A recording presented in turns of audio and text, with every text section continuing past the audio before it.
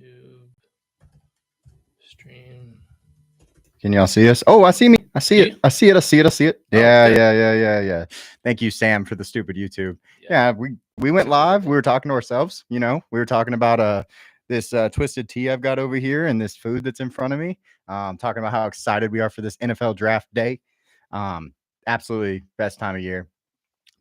This is where, you know, I spend a lot of my time throughout this offseason, you know, looking at players and doing all this stuff. So this is kind of like the payoff of all that stuff. And I'm probably going to be wrong, but I really hope the Cameron owes some planks for sure. Little backstory: me and Sam had a plank challenge this week, and I've been so busy and I've slacked off a little bit. So I got restarted next week. But just for the record, I've been up since 3 a.m. So shoot me if that's what it's got to happen. I've also ran basically 10 miles this week, so I don't know if you've run enough to combat that. Yeah, right.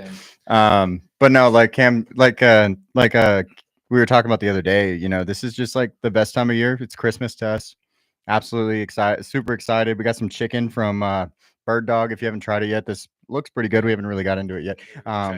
We'll try not to eat into the mic. I promise I will try not to eat into the mic. That would be ridiculous. Do it just for Steiger. Just for Steiger. He hates that. But it's a fun draft. I'm so excited. Just tweet came out from Ian Rappaport saying the Browns are open for business at 2 and the Jaguars may make a splash. Buckle up.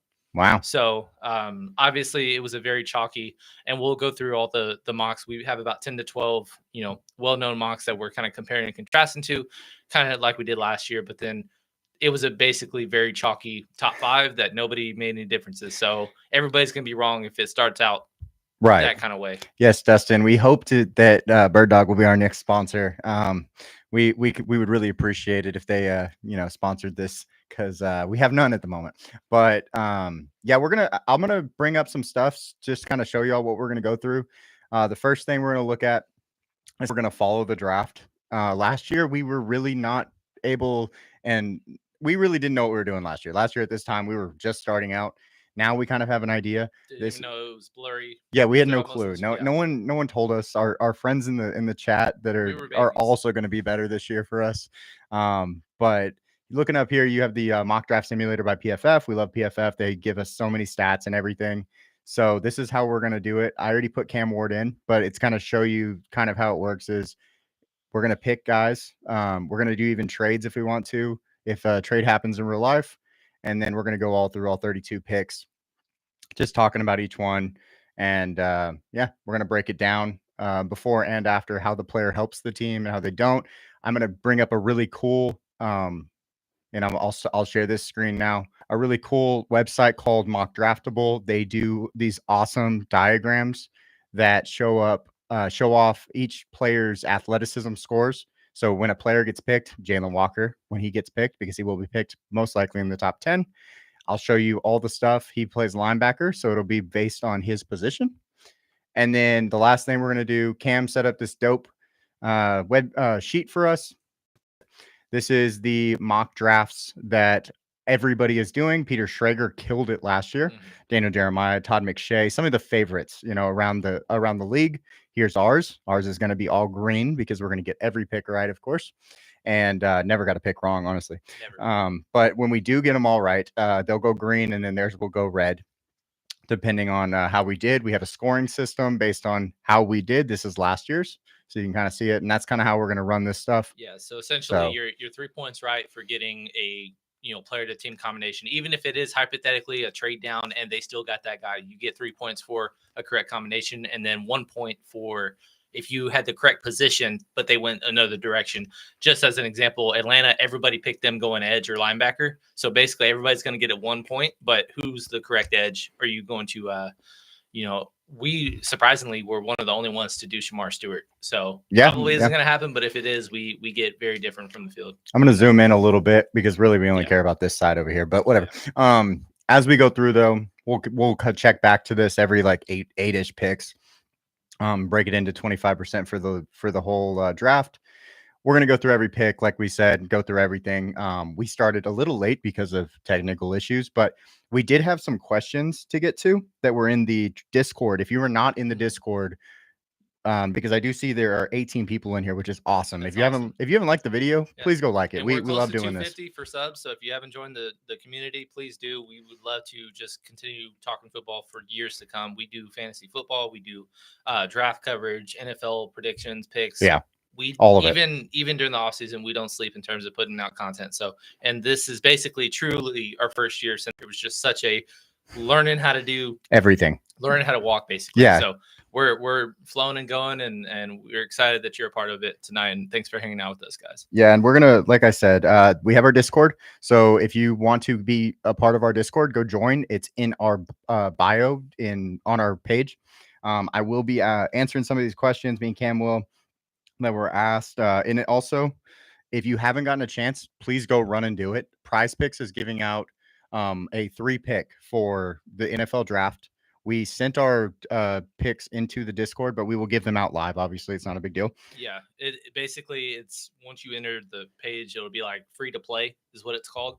And if you go 3 for 3, which we are very confident that we are going through 3 for 3, basically anybody that is 3 for 3 splits $500,000 worth of free lineups, and then eventually you get to play for free to potentially win said amount. So a lot of fun, but we're very, very comfortable and confident, and the odds are reflecting that, especially now. So yeah, go ahead and go take a look at that if you get the chance. Yeah, and Cam, you keep me up to date on the comments in the actual thing, and I'm going to read the first question. Dr. Dre first, real quick, wants to see if we're going to cover midget wrestling. Oh, well, maybe it's a near future, Yeah, not tonight. We don't have the time, unfortunately, today.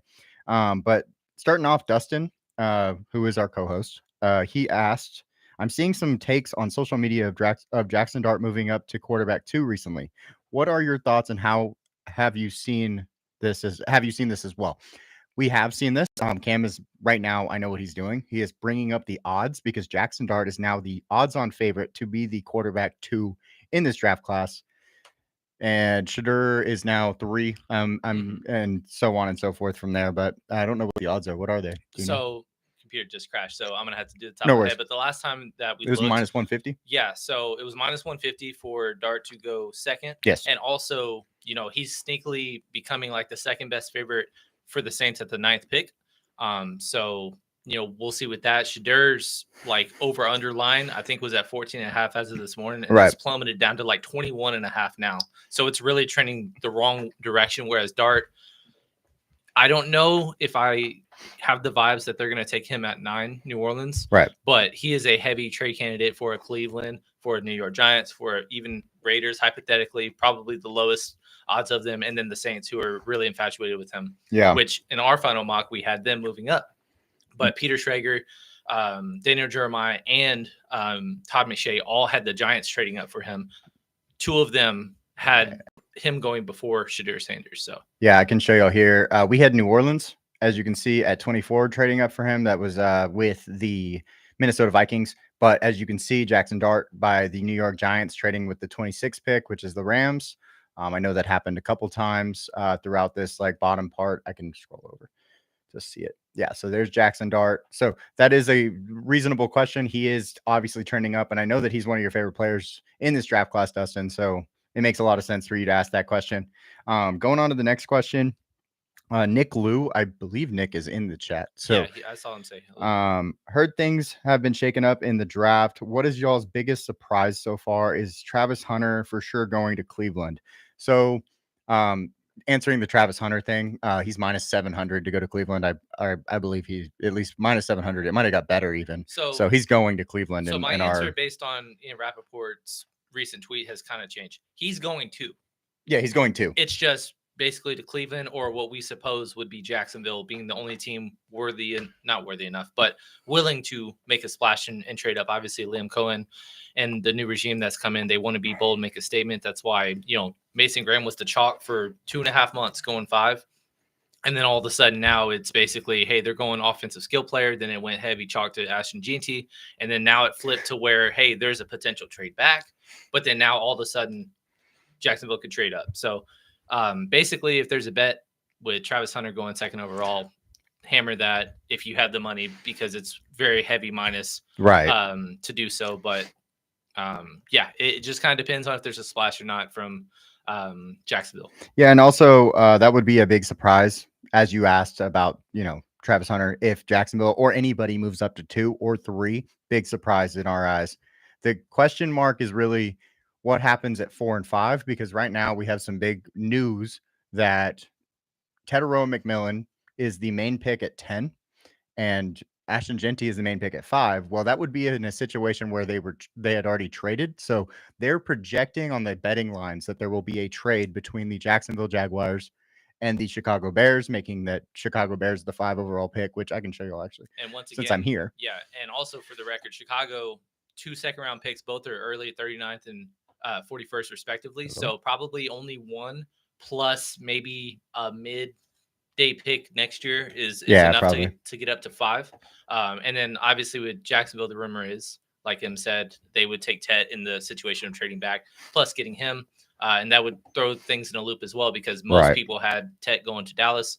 Even though that was in our part of our final mock, I still am very not sold on them going wide receiver in general. But if they were to, essentially the only way that I'm upset with the pick today is if they truly just stand pat and pick Matthew Golden. Oh, we do have a question about that. Actually, let's bring that up.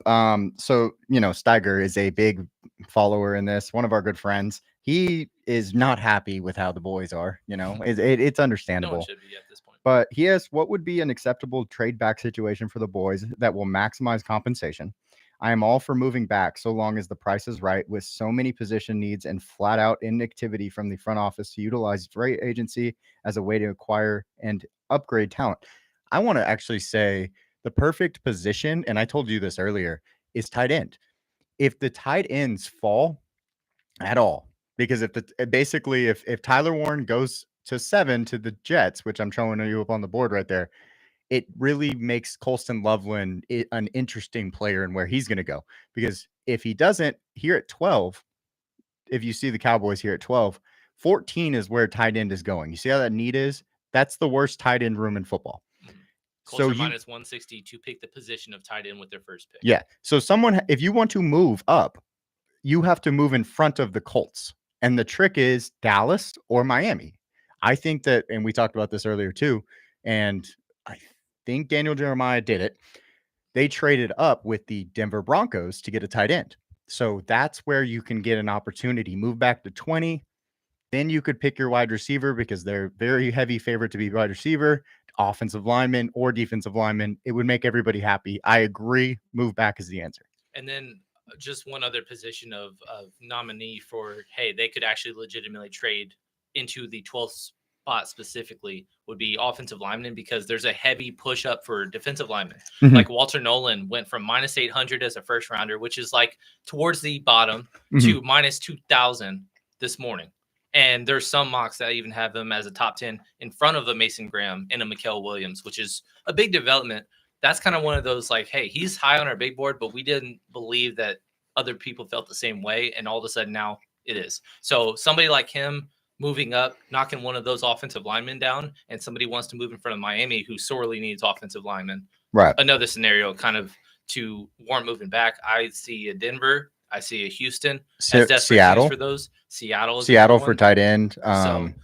Moving back to any of those spots probably gets you a minimum another day 2 pick, and then you're able to solve other needs and issues. And in that case, like, open for business. There's not one single position other than quarterback that Dallas can take that would not improve their roster at the very moment. Yeah, I completely agree. And yes, Dustin, I do love VLOOKUPs.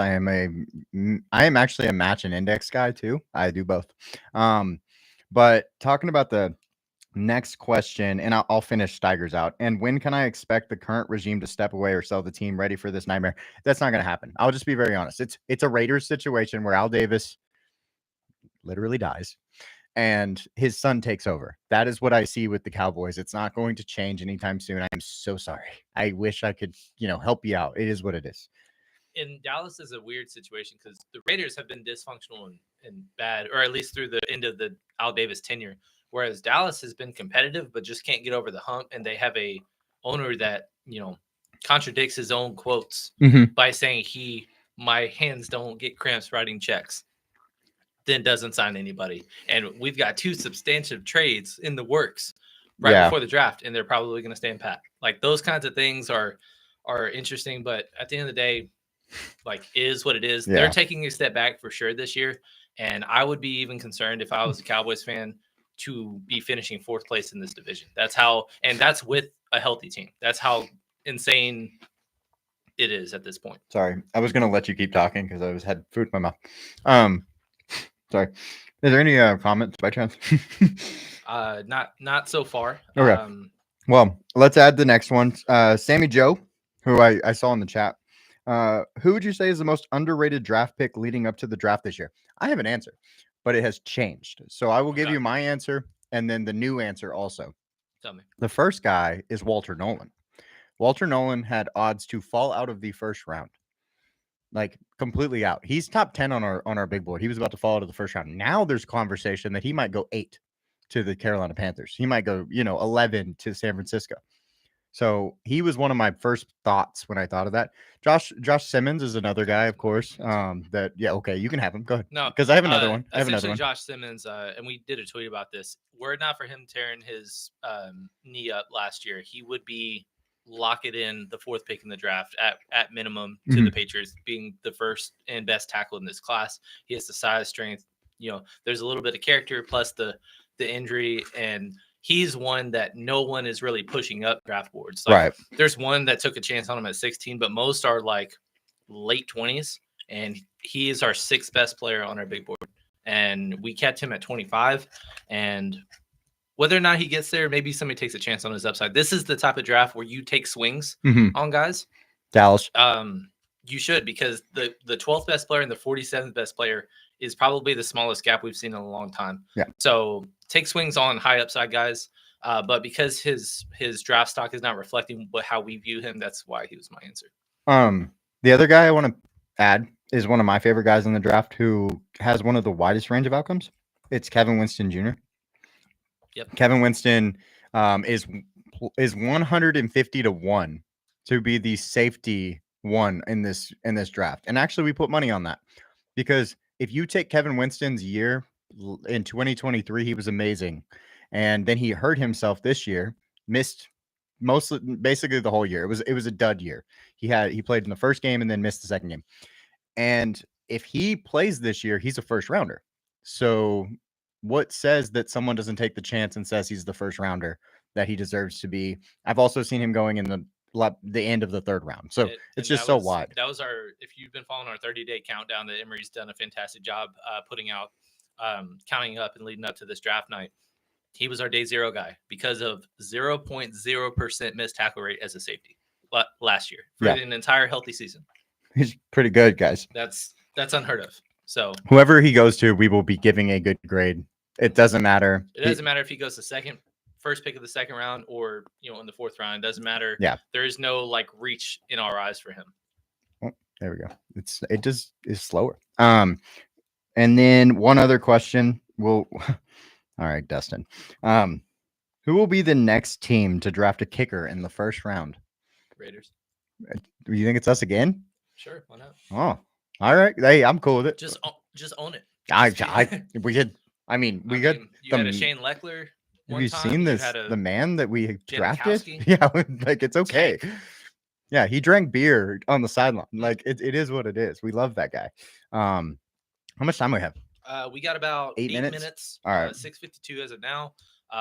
If you're not familiar with the draft, every team gets 10 minutes to turn a card, and once a card is turned in, they'll milk the clock a little bit, but that time immediately starts. They've kind of made an emphasis to not make this a 5-hour event on night 1, so they try to speed it up. I'm sure we'll probably be on for about 3.5 hours once 7 o'clock. Yeah. Do we want to talk about bets that we put in just so that everybody knows? We can go ahead. Did you put a tab out, or did you have that in your notes? I have it in my notes. You want me to grab it? Yeah. I mean, I can't share it, unfortunately, on here because I don't have the thing set up. Let me grab my notes and I'll let you go through it. We put even money on everything. We didn't really do we will sometimes, but we didn't do the spread your money based on units and stuff like that. Everything's 1 unit. Yeah. So here's some of our bets that we really like, and if you want, I can actually post them for everybody inside of our. Go ahead and do that. Yeah. I can try to figure out Bovada's interface? Well, I know the first one is Tetairoa McMillan. Here, guys, it's in there now. Maybe Tetairoa McMillan in the top 10 is currently, or it was, plus 220.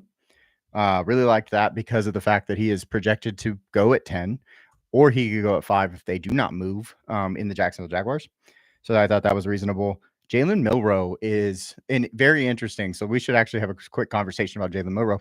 He is at the draft. He is in the green room, which is interesting because of the fact that we don't see him as a first rounder.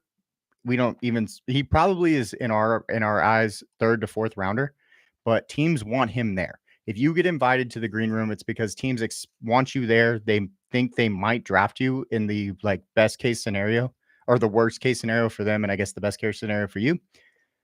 So he's there and his line is 38.5 over under. And we took the under at 38.5 at plus 120. The teams that are going to draft him, if they do, Cam Ward is going to the Tennessee Titans. They're off the board. The Browns, the Giants, and the Raiders all make sense though to do that, and they all have picks before that pick. Right. So that's why we thought that was good. Long shot being a Steeler pick, just because we know that they need quarterback. Aaron Rodgers is playing them hard to get, and maybe they don't love Shedeur. They are a straight up pick 'em to take Shedeur, I believe, and then favored to take a quarterback with their first pick. So who knows at this point? Yeah. And then the next one is going to be Matthew Golden, who is one of Cam's favorite guys to the Cowboys, of course. Yeah. He is currently over 18.5, where he would be drafted. It's plus 110. That we thought that's a reasonable spot just because of the fact that if he doesn't go to the Cowboys, there's really no one in that range that will be picking trade him. Up for him, and we don't deem him as a trade up worthy player unless he goes to the Arizona Cardinals. Dustin, one mock did have them, or a couple mocks had them taking receiver actually. Yeah, I think it was Mel had him going there for sure. Well, we actually omitted Mel's because for some reason he didn't do a day of final mock. Right. His final lone mock was 2 weeks ago, which obviously so much has changed. So we're not going to just compare and say that ours was better. It was it was regardless, but yeah. So I think Matt Miller was the one that did Matthew Golden. Gotcha. But most people have a corner or linebacker or something of that nature. For sure. Oh, I see Emeka Egbuka. That was DJ because Daniel Jeremiah is somebody that we love comparing. We love his inside and stuff like that. He's nailed a lot of long shot trades and scenarios in recent years, and he actually has them taking Emeka Egbuka at 16, which is pretty insane just because of the fact that not many people have Egbuka going in front of Matthew Golden if he was on the board also. And that's one of your guys. Cam and me, it's not that I dislike him. He's still top 20, top 30 on our big board, but should be higher. I know that Cam is one. That's one of his favorite guys in the class. I side with with Luther Burden. It's not just either way the talent, because he was a former 5-star that's been basically groomed to be one of the best wide receiver 2s because he's played next to the Garrett Wilson, the Olave, the Jackson Smith-Njigba, and then most recently Marvin Harrison. So and then even Jeremiah Smith, who was the sensational freshman. So he knows how to play again next to. And then on top of that, it's reported that he's been the best interview people have seen in a long time as being just a very mature adult guy, that just great football player and culture guy that you want to have on your team. Right. And I get it. I mean, I love his blocking. I love all those abilities that he has. So it's not like I'm against it. It's just I think I'd rather have the upside a little bit more in this situation. Next guy, Walter Nolan. First defensive lineman he's 19-1. And if you would have told me this, 3 days ago, I would have been like, these are awful odds. But based on the chatter that we saw this week about him and how much he has moved up these boards, or was already there, but we actually started to hear about how good he is because we think he's that good. We took, the odds at 19-1, thinking that maybe he sneaks into the top 10 and we see some other guys fall. Yeah. So the thing that kind of really stuck out to us was that Todd McShay actually put him to 8 at Carolina, and that's above Mikael Williams, Mason Graham, and that's basically who he's got to beat to win that bet. Matt Miller did the same exact thing, and then Peter Schrager, who killed it last year, like we said, he was the best at doing this. he had him at pick 11 to San Fran, which is 2 picks in front of Mikael Williams. So still 3 main guys putting him above Mason Graham, who was a chalky 5th pick overall just a week ago. That's kind of why we're like 19-1 seems like a pretty solid, buy low or value. Right. We have basically 1 minute till the draft. I would love it if everybody put their favorite player to their team, because we don't know who your teams are. So put your team in there too. Yeah. What team were you from if you aren't a friend of the show? And again, if you haven't joined the community, introduce yourself to us before. My name is Cameron Selby. This is Emery Cuzzy. We've been doing this for just over a year. This is the 1-year mark of our first live stream, and we're going to be twice as good as we were last year. So if you haven't subscribed already, please do so. We're so close to 250, and we're going to be doing content all year, and we're going to be hanging out with you guys all night long tonight. Put your favorite player with your team, and draft should be starting real soon. So I know y'all are watching it at home. We can't obviously stream the draft, unfortunately, but we will be talking about it all night long. The first team on the board is going to be the Tennessee Titans. As you can see, I already put Cam Ward to the Tennessee Titans because he is minus 20,000 to be a Tennessee Titan. And I just think that if it changes, I will restart the computer and make sure that we get it right. But it's just like, there's no way. Also, you can see how it works with this mock draft simulator. If y'all want to, if y'all have any questions, please throw them in the chat. We'll answer them. We're going to obviously have a few minutes before we actually see the first pick overall. And like we said, we already kind of know who it is. But if not, we're ready to just get into talking about what this team needs and what they can do from this pick afterwards. I'm so excited. Pumped. And again, even though 7 o'clock technically was the start time, there's going to be a soliloquy, and Roger Goodell is going to be booed for a good 3 minutes before he can speak, and then we're going to kick off the clock, and they're probably going to milk it, even though they know who is going. So Dustin's the GOAT. he literally did exactly what you said, word to word. He just followed everything you said. He said, "My name is Dustin Zimmerman. I love college football. Arizona Cardinals fan." And he wants Dart, and he wants to get rid of Kyler. It's kind of funny because I kind of compare Kyler Murray to Cam Ward. It was a down quarterback class. Arizona needed a quarterback similar to Tennessee. I'm not saying they're similar players by any means, but it's kind of the same premise. Scenario. Yeah, same idea. And there might be a generational player behind Cam Ward that you'd rather get in the long run that you're not going to see right away. Travis Hunter or Abdul Carter, whoever you would rather go with. When a lot of times people kind of are really triggered when you try to compare, this player to said player. And a lot of times it isn't just like straight up size, weight, strength, or playing style.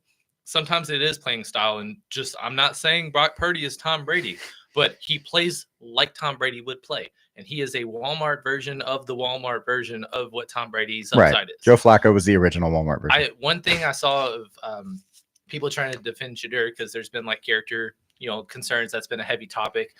They were saying like, if Baker Mayfield can do this and that, it's like, well, Baker Mayfield had like, the run in of the, trying to gallop away from the cop, but he was well regarded as being a great interview. Yes. And, the John Gruden QB camp, those kinds of things is what knocked him out of the park and why he vaulted to the day of being the 101 to Cleveland that day.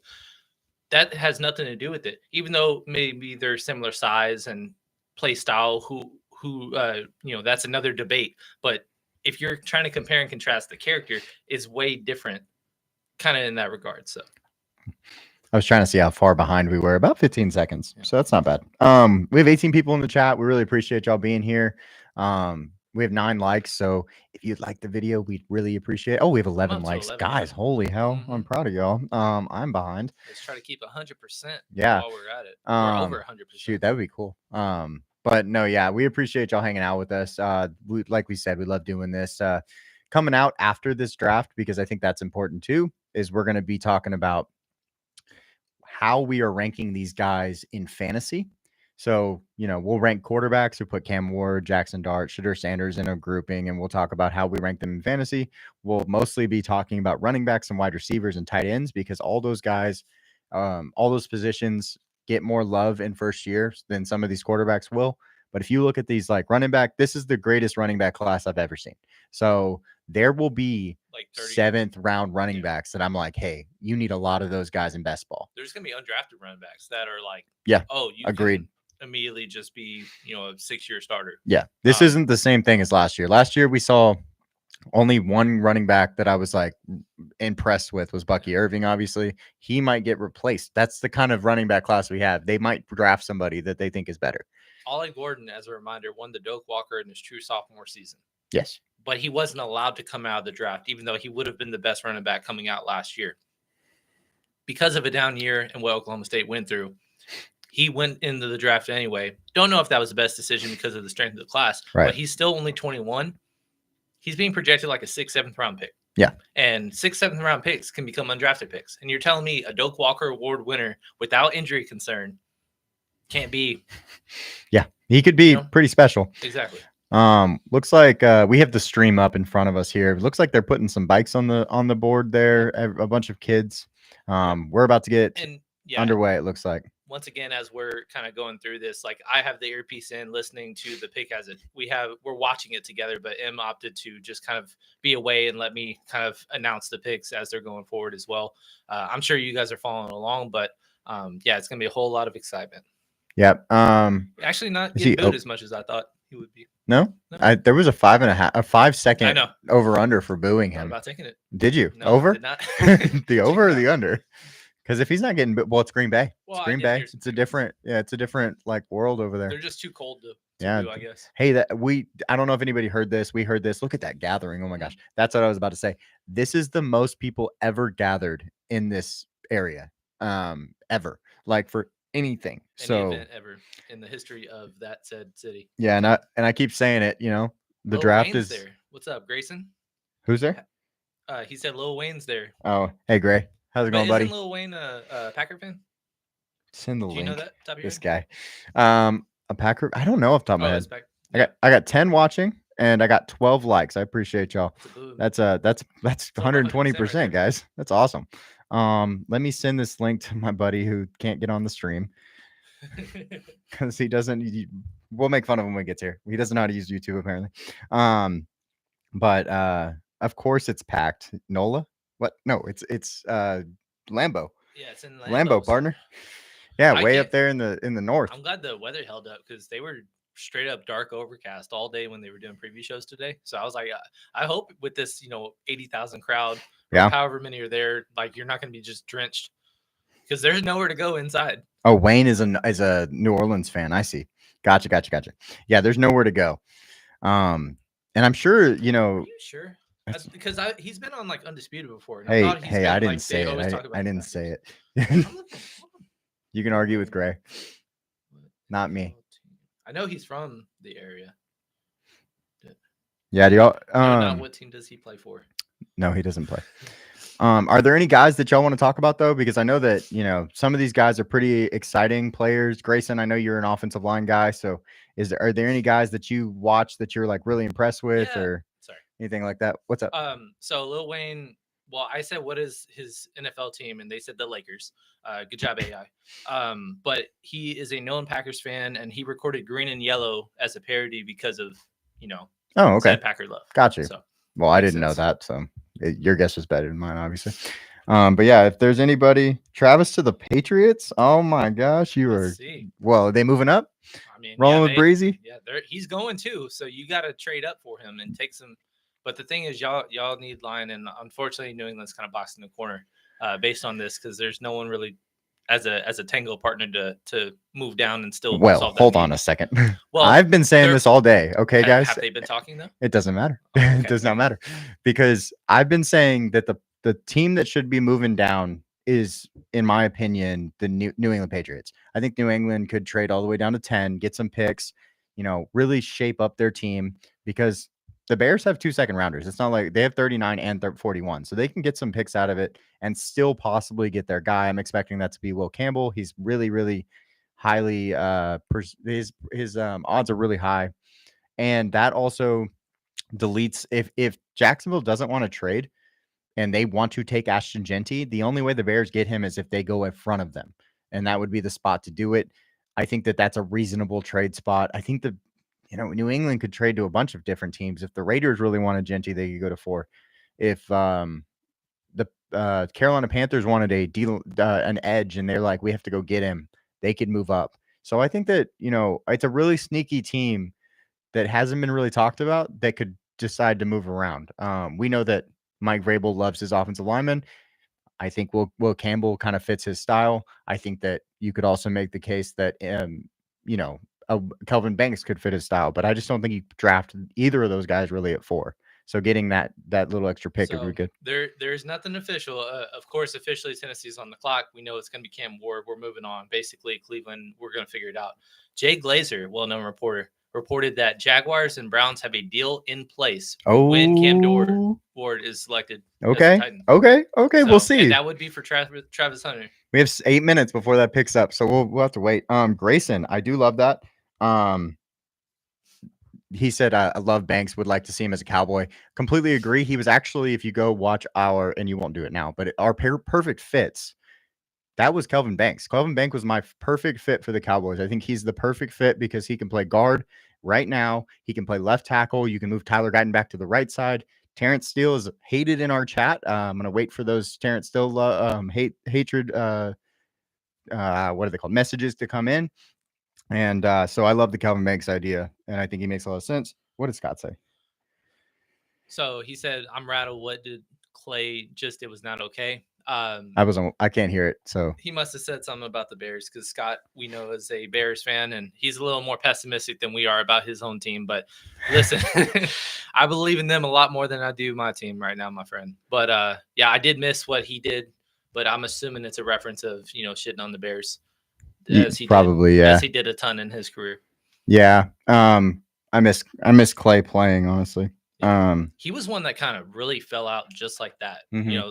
Some players that are just like all pro or, multi-time Pro Bowler that just suddenly just top 5 to just nearly out of the league. Like Julio, I specifically remember when he was traded to Tennessee and he was still well regarded as a top 5 receiver. And we were just like, we don't like the Tennessee fit. And then all of a sudden he was journeyman and out of the league in 2 years. Right. So I got a fun thing. Hold on, Scott, I'll get to that. He roasted us, LOL, said Donald Trump had a message for all 32 NFL franchises, then unfolds a paper that reads, "The Bears still suck." That's funny as hell. And then Grace said, Genty to Vegas. Look, we've had this conversation a whole bunch. We are not ready to maximize a running back like that, in my personal opinion. Now, he's a top 4 player on our big board. If we took him, I would not be mad in the way that I think talent is talent. But I do believe that we need other things before we go running back. Is it fair to say that Genty to the Raiders would be the worst situation for him of the candidates that could pick him? I mean, if you're talking about the Bears, yes. If you're talking about Jacksonville, yes. A Dallas trade up, a Denver trade up, a New England trade back and take him anyway. All those are better. Yeah. Except for maybe the Saints. Everybody's saying the perfect fit for Genty is the Raiders, and it's like you can't just. Well, except for maybe the Saints. Like the Saints, I think are worse by default. Yeah. I guess that's my only argument. But we don't have a number. Well, I mean, okay, Jacoby Myers and Brock Bowers are our 2 receivers. We don't have anybody else really. We don't have any corners. 3 years in a row. Oh my gosh! Please no. Well, I wouldn't hate it, but still. I would. Genty is you can have Michael. You can have Michael. And Lou Schoonmaker.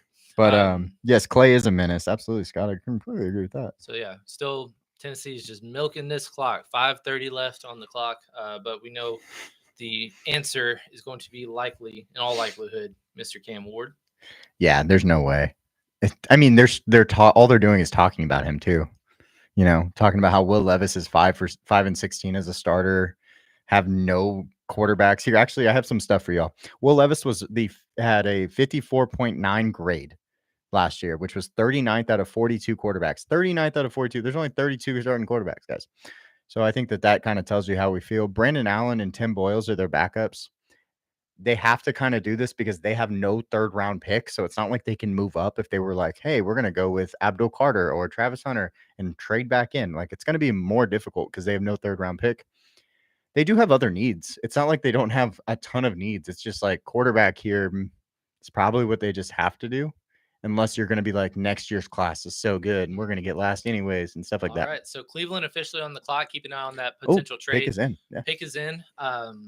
Just wanted to say that Adam Schefter did report that apparently the Giants offered this year's first, next year's first, and multiple other picks.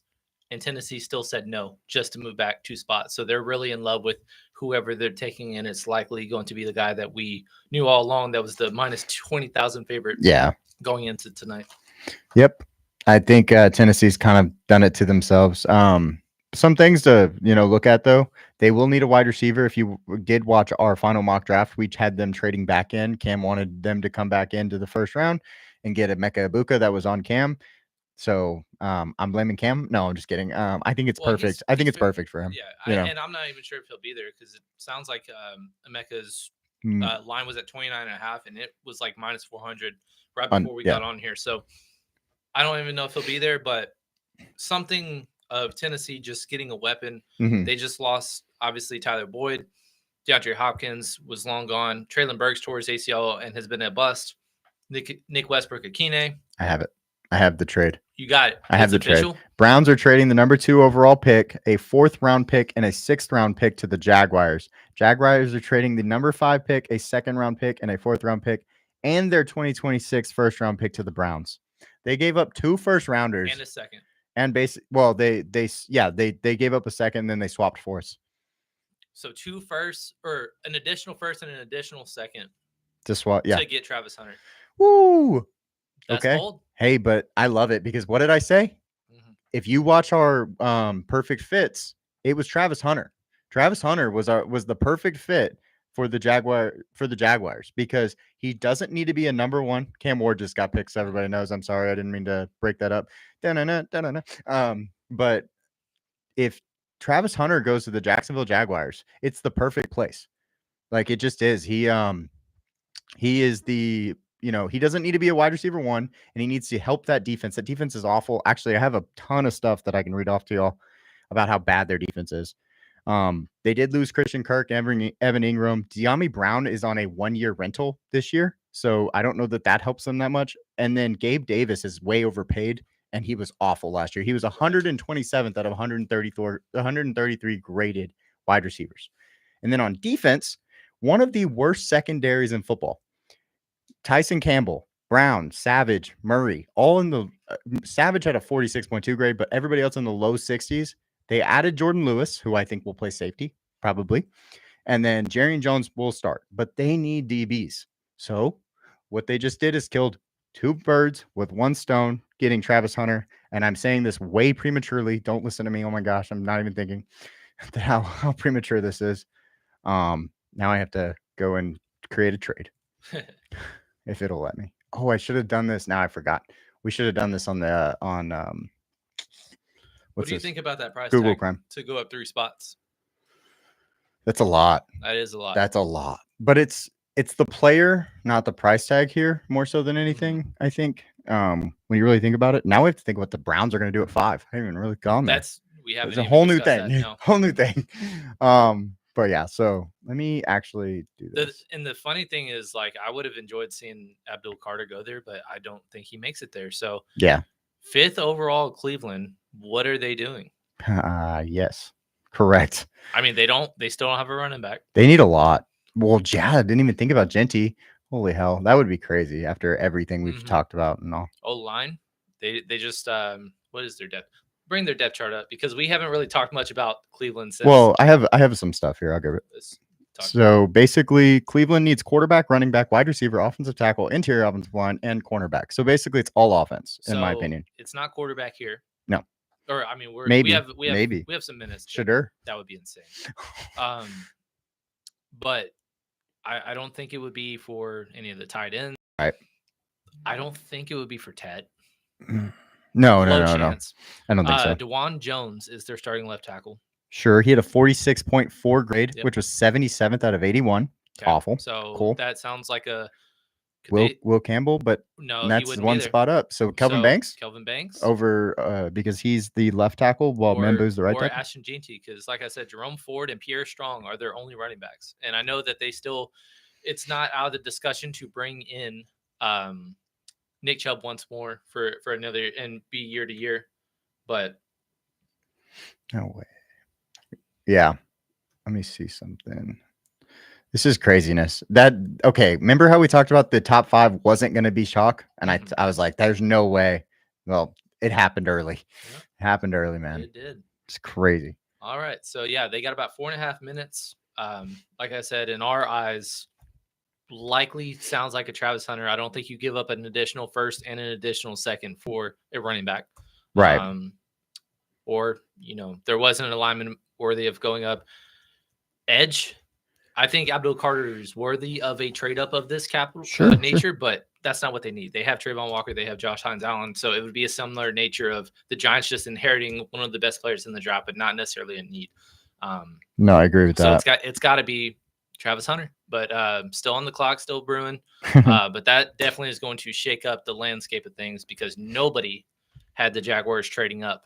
If anything, there was discussion to trade down. Like we said, the odds flipped to where Teteroa was a top 10 pick and Ginty was a favorite to go to Jacksonville.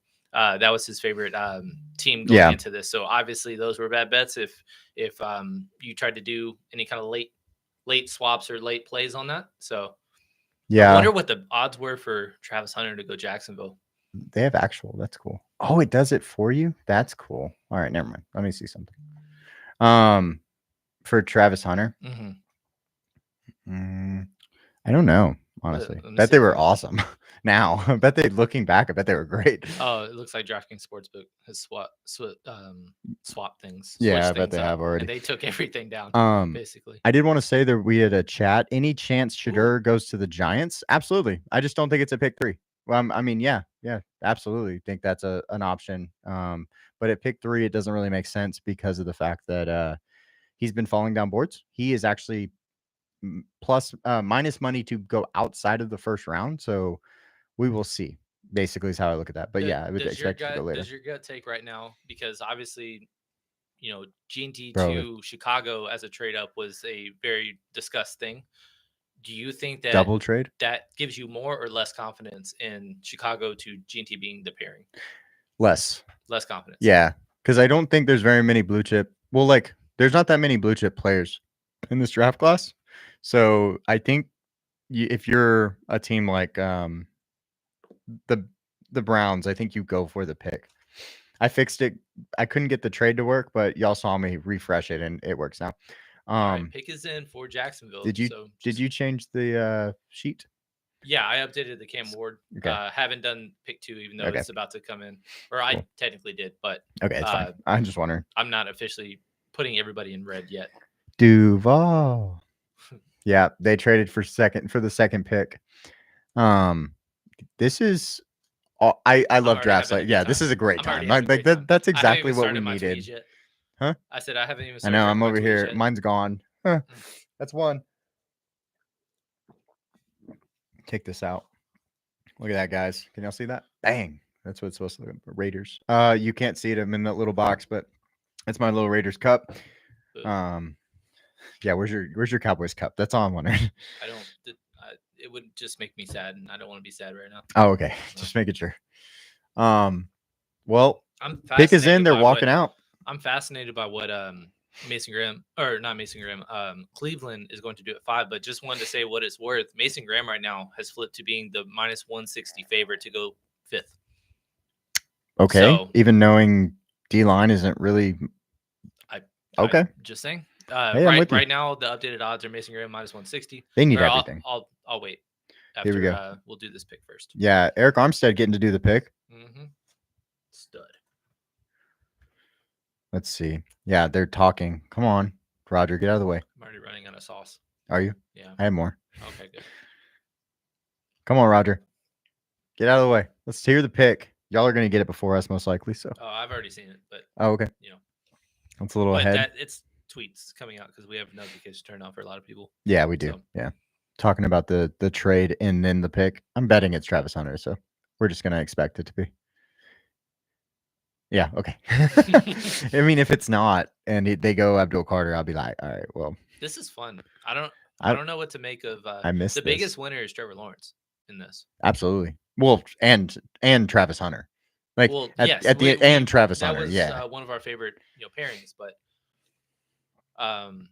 Trevor has just been sorely needing weapons, and obviously they let go of Christian Kirk and Evan Ingram this offseason. Brian Thomas had a sensational rookie season, but then had nothing next to that other than Gabe Davis. Yeah, so they needed some change, and so that's why I kind of convinced you that they were going to make a splash offensively, and they ended up doing that. But differently than expected. Way differently than expected. For sure.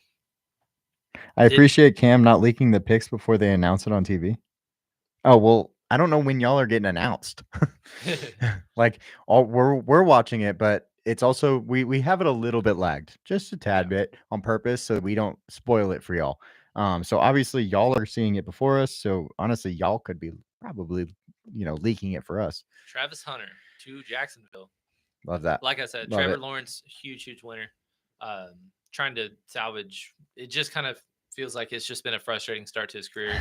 It was walked into the worst situation, then had a fantastic sophomore year, and then it's just been back-to-back injury-plagued seasons, frustrating years, and the division's kind of wide open. So it's not like the Jacksonville Jaguars can't go from the fifth worst team all the way to being a potential dark horse to win the division.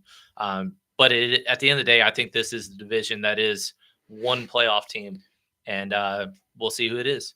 Okay, quick question though. If they don't make it, if they don't make it next year, and they traded away their first overall pick, that's pretty tough. That's going to end up being like a mid-teen pick if they do well, and it could even be like 10. So you could see the Browns getting 2 legit picks. Look at that pink. It's cool.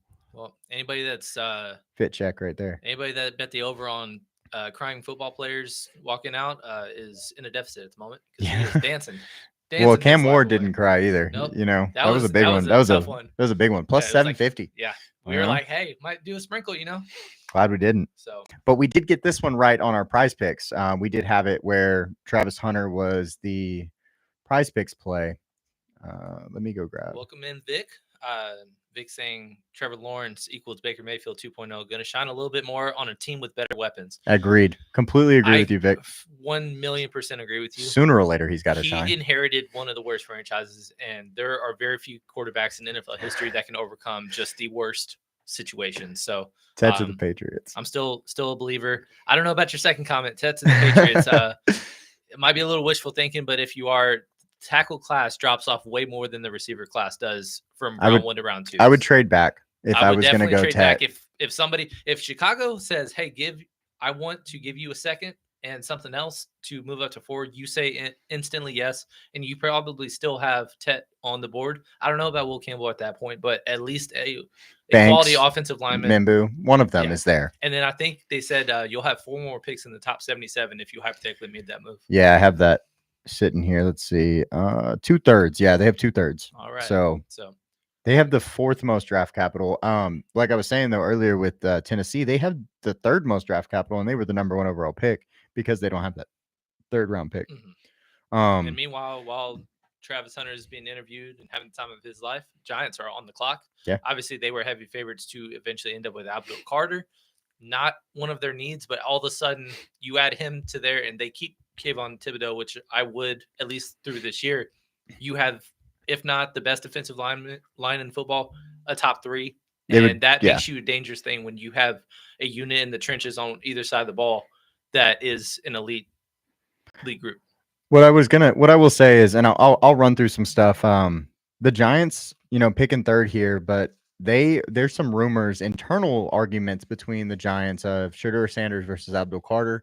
Obviously, Shedeur has fallen, so we expect Abdul here, but it wouldn't surprise me if they went quarterback, in the way of quarterback's the most important position in football. You just kind of sometimes lock it down, but it's not the main need. They did sign Russell Wilson, who will be a 2026 on. So this year, he to a 1 year. Jameis Winston to a 2-year. Both of those guys were somewhat serviceable. And I think that some of the teams in the NFC East are trending down. So that's another thing we can talk about. But I would expect them moving back into the 1st round for quarterback. They need to improve their O-line. They need to improve their wide receiver core, because after you get past Malik Neighbors, it's just a bunch of wide receiver 3s and 4s. And then their defensive line, interior defensive line, is actually more important than edge group, in my personal opinion. But you have Abdul Carter on the board. Mm-hmm. He's the best player. And the pick is in. So oh my officially, gosh. New York is on the clock. Okay. They did take a while after the pick was in for Jacksonville because of the trade to officially announce it. But yeah, New England is on the clock. We'll see if there's a move back. That would be very, very fun. Like M said, in our final mock, we tried to do a Chicago trade up, or he tried to convince that Chicago trade up 2-4, New England moving back to 10. And I was like, I just don't see it happening. But if I was the GM, I would absolutely turn in that deal if I was the Patriots GM. Right. It's one of those like, hey, we're mixing our thoughts and versus preference. It's a mock. It's a mock at the end of the day. But if I would have been the guy picking for the Patriots, I'd be like, hey, can we find somewhere to go? You know what I mean? Cam, will you throw me a twisted tea? I will. I don't care what kind. It does not matter. I would drink them all. I'm behind right now. I didn't eat it all. I know you think I did, but I didn't eat it all. Oh, okay. I appreciate you thinking I'm a fat ass, but I'm not. I didn't say oh, these are the good ones too, guys. Peach. Here we go. Do I have a problem if for lunch I drink tea? Oh, then for dinner I drink tea. Big question. And then my Celsius is a green tea, and then I'm drinking twisted tea as my alcoholic beverage of choice. I like that. Do I need to see somebody? That's such a nice sound. I will have to pee during this. I'm gonna be honest, guys. Yeah, the bathroom breaks for the group is Abdul Carter. 2.5. Just saying. That was so fast. The New York Football Giants have selected edge Abdul Carter out of Penn State. There was no other choice. Yeah, no, for sure. He's the best player on our big board. We have him number 1. I'm gonna actually, because I said I was gonna do cool stuff for y'all, but I just forgot. I'm gonna go over and grab Abdul Carter's measurables for everybody to look at. I don't know. You ate it. You should drink it. I'm playing roulette over here. Why are you the not world doing is it? my oyster. Connect. Why are you not on? Oh, I see. It's connected. Wow. Cam, what happened? Type in your password. I can't. Capital N, not yells 1, #03. All right. Well, we're still live. I don't know what happened. It's buffering on my end. Cool. That means I might sit down. Whoa. I love technical issues. Why does YouTube have so many technical issues? I couldn't tell if that was a Well, are we good? Yeah, I'm moving. Just not sharing. Okay, cool. Hey, that worked out. That was scarier than I expected. I thought we were done for. We're taking time off over here. Yeah, I know, right? Let me put this back and we'll Cleveland go. Cleveland now has the 5th, the 33rd, and the 36th pick to work with. Yeah. And they are next up after New England, who is currently on the clock. Right now, if they stick and pick, I still gut feeling say it's Will Campbell. Yeah. That's who we have in our mock. That's how most people did. But maybe if people were doing live mocks, they might switch it up because of the things that have gone on. But I don't think it's done to affect New England. But at this point, I feel like we would have seen some kind of breaking news of the trade if it were to be a move up. Right. Let's see. Let me add this real quick. And then that guy. You just connect real quick for me. And then what we'll do is you can see right now Cam updated the Cleveland is now taking calls for the 5th pick. They're open to moving down again. Great. I love that for them. They are going to be a busy. They are I love putting this. Draft Day, the movie, into fruition. Today. Right. They are the talk of the town right now. As you that movie was insane. It's so bad. Is it a good movie? It's so bad. But it's the only movie about Draft Day, and Draft Day is such a Christmas-like event that it just holds nostalgia. This is not working. But yeah, if I was Cleveland, just because of all the needs you need, get all the picks. And they had the number 1 set or draft capital ranking among all teams before this trade. Now even more, for sure. Do it one more time, and you basically can do whatever you want and pick whoever you want. I would expect even if they move back to be for sure moving up once again to get whatever QB2 that they want. Right. That's what I would do as a GM at least. For now, Joe Flacco, we ride. Yeah, I guess so. I mean, they can literally do anything if they have all the picks. They just have all the picks. I guess they can do it all. Yep. Let's see if I can put it in. Peter Schrager kind of co-signed on that. Cleveland might not be done. Thought is, if you're not taking Carter or Hunter, might as well keep compiling picks. Fair. So fair. Don't disagree with that. Yeah. As you can see, though, Will Campbell is the consensus 2-4. That is not even a question. So we will see if that comes to fruition. I don't know that Vic would be very happy about that, but that's okay, Vic. I'm so sorry. Rocket Pop flavor is the best. Oh, okay. Well, I got really sick on that. Steiger knows. We won't talk about it, but it was not good. So I don't drink that one, but I appreciate your insight. So many things to drink. Yeah, I know. I have too many things to drink and eat, and I will have to restroom for sure. I'm making a mess over here too. Where it's a whole thing. It's not even 8 o'clock yet. Nope. It's okay. I'm not drunk either. We rolling. We appreciate you guys tuning in. That's how you know it's the best. I guess so. Oh my gosh. Draft. Oh, I see. I was looking at, I got some tweets about different things and everybody's freaking out. I'm going to have to turn this freaking thing on Do Not Disturb because there is no way I can keep up. As a Patriots fan, not high on Will Campbell. If you watched our big board stuff, you would realize that 4 is way too high for us. 4, they're kind of stuck.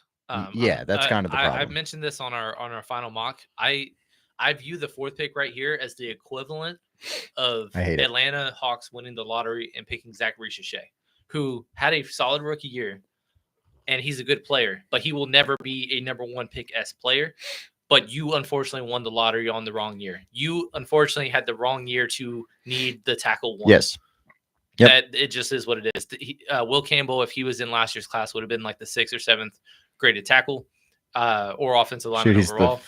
That's how most people have viewed it. Offensive line would probably be fine if he was like it. You were for sure he was going to play guard, but if he's going to play tackle, he's 5th or he's 4th on like this year because I think he's still in front of Kelvin Banks. But yeah, he's 11th on our big board, which is obviously 7 spots different. That's not a reach, but it's a reach. Not a huge reach, I guess. If you want to talk about a reach, Todd McShay has Ted Rowe McMillan as his 50th best player on his big board, and everybody is like, "Oh, please drop to Dallas."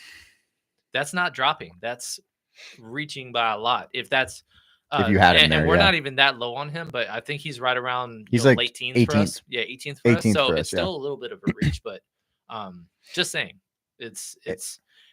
Big boards are all over the place this year, but Will Campbell, he's a really good player that just unfortunately is it's like Eric Fisher in 2013 when he was the first pick in the draft, and he was a solid tackle for years, but he just was never worthy of being the first pick. But he was a starter for 10 years. Yeah, that's same equivalent. All right, guys. Wow, a lot of stuff has happened. I'm just pick is in again. All right. Yeah. Well, shoot. Well, yeah, that's been saying for a couple minutes, but I'm surprised honestly that they went to commercial so fast. Like, yeah. We in the top 5 still, guys. Get to it. Cleveland's about to do something again. You're gonna miss it. If I'm New England, just talking about some of their other needs. Of course, offensive line is a need, and then wide receiver is a need. But I want to talk about defensive line real quick. Christian Barmore had health issues. He had blood clots, and they seem to be super serious. So if he is unable to play, that is going to be leaving a big hole. They did add Milton Williams, who I think played really well last year for the Philadelphia Eagles. He was the starting defensive end for them. He did really well. But the problem is it's just there's not a lot of people that play that position for them. I'm not comfortable with the defense even for New England going into next year in the front 7. So I think that's a super interesting spot, especially if you move back, you get extra picks. You can add some of those guys in those spots. But they did add a ton of players. I just am not like Harold Landry. We talked about him. He had some down seasons, and we talk about him as a good sack guy, but really his grades and how he's played has not been that great. I think Keon White could be good. He's behind Anthony Jennings. He was one that we brought up in, I think he was 2023. As a second year. But yeah, he was one of our favorite mid-round pick. But yeah, 4th pick. Let's see New England. Here we go. Come on.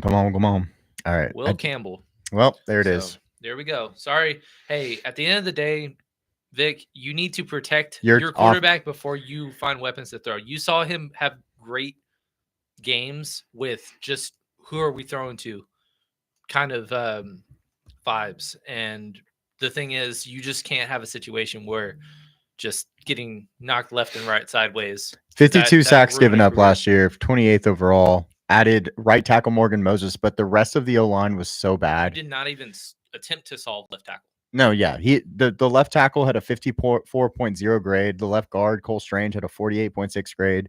Bradbury comes in, Morgan Moses comes in, and the only good offensive lineman y'all had was Onwenu. So this is needed. You have to upgrade this. That's a big thing. We just have to agree. The thing is, you are in position to take a receiver in the second round, and like we said, there's not a huge drop off from first to second round receiver compared to first and second round tackle. Right. Go ahead. Oh, sorry. I was gonna say we have 14 likes, 8 people in here. We really appreciate it. I mean, I'm sure doubling is awesome. All you guys want to. And as a reminder, if you did play the Prize Picks free to play contest, we are starting off 1 for 1 because we cashed on the under of Travis Hunter being picked in the top 2.5. And there's only one team that I'm worried about picking Sugar Sanders. Just putting that out there. How many SEC guys do we have at this point? So far, 2? 1. Oh, yeah. No, you're right. Yeah, 1. Yeah, we got. Which reminds me. Let's ACC, put him in. Big 10, Big 12. Oh, every one of the Big 4. Wow, one of the Big 4. This pick right here. Are we going to get a trade back? I'm still looking for it. But nothing's happened yet. So we're still going showing, man. Oh, something about the Browns. Traded back to number 5. Yeah, some we've already seen what it is, but we're gonna hold off on announcing it. So why is it so far? I mean, we're not that far behind on the stream. Someone is really ahead on their tweets, to say the least. Mm-hmm. But that's okay. We'll be okay with it. That does miss our Walter. Well, yeah. I mean, at the end of the day, insiders are gonna always ruin it. But the thing is, we got our notifications on, and mainly we're not trying to spoil the draft, but we do want to react to trades immediately when we see them. Yeah, because that's fun and pure. And on top of that, while they're gathering details, we can kind of reiterate our reaction before we even get into it. So, yeah, Bailey's. Sorry. It looks like. Oh, my stream stopped. Hold on, guys. On my phone. If y'all have any questions about any of these guys or any of these picks, we can talk about them. Of course, if you're a fan of the Browns, which is. We have one friend that is a Browns fan, actually. So if you are a fan of the Browns, he's crying. Oh, that would have been one. That would have been one. All right. Will Campbell, man. What a guy. Really excited about him. He's a great guy and football player. You just wish his arms were bigger. Well, no, it's not even just that. He has some issues against like high-speed edge rushers. And I think that moving him inside and letting him just be a mauler because he's such a badass in the run game, like that would be my favorite thing for him. Not that he can't play tackle. It's that I see a perennial all-pro guard. Like, I think he is that good at guard. But it's just they won't do that until they give him a chance at tackle. And now, playing on the O-line that he's going to be playing on, it might not be as easy as we're talking about. You know what I mean? Right. Talking about the next team, which is now the Browns. Like we said, they have a lot of issues on their offense. They could go Tet here. Tet could be the answer. Ashton Jeanty could be the answer, which I don't like. Don't get me wrong. They're unready to play. When I asked that question earlier about like the Raiders, or made the statement of the Raiders being the worst fit of all the nominated teams, was that before the Travis Hunter trade? Because it was before, but okay. So like now, compare and contrast the Raiders versus the Browns. I think it's about the same. Honestly, well, no real receivers. We both have Jerry Jeudy or Jacoby Meyer, same guy. Both have, we have a better tight end, but they have a tight end that's okay. We have scat back running backs. Like it's the similar offense in my personal opinion. We're a little bit better because we have we're gonna have a quarterback. Mm-hmm. But other than that, it's one of those things where I think they're about the same. Their O-line is really bad. Our O-line's good. If that makes you feel any better. On that idea. They gave up 66 sacks last year. That's a lot. 31st overall. Only the Bears were worse than them. Scott gave up 68. Interesting. What? Do you want me to give an odds update for the 8th pick? I would love it. Right now, so Carolina still has 8th pick. Nothing's changed. Jalen Walker's got to be crazy. He's not the favorite anymore. How? It's Tet McMillan. Oh, good God. What are we listening to here? That's cool because we have his under. He's a top 10 pick. Save that bet. We'll make some money on that. Bet. The pick is in for Cleveland. Waiting on. Now we'll see if Jeanty's the pick or if he goes into the Raiders lap and we can, score him around for a couple minutes to see if you got to deal with that or not. Oh, well, yeah. Okay. I really hope we go tackle at the end of the day.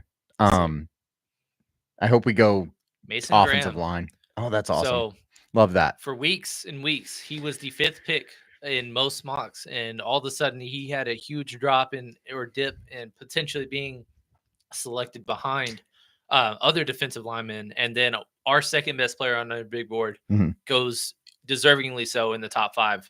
This time to Cleveland, which nobody had coming. That would have been a 40-1 bet if you had that bet. I have a great say though.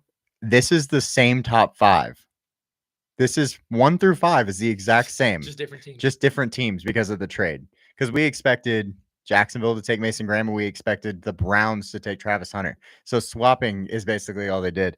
And then giving up some, money. Looks like Carolina has been calling the field or has been fielding calls about the trading the 8th Todd pick. McShay did say that they were the most likely team in the top 10 to trade out if there was a team. So it is interesting in that regard. Vic, come back, buddy. I want to hear what you have to say. Oh, no. Don't say you're already depressed. Like you haven't seen the Cowboys pick yet and seen my reaction or my reaction. Oh yeah, they're on the clock now, so we get to see how sad M is about to be while I eat my toast. I didn't already see it or anything. I definitely saw it. Oh, okay. Well, I'm happy for you. Did you truly see it, or are you being sarcastic? No, I did see it.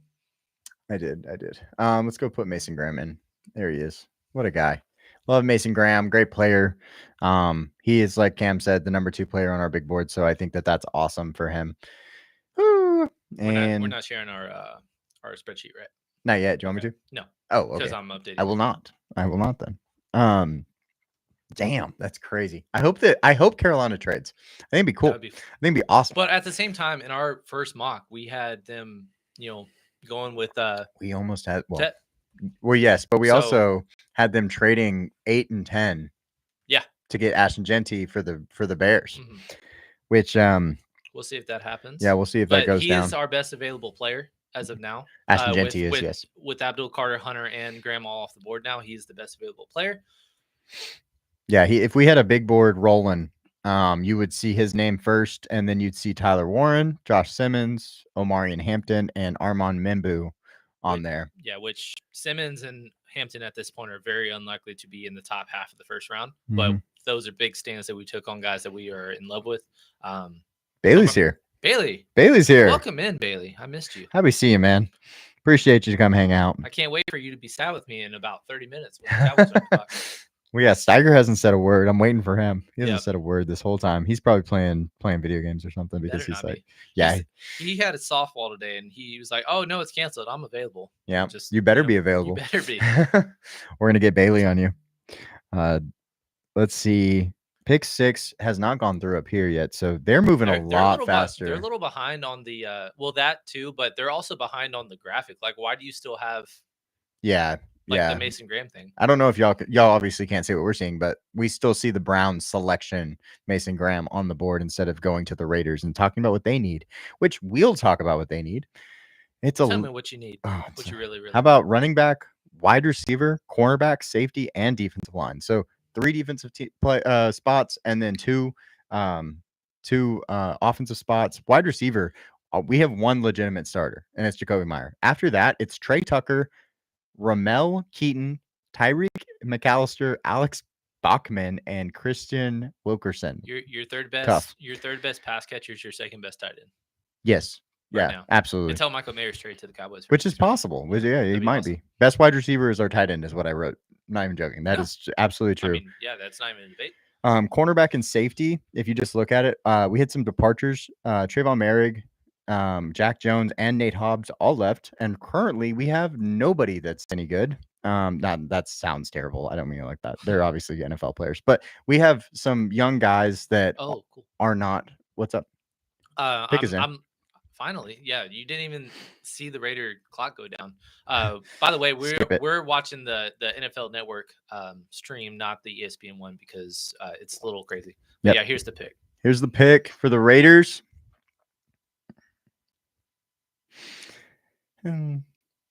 Yeah. You have a running game now. Yeah, we didn't. Yeah. You don't have to deal with Zamir White and Amir. You know what's crazy? And Sincere McCormick. I loved him last summer. And I just hoped he wouldn't be this popular. Like, you know what I mean? Like at the beginning of the day, like I loved Ashton Jeanty. I want to let you guys know he if you watched our draft stream last year, he was early because Ashton Jeanty wasn't even a top 3 running back in his own class, wasn't even being considered like a second rounder.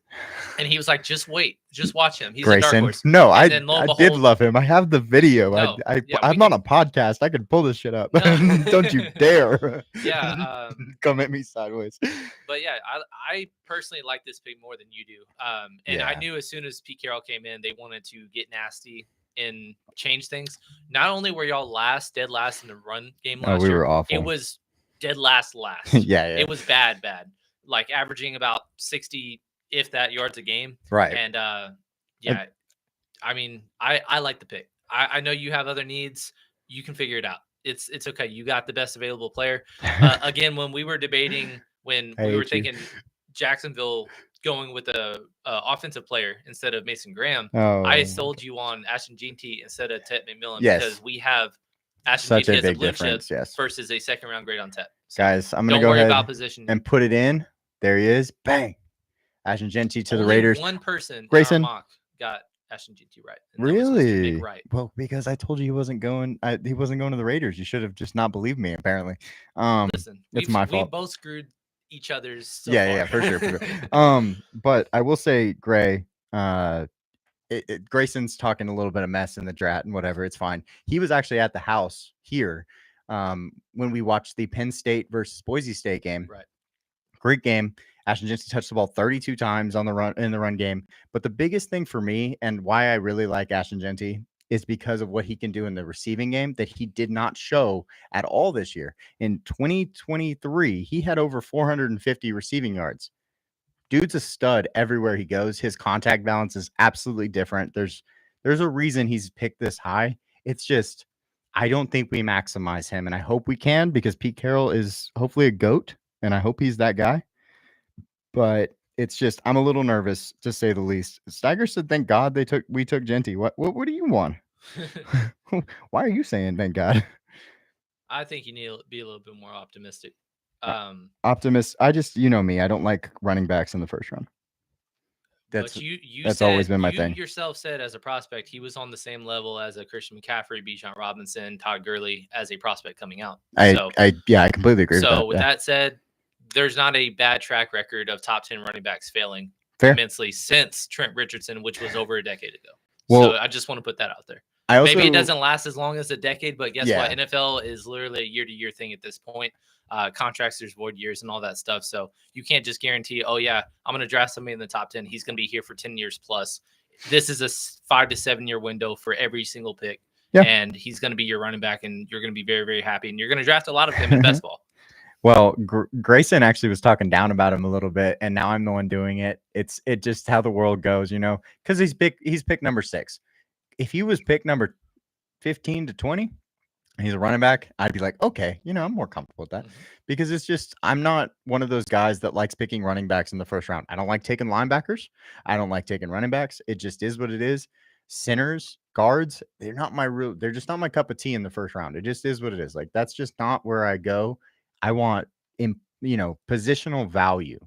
I know he's going to be cheaper, which is cool, than maybe the positional value that I want: quarterback, left tackle, edge, corner, wide receiver. I don't have the number in front of me, but Jeanty's salary as a 6 overall pick, he'll already be a top 10 salary paid running back. And that's mainly because only like a select few have been extended. Most of the high-end contracts were canceled out or released, and it's been kind of rectified.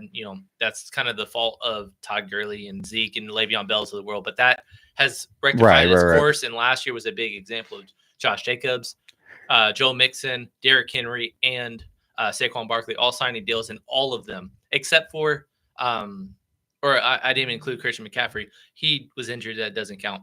Right. Everybody's panned out from the contracts that were given out last summer. For sure. Moving over to the next pick. Jets. The Jets, yeah. We are so split on this. Or not split, no, but I mean Mimbu and Tyler Warren are there. It's between the two. But they're there. In our mock draft, they weren't both there. Tyler Warren was the guy that was there. Yeah, I know. And that's what we said in our final mock was, hey, if we didn't have Mimbu going 6, it would have been the pick at 7 for the Jets, and ended up being if we're doing a live straight up I would probably flip our pick to M'Boue. No, yeah, for sure. I think M'Boue's the guy. Like that's the answer. They have a left tackle. They have good interior offensive linemen for the most part.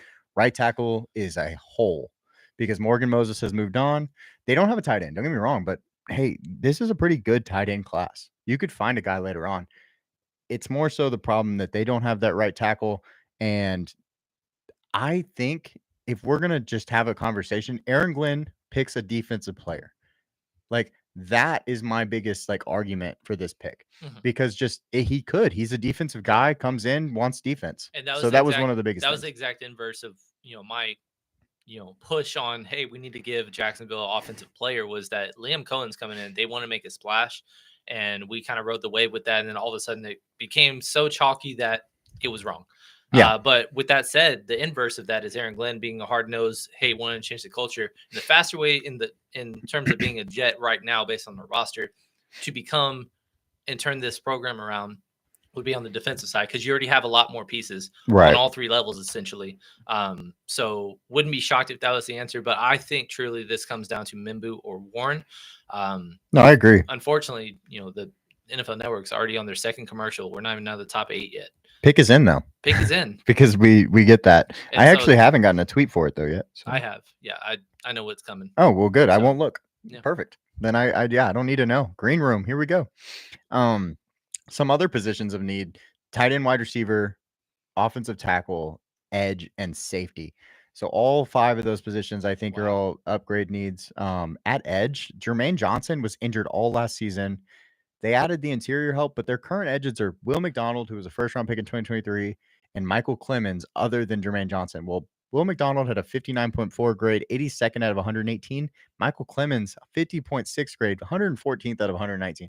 It's just they have to add players at the edge position also. So if they did go edge here, I think it would make sense.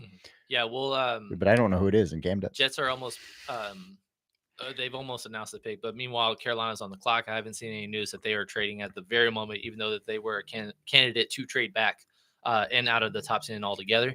But we'll see. After this selection is announced, we'll kind of update to what we see some of the future odds to be looking forward to in the near future that are in the upcoming picks. I will answer your question after the pick is said, Grayson. Roger Goodell is on the clock or on the podium. Perfect. Yeah, that's exactly what I think it should be. Yeah, for sure. I think he's such a good athlete for a Justin Fields-esque offense, like being able to move and stuff. He's such a good athlete, and that's perfect for what I think they want to do. Loveland versus Warren. I'm going Warren, and our big board supports that, obviously. Warren is number 5 on our big board, and Loveland is 17th. I know Loveland's getting a lot of push up. He's probably top 11 to most people. We just have him a little bit farther down, but at the same time, I just think Warren offers so much more, and he's a better blocker. That blocking is so important to me when you talk about tight end, and I think that really sets him apart. I saw this in a preview of that very same question of preference, and because there are some people that have lovers of Loveland over Tyler Warren, right? And the argument for Loveland was, hey, Loveland can get open on his own, whereas Tyler Warren is more scheme dependent and how he's schemed open or to get the ball. Sure. I mean, obviously Loveland's the more athletic one, but at the same time, Tyler Warren is the more complete tight end. It just took him a little while to get there. It kind of, and I think he's when you talk about Tyler Warren, he's more of the George Kittle-esque, and that's the build that I love when it comes to tight ends. I'm not a Travis Kelce build type of guy. Travis Kelce is going to be a Hall of Famer, but I like guys that can block. I just do. And so that's why I'm more on the Tyler Warren side. Loveland could develop into a good blocker. He's so young. He was injured last year and stuff. So maybe, and they had obviously an awful offense because they had no quarterback play. So maybe he progresses, but he just didn't show it as all. Right. Warren has a very high ceiling in the right hands. Michigan what? Gray. Yeah, I mean, with Warren, at this point, I think if I had to predict or foresee where he's going to go, at this point, unless there's a trade back from Chicago, I think that's kind of where he lands. Fair. One of the things that was the first pick that I did want to bring up as we're updating odds is that the 10th pick, he was a heavy juice favorite to become the 10th pick in the draft. Obviously, those odds are now gone away. But it is fun to think about. A couple other picks just wanted to bring up before we did move on was Walter Nolan, now the favorite to go 11 to the 49ers. Teteroa is a minus favorite to go to Dallas at 12. Oh. And then 13, Jahdae Barron is actually the favorite now to go to Miami. Got you, Steiger. Last one, Loveland to Indianapolis. Yeah. The pick is in for the Carolina Panthers. We are on another commercial. Don't you worry. This is crazy. We might need to go to ESPN at the end of the day. Forward. You're gonna have to see my forehead. Oh, well, maybe we can't do that. But no, Carolina has the pick in. Carolina, and I want to bring this up because I think that Carolina as a team could have been possibly the worst team in football last year, but won games because they happened to be in the NFC South, had an easier schedule. 29th on offense, 298 total yards a game. That's awful. And then 32nd on defense, 29th in total sacks. But so they need to address some things, you know. Wide receiver is obviously a big need. Adding weapons. This could be the Teteroa McMillan pick. Edge is important because DJ Wonnum and Jadeveon Clowney are both, under 2026 unrestricted free agents. So they'll be gone. They need to replace and add rotational pieces. And safety is the biggest issue on this whole team. And I don't think anybody realizes it. Safety, to me, is by far the biggest problem. They bring in Merrick, Nick Scott, and Damani Richardson, who was a 2024 undrafted free agent. Both of those guys, or all three of those guys, are the only safeties on the roster at the moment. They have to add safety help. I think Xavier Watts is the perfect fit in the second round. Just putting that out there, I think he's the perfect fit. He was our perfect fit on the video. Mm-hmm. And even if I'm just asking because I don't know how there's a wide range of outcomes for Kevin Winston, but if it was you as a GM picking, would you side with Winston over Watts as well? Winston over Watts? Yeah. Okay. Winston. Oh yeah, no, Winston's higher, but I think Watts will be there. And I had Winston being the perfect fit for someone else also, which, I had to pick individual players for every team. But at the same time, I think Watts is so pro ready with such a high floor, and they need a player like that can help them right now. And that's why I think he's so perfect for them. Sure. Steiger, can I get a 30-second mini breakdown of Loveland? Yes, absolutely. Loveland in 2023 was considered the top tight end prospect coming out of Michigan. He played with the national championship team. He was a very vocal point of their offense. He's a good blocker. He's a little young, like I said, so he needs to add some strength. He had an injury, but what he does so well is he creates separation against safeties, and he is a matchup issue for linebackers and safeties. The situation that he can get people in and how he moves his body for such a big, broad type of guy is what makes him so special. And I'll pull up, because I have it here, my breakdown on him completely. Athleticism is his main pro. It's his calling card. Athleticism is that. He's a high point catcher. He's got speed, and he's a nuanced route runner, something that we don't always see for tight ends coming out of college. Nuanced route running is so hard to find for guys like this because most of the time route running comes when you get to the NFL for tight ends. And a lot of the time you're just like a brute that just finds a way to, catch the ball in the end zone because you're bigger than everybody and you fall down when you catch the ball. He's not that kind of possession receiver. When he gets open and he goes from there, he can take off, absolutely just make people, he is the guy that can run through the middle of the field and, really stretch the DBs deep and let other people run under. He is not just a tight end. He is a true receiver. I think that was more than 30 seconds. And time. And yeah. No, but Carolina about to make their pick. I have a sneaky feeling they're going to make everybody wrong and they're going to go Tet. That's fair. My gut. Okay. You haven't seen it? You haven't seen it? Okay, perfect. I did. I did just see it. Okay. Yeah, it just came through. I'll let you figure it out. Yeah. Well, there we go. Yeah, there you go. Yeah. I promise I didn't look. That's perfect. But hey, listen, that was our 1.0. What we wanted them to do was them going receiver. They had a sore need because we just need to trust ourselves a little bit more. That's what we did last year, and it just did not work. I know. All of a sudden, now we've missed 4 in a row because we didn't go with the. It is what it is. Well, Mimbu is one of our guys. It's the whole thing. I think Carolina desperately needed something to enhance what is supposed to be Bryce Young as their franchise quarterback. Right. And I mean, they've tried to draft weapons high. Xavier Legette last year pro comp as a early round pick, one of the worst rookie wide receivers last year. Jatavion Sanders had a solid rookie year, but then did have an injury and kind of was fighting with Ian Thomas for playing time. Jonathan Brooks coming off a torn ACL. Hey, it's going to be him and Chuba eventually, and then retore his ACL. So unfortunate. And then Adam Thielen, who's now 33. They needed a wide receiver one or a potential wide receiver one, and I think this makes all the sense in the world. Yeah, I completely agree with that. Everybody was wrong because everybody was like, they're going defense. Hey, me too. Hey, but that cashes our top 10 pick. I think so. Yes, it did. Absolutely. Hell yeah. Go us. Who did we parlay with? We didn't. No parlay. It was straight, okay. So we're good. Oh, awesome. Steiger did ask who the pro comp is for Loveland. I keep saying this. I think it's kind of like if it's really easy to relate recent drafts to guys. So I think Loveland's pro comp is like a more athletic Dalton Kincaid, like more athletic, better hands type of Dalton Kincaid, and that is kind of my like short term pro comp. I think if you look at Tyler Warren, he's Jeremy Shockey. Mm-hmm. You know what I mean? Like, I think that's a great pro comp for him. I was about to say that. It just makes so much sense. Yeah.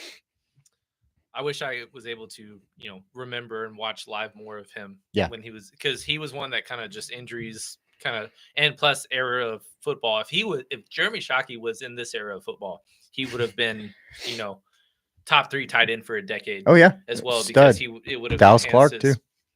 Both of them. What I was gonna say to Gimme Banks or Gimme Death, and I think I said this earlier, but I'm with y'all. The other Texas guy. Which one? Well, the one that I don't want. Which not Jada? Right now the best available wide receiver. Oh, good left. God. Yeah, you're right. And he's going there. It's crazy. He's not. Yeah, I know. And we took his over. Yeah, damn right we did. Yeah. Very nice. Right now, the Shockey. Why? So funny enough, he's old. It's fine. Matthew Golden right now is -200 to go 12, which very sad. Makes you sad. But the second favorite, co-favorite, Kelvin Banks, Omarion Hampton. Kelvin Banks is going 13. I'm just letting you know now. He's going to Miami. Okay. Actually, he might go 10. Where's Scott? Is this thing on? Scott, where are you? Honestly, that was another 1.0 that we had was Kelvin Banks going to Chicago. Yeah. So, but also we can't skip over New Orleans because New Orleans all of a sudden all the defensive players they can pick them because whoever they want. That's one of the cookies or quarterback that people kind of led on was, hey, defense is going early in this draft, right. And guess what? It has not. Yeah. It was quarterback, wide receiver, edge, tackle, running back, tackle, tight end. Wide receiver. Oh, you're right. He was a giant. So, I forgot. Whatever. Where Steiger's going on. Banks. Yes, Taylor. Absolutely. Taylor being a Texas alum. He was a giant. Yeah. Banks staying in Texas. Well, the biggest thing with Kelvin Banks is he actually has some of the weirdest draft trends that I've seen. He fell out of the first round to some people. People are ranking him in the 30s. And I was like, why? What are we seeing wrong? He was 13 for us. Well, finally, everybody ran back to Kelvin Banks because they were like, hey, we need an offensive lineman. So we'll see. With New Orleans on the clock, I do want to have the conversation. Shedeur Sanders and Jackson Dart is an option here. We don't think it'll happen, but I do want to put out something that we talked about in our mock draft. Their backups, who started for them multiple times last year. Jake Haener won the worst starting quarterback award. Spencer Rattler had a 52.0 grade, which was 42nd out of 42. That's so last, if you didn't know. Yeah. And then Derek Carr has really injured his shoulder, and he is in serious. Something is serious. There's serious doubt about his availability going into the year, which I don't know how much of a smoke that is, and him legitimately being hurt, or them just saying, "Hey, we don't want to play you." Either way, it's not solved. And, the thing is basically, I think at the end of the day, it's who's racing to get Jackson Dart first later in the round, but not here. I would be shocked if it was here. Go ahead. Well, I was going to say Jackson Dart's the favorite to go second, number 2 quarterback. So if we get that, I think that'll be a huge shock to the world. The biggest thing was apparently Brian Daboll and New Orleans preferred Jackson Dart over Shedeur Sanders. Yes. And then with that said, the next team is like Pittsburgh. Mm-hmm. And so they're just kind of by default inheriting a lot of shares of Shedeur falling. But yeah, here comes Goodell, 9th pick. What does your gut say? I saw it. Mikel. I saw it. You did? I did. Oh, is it a plot twist? It is. Okay. It's an absolute Let's see. Killer. So excited about this. So excited about this. This is an amazing choice. Oh, okay. Kelvin Banks, man. Tolise Fuaga is going back to the right side where he started his college career, and we are putting Kelvin Banks on the left. He's playing left tackle, going to NOLA, not too far away. Awesome. Where is my boy Andrew Lotz at, man? No one. Because he is a big NOLA fan. That's another cache of yeah. Banks. Oh yeah, we did, top man. 10. Go us. Well, Mikel hasn't gone top 10 yet. Oh, he has to go now. Both of them. Yeah, because we decided to parlay it. Yeah. Shame. It's okay. Hurts to see Kellen Moore. Yeah. But I think that's a great pick. Adding to their line, Trevor Penning did not pick up his 5th-year option. Ryan Ramczyk has most likely going to retire. So now you're going to get left tackle Kelvin Banks and right tackle Tolise Fuaga to be 2 of the youngest super, pro tackles. I really love that. Shout out Trevor Sikkema for PFF being the lone wolf taking Kelvin Banks at 9. Nice. Hell yeah. All right, so now 10 is where it gets interesting. Steiger must be crying. Hey, it's okay. We're gonna be fine as long as it's not Golden. Dude, if Dart goes to Arizona, Dustin might drive over here. Like that's the type of thing. Please. I want that. We have plenty of tweezers over here. Yeah, we got beer. Yeah, you can sit right there. Yeah, and that would be hilarious. This is actually where it kind of gets interesting because once again, defensive players galore on the board. Walter Nolan's still there. Jalen Walker's still there. Michael Williams still there. All guys that we had going top 10 or top 10 players on our big board. I said Tyler Warren was still there. Yeah. One of the favorites. Tyler Warren, we should go to the Bears. This was the if then as well for our final mock is if Tyler Warren was available, Chicago would have stayed and picked him at 10. But because he wasn't, we had him trade down and had Colston Loveland go 10 with Indianapolis. Right. If Chicago's sticking and picking, that's the guy that I am going with. Pick us in. All right. Just so you know. Also, we'll like to say this. I said this at the beginning of the show. It'll all matter about Tyler Warren where Colston Loveland goes. Dallas will be the trade back spot, in my personal opinion, if Colston Loveland is traded up for. So Dallas, in my personal opinion, will be the Denver Broncos trade switch. I saw it. Did you see it? I have not. I will not be looking. Don't tell me. This is amazing, right? A fun draft, guys. Here. Scott, are you okay? Oh, we got a guest pick that's going to take 6 years, and then we're going to go to commercial. And then I'm going to pee. Because that's where I'm at. This is fun. I haven't seen it. I'm excited, obviously. Bro. Is it Michael Penix? Yeah, it's Michael Penix again. Back-to-back years. Oh, here we go. Okay, now I have to take it's not that bad. Not that bad. Now I have to take a guess. Omari and him. No. Oh, let me think. Is he playing corner? I'm not Will Johnson. Anything. No hints. It's not the Michael Penix level though. Oh, okay. It's not that much of a plot twist. But do they need this? Yes. Oh, okay. Let's go Will Johnson. Okay. I think that's a fair pick. All right. Because opposite, he'll take over for Tyreek Stevenson. I don't love the fact that because they did extend Kyler Gordon. And he plays slot though. Well, I understand that, but already paying 2 corners and then picking another corner in the top 10 seems a little excessive. But sneakily, Chicago, despite being a 4th place team last year, needs nothing. Don't have a ton of needs. They went D-line in agency, and then O-line, yeah. Not a ton of needs. That's why we heavily wanted them to select Ginty. But yeah, here comes the 10th pick for Mr. Scott, if he is still here. Scott. Maybe he might have. Scott, are you drinking with us too? Is that what I'm about to see? All right. Come on, baby. Let's see it. Why are y'all talking so much? I just want to see the pick. Are these the... Oh, my goodness. I don't want to see it come up. Come on, man. Driving me crazy. I think they could go edge also. Okay. So edge could be an option. I think safety is definitely an option because this is a deep safety class. Johan Brisker injury was legit. So they need to add safety. Might not be here because I think this is a somewhat deep safety class. And I don't pick safety at 10 normally. Yeah. But edge is an option. Maybe Mikel. They added Dio Ode Ingbo, but he was a backup for the Colts. So maybe they could, increase to the opposite side of Montez Sweat. I don't freaking know, man. You're driving me crazy, and this whole feed is driving me crazy. Hurry up! I need to have a conversation with Scott. Basically, it's gonna be like that, huh? I can't wait to break this down. I'm so excited. Come on, Roger, get with it. Oh, there's another tangent. Hold on, Mackenzie.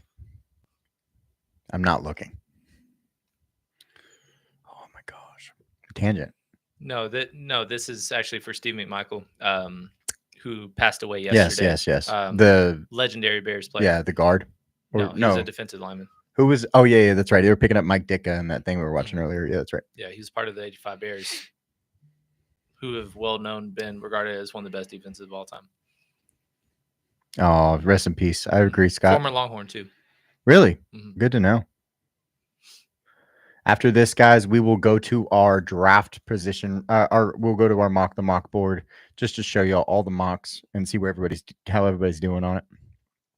Yeah, Stephen Michael, grown up in Houston, went to UT. Part of a national championship team there, and then won the Super Bowl champ with Chicago. All-decade team. 50th anniversary Walter Payton selection.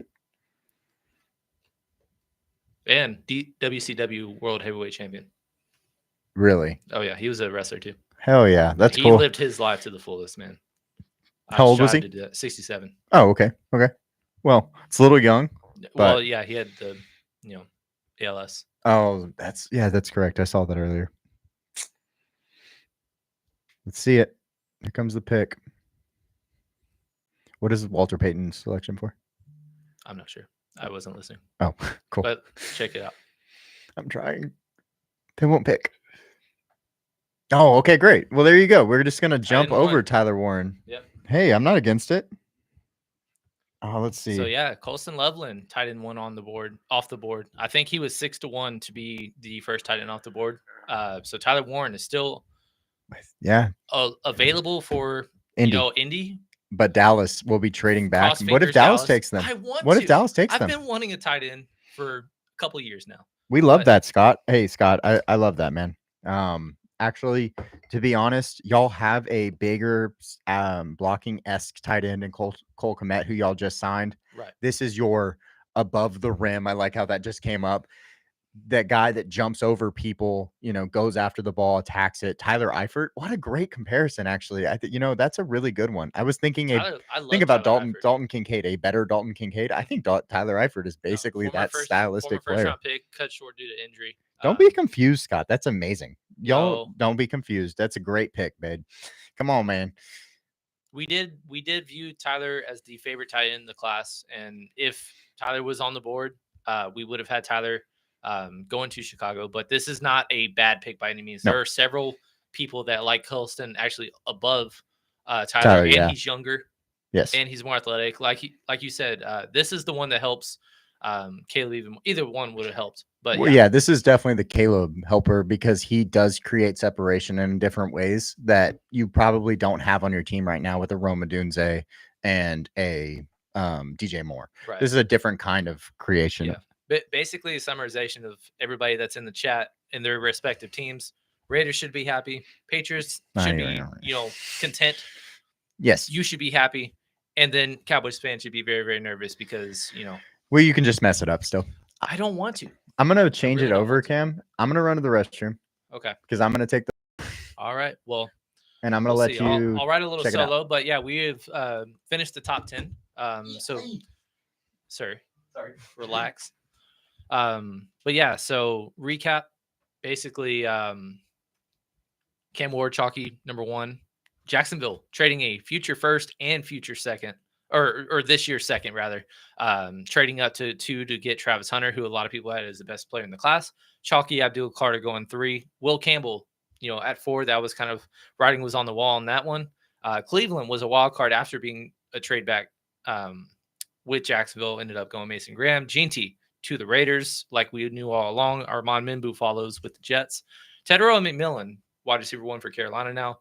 And then Kelvin Banks, a surprise pick offensively for New Orleans, but to shore up the left side after going tackle last year as well. And then Colston Loveland, the surprise tight end 1 going to Chicago. So now San Francisco pick is in. This is a very interesting one because when we were doing these mocks early on, really, I had San Francisco kind of really heavily considering cornerback one in this class, which we have as Will Johnson. And that kind of flipped, odds flipped, and Emory convinced us like their D line is so bad that they just need to go for it. With that said, you still have Mason Graham on the board. Walter Nolan was the favorite as of 20 minutes ago. Oh, not Mason Graham. I meant Mikael Williams is still on the board. And then for what it's worth, Jalen Walker, who was a sexy top 10 pick, caliber player in a lot of people's eyes, is still on the board as well. So a lot of needs up front and 3 different guys on the board that could very much fit this role. Dallas officially is on the clock, and I am very, very nervous about. But honestly, my gut tells me that it is not going to be what is favored right now. What? Oh, you mean wide receiver? Yeah. Yeah, you've been saying that, and then I said the same thing about running back on my team. It's crazy. Funny how that works. But we have not had a good start in terms of our points for the draft. Basically, all of the points that we have received, the chalk that everybody else got as well. So everything else we've been wrong in terms of position and because player combination to the team. A lot of this was a trickle down effect because of the Travis Hunter trade up and then Ginty going 6 all along because Jacksonville wasn't their offensive player that they were attacking. Ginty going to us really messed up the whole thing for everybody, actually, not just us. Everybody kind of missed that pick, but that's okay. At one person. Yeah. Right. All right, let's go back over to the simulator. Hey, today though, if I remember correctly about our 2.0, because our 2.0 we didn't have Shedeur at 3, right? In our 2.0? Yeah. Yes. We did. Well, we did. Cam Ward, then Hunter, Carter, Campbell, Ginty, then Mimbu as the first 6, and or first 7 rather. 7, yeah. That was like the OG chalk. OG chalk that we had. Yeah, we had that right, and we went away from it because we were like, "There's gonna be a trade," and it was just not in the place that we expected. No, we had this all right except for we swapped 8 and 10 because we thought Ginty would fall. Hey, Max Crosby's very happy about Ashton Ginty. So if he's happy, you should be happy. My guy, Max. Oh, 20 people in here? Hell yes. Hell yeah, guys. We appreciate y'all hanging out with us. If you aren't subscribed, we're almost at 250. Be that 250. That would be so cool. The pick is in for the San Francisco 49ers. We're hoping that they actually, give us the pick. That'd be really cool. I'm just seeing now, Taylor said, "Can't tell a joke." Oh, don't put me on the spot like that. No, I will not be funny if you just say tell a joke. Oh, promise you. He's not a funny guy. No, sorry. I'm just kidding. I'm humorous in conversation, not in hey. Yeah, tell a joke. A guy walks into a bar. Right. San Francisco. Let's talk about some things that they need. Defensive line. I know you went over that. Yeah, I went over that. My perfect fit for them was JT Tuimoloau, actually, in the second round, but I don't know that he'll be there. Okay. So we'll see. So right now, best on the board. Would you go Mikael? Would you go Nolan? Would you go Walker? Or would you Nolan? I would go Nolan because Nolan was the favorite as of 20 minutes ago. Well, Nolan also was, is ranked much higher for us. No, for sure. Mikael is 20. Nolan's 9. Well, my question was more of a gut, like where do you think they're going mocking more wise? So? Yeah. Because I know that would have been your answer, but probably Leonard Floyd. Probably Mikael Williams because they lost Leonard Floyd. Okay, is my first thought. All right, another tangent. Let's see what this one is. Cornerback is another position that you talked about. Yeah, about Will Johnson, but then an offensive line. But the thing is, they lost 3 DB starters. Yeah. In this offseason as well. So it's just. Sorry, selection is in. Here we go. From Tokyo. From Yokio. Oh. Hey, 1.5 guest picks has already hit, just for the record, for that prize pick one. So yeah, that's true. Yeah, a lot of people have been. All right. Well, I don't know what it says. And if this is not Shedeur, this would be 2 for 2 with our prize picks free to play prop because his line was 11.5. And I don't think this is Shedeur. Yeah. I could be very wrong. We could see something even crazier than Michael Penix. What was our third one? Oh, Big Ten top. Oh, that might not have worked out. SEC. That still might not have worked out. Kelvin Banks. Hold on.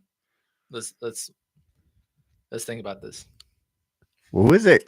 Come on, Roger. Talk to me, Roger. Come on. Pick is in. Say it. Mikael Williams. All right, there you go. Yeah, that's what I thought. I mean, that makes the most sense. Now, for an informant and for scoring purposes, we had Mason Graham. Do you consider that a common pick or no? No. All right. Sorry. More red going to the GTD mock. That's okay. That is something that, again, if he was on the board, that likely would have been our pick. I know we're going to keep on saying that, but the thing is, Michael also did a kind of a roller coaster, just like Kelvin Banks, where Michael was our number 7 player to the New York Jets originally in our first mock. He's in the 20s for us rank wise. He's number 20 for us rank wise, but then all of a sudden he fell, and people had him in the 20s in this mock draft. I believe there's people, and we'll go to it actually real quick. A couple had him in late 20s. Late 20s. So I know that they're going to be hurting. Obviously, I don't know where he is. I think he's like 38 for. Well, PFF. So let's count the official SEC guys. So we got Will Campbell. I got it right here. Armand Mimbu. Yeah, we didn't hit. Tough. So Kelvin Banks, we were one short. Yeah, we're one short because there wasn't a single Georgia pass rusher that went in the top 10. It went with the 11th, which is the right choice. Just saying, we did not expect this many offensive players to go in the top 10. Right. Ended up with 2 or 8. 8 of the first 10 were offensive players. Guys, there's 7 of y'all in here. Talk to us about what y'all think so far about this draft. If y'all think it's going the way you expected or not. We're going to share this. Michael Williams, I want to say no one picked him here. All right. Well, one person picked him here. Yeah. So there you go. And this is the polarizing one. We got a lot of Cowboys fans. Yeah, here we go. As friends and in chat. So Cowboys, tell me who you want. Everybody tell me. Put it in the chat. Because I know y'all are going to be very split because now that Kelvin Banks is gone, I don't know what y'all want to do. Is it Ted Aroa? Oh wait, if this is a preference, this is Tyler Warren. Okay. I think this is a trade back preference, but whatever. I feel like it would have. No, pick is in, sir. Oh shit. If they're high fiving Omarion Hampton, freaking Matthew Golden, I'm gonna be very upset. Omarion Hampton. They shouldn't be high fiving like, man, they can't believe this guy fell. Yeah, there's no one. Well, let's see who's here, right? But they're reacting like, hey, we can't believe this guy just fell to us. Maybe that's a Walter Nolan. Malachi Maybe that's Starks. a Tyler Warren. Let's see, Jade. You could do it. Could. Tyler Warren. All right. Who we got? Let's see. Oh, they're out already. Holy hell, they moved fast on this one. Let's Bailey see, wants Tyler Booker. One of the worst RAS scores in NFL history. Bailey, you don't want him. All right, let's see it. Bailey just says he's big. He's a big guy. Got long arms. Oh man. No, I don't think he was saying Tyler Booker. I want him. I think he's saying that's who. He's spoiling it. You spoiler. Okay. You hoe. Yeah. At the end of the day, I'll let you take this one. Okay. And you know what? I'm gonna pull up the whole thing for y'all. Go ahead and give your spiel, actually. Well, real quick. I wanna say Clarence Hill, who is a Cowboys beat writer. Peter Schrager in his final mock was the only one to put Tyler Booker to Dallas, and he retweeted and was like, "There is no chance that they're taking the guard." Well, incorrect. You're an insider, and that's the thing. You probably wanted and were thinking that it was Tet, and I just had no faith that it was going to be a receiver. Again, I don't think that they would be clapping if this was a guy that like, oh, I can't believe he fell. This wasn't necessarily like a value pick. No, but this is a need pick because obviously Zach Martin is gone. Yeah, you're going to start. Currently, I think y'all's right tackle is Steen, or right? No, it's still Steiger's enemy. Oh no, I'm sorry, right guard. Sorry, that's what I meant. Oh, I don't even know the who. It is. Yeah, it's Tyler Steen or whatever his name is. Brock Hoffman. Robert Jones. Well, whoever Steen is even on the. I'm not even sure who that is. Okay, maybe I'm talking about the wrong person. Okay. Fit wise, it's not a horrible selection. No, it's a great fit. It's the right fit. It's not sexy, but I guarantee you it's a better pick than Matthew Golden. Okay, so here's my breakdown. Anything but Golden made me happy, and that's what I'm going to live with at the moment. Okay, here's my breakdown. He's a stiff, not scheme versatile player that has terrible movement ability. Check out the combine. His 10, and I'm going to give you all percentiles. His 10-yard split was a 1.96, which was second percentile out of 100. That's the bottom. His 40 was a 5.38, which was 25th percentile. His vertical was 27 inches, which was 37th percentile, and his broad jump was 94 inches, which is 10th percentile. Basically, he can only go forward and block down. He needs to be in a gap scheme. Grayson, I think you might have broke this guy down before, but it's a fit, but it's just not the guy. It's way too early, personally. I think you could have got him in the second round. He's much lower on boards. I don't even know where he's at. Based on odds, he wouldn't have fallen to the second round. But again, this is I completely agree with Steiger on this when he's saying, "Hey, I trust Will McClay when it comes to O-line, so I'm indifferent." 2 years in a row. What? You're gonna trust him after he picked Tyler Guyton last year? That's what I was about to get. Oh, okay. No, I'm just making sure. His track record is overall, fantastic. Yeah. Even Tyler Smith, I was like, I don't know, because you're a highly penalized offensive line, and you drafted the most penalized offensive line, and he gets a lot of penalties, but he's an absolute dog, and that was a knockout pick.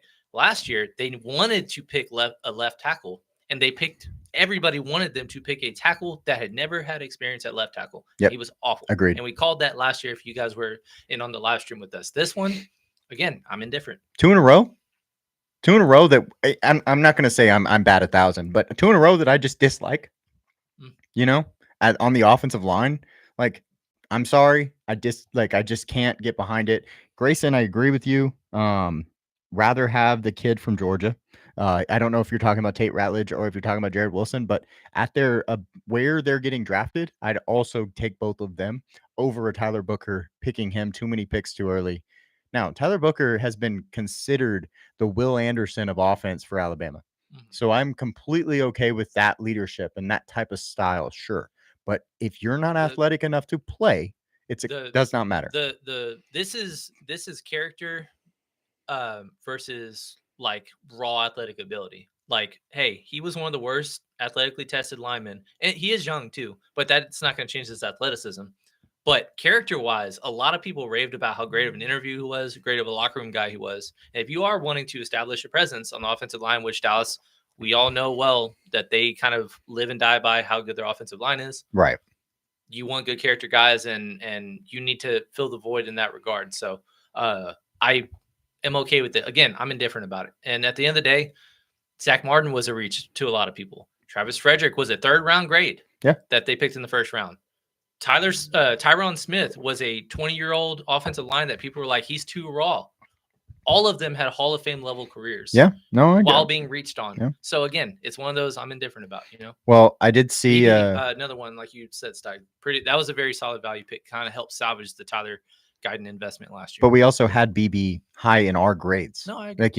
Tyler Cooper Beebe was our second overall interior offensive lineman, only behind JPJ. And we had some JPJ chants coming from the chat last year. If you know Steiger was all over it. Right. So it doesn't feel. I just don't like reaching, I guess, on this. Well, here's the deal. Miami. Yes. A lot of people. Kelvin Banks, he's gone. Mason Graham, he's gone. Gray Zabel. Trade up for Colson Loveland, he's gone. Armand Mimbu, he's gone. Well, Gray Zabel's there. Mikael Williams gone. So corner and Mikael Williams. I'm sorry, corner. Well, Jade. And Jade. Oh my goodness. Corner and Walter Nolan are the only guys available that other mockers have that had them taken at 13. Yeah, offensive line is important here because Tua can't get injured anymore. He's got too many concussions. I expect them to, trade down. It would be the best idea, but the pick is in. So I guess Indy's getting Tyler Warren, whatever. But yeah, so here, offensive line, Gray Zabel is my option. Jade Barron, or if you decide that you'd rather go with the safety in Malachi Starks, sure. Just putting deep defensive backs in because Jalen Ramsey asked for a trade. Storm Duck is in Cater Coho and Cam Smith. They're all they're lower graded. So I think those positions are important. Defensive line's important, but I don't think you go here. So those are my biggest thoughts. I would go Jade. I have seen said pick, and it is not what you would expect. It's not what I said, huh? Did I say his name? I will say that everybody is wrong. Did I say his name? No. Okay. I don't think you did. Well, I was half listening. I said safety in Malachi Starks, Jade Barron, and Gray Zabel. Nope. Okay, here we go. Like I said, do it again. Everybody's wrong. Can it be a quarterback? That would be fun. That would be that. I would have said Michael Penix-esque as that, but it's not. It's gonna not that crazy. Not that crazy. So Walter Nolan. Okay, cool. Yeah. Huh? Sure. Maybe. Mm-hmm. We'll see. I don't know. That would be a good pick, but it just I think they need D-line, but sure, it's not my go-to. I guess if they do go D-line, it's because they have 4 currently signed, and the only really legit one is Zach Seiler. After that, they just need to add serious depth. So that's my biggest thing. And Colts are on the clock again. They're Tyler inheriting Warren. Tyler Warren. Man, I can't believe that. We should have just left that one too. That was our first mock. I wasn't gonna let us leave that one. I didn't expect him to be on the board at 14. Well, I didn't expect Colson Loveland to go before him. Yeah. Yes, Dustin. I don't think they draft those though. That's hilarious. Did you see that? No, I haven't yet. Dustin said Miami needs a better neurologist. All right. So here we go. If you're saying it's not one of those guys I said, I think it's D-line. Okay. Between Walter Nolan, Derek Harmon, Kenneth Grant, whatever. One of those guys. Let's see. I think that would make the most sense. Here we go. Pick is in. Yep. All right, cool. Kenny Grant. Nice. Hell yeah. That means he's a guy that we liked, and Jade's falling to the Chargers, and we're gonna be the only ones that are right on it. Or Will Johnson. What if it's Will Johnson? No, Will Johnson's going to the Cardinals, and he's gonna make Dustin happy. Cool. I hope so. But yeah, Kenneth Grant was one of those I brought up, like, hey, everybody's just placing him in the early 20s, but they're just kind of like, hey, just placeholder. He's there by default. Nobody's really like, oh, people love this guy. Oh, he might fall. And he ended up falling a little bit in our final mock. I think he went all the way to 30. Who? Sorry. Or 27. We had him going to Baltimore. Kenneth Grant. Oh, Kenneth Grant. Yeah. So, but he'd been in the early 20s. A lot of people were like, hey, reunited with Jim Harbaugh. And we were just like, listen, it's too chalky.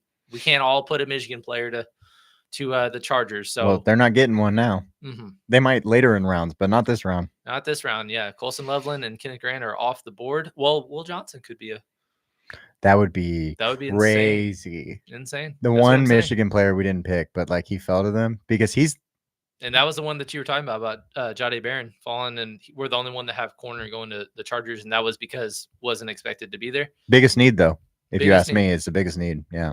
Albert Breer, for the record, did put Will Johnson to the Chargers, but everybody was like, "Yep, Michigan player." Dustin, he said, "I'd love that, but we'd probably just misuse him." Yeah, I know another guy that was pretty good that Joe misused, Byron Murphy.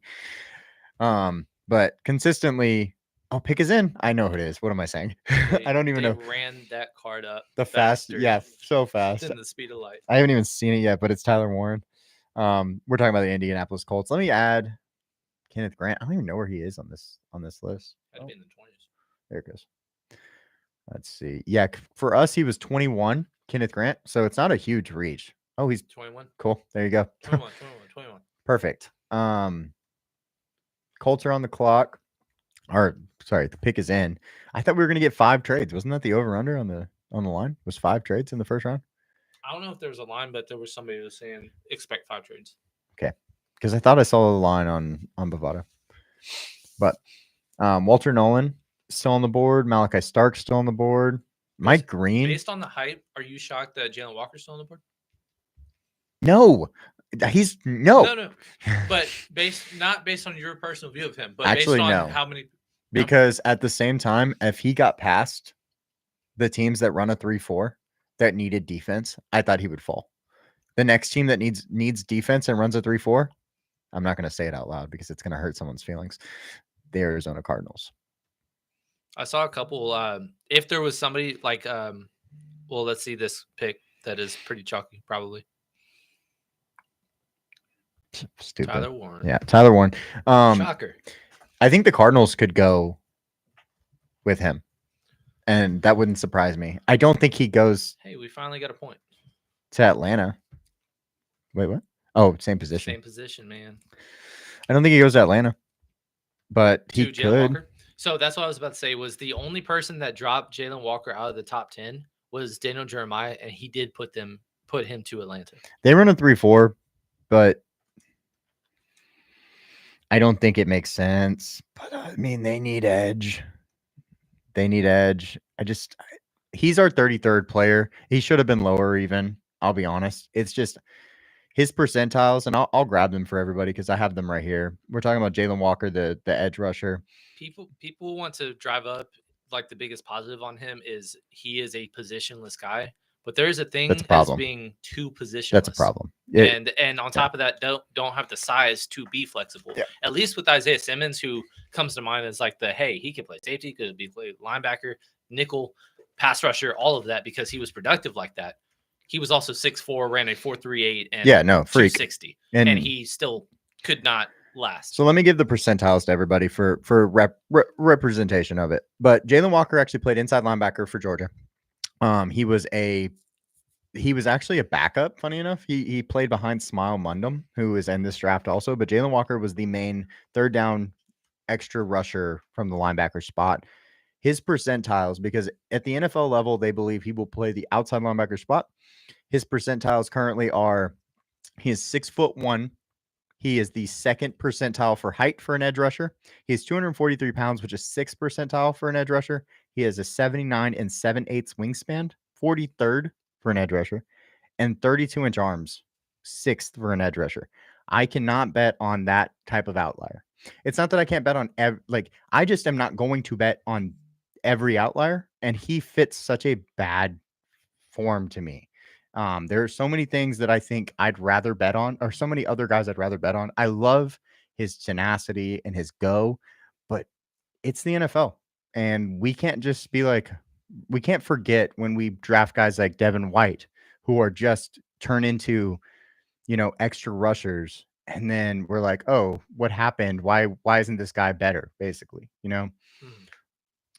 Let me add this real quick. Atlanta, I'm shocked that we finally see the other team on the clock with the clock ticking because of how backed up they were. But we're going to commercial, so it doesn't matter. Let's see. So yeah, right now edge is basically the very chalk.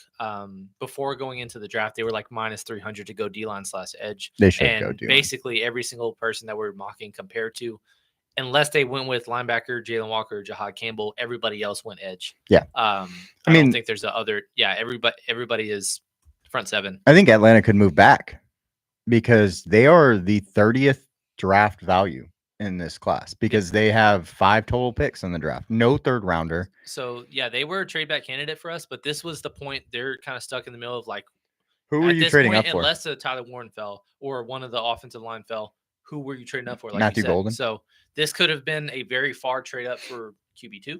Ooh, but it's a little early. It's a little early for that. Pick's not in. They're calling people. That's all I'm saying. Maybe they're uncertain because they were like, damn, I wanted Tyler Warren instead of Kyle Pitts. Yeah, that's what I said. Actually, I have it on here. is it time to move on? Because it is. It's been time. And he's a free agent next year.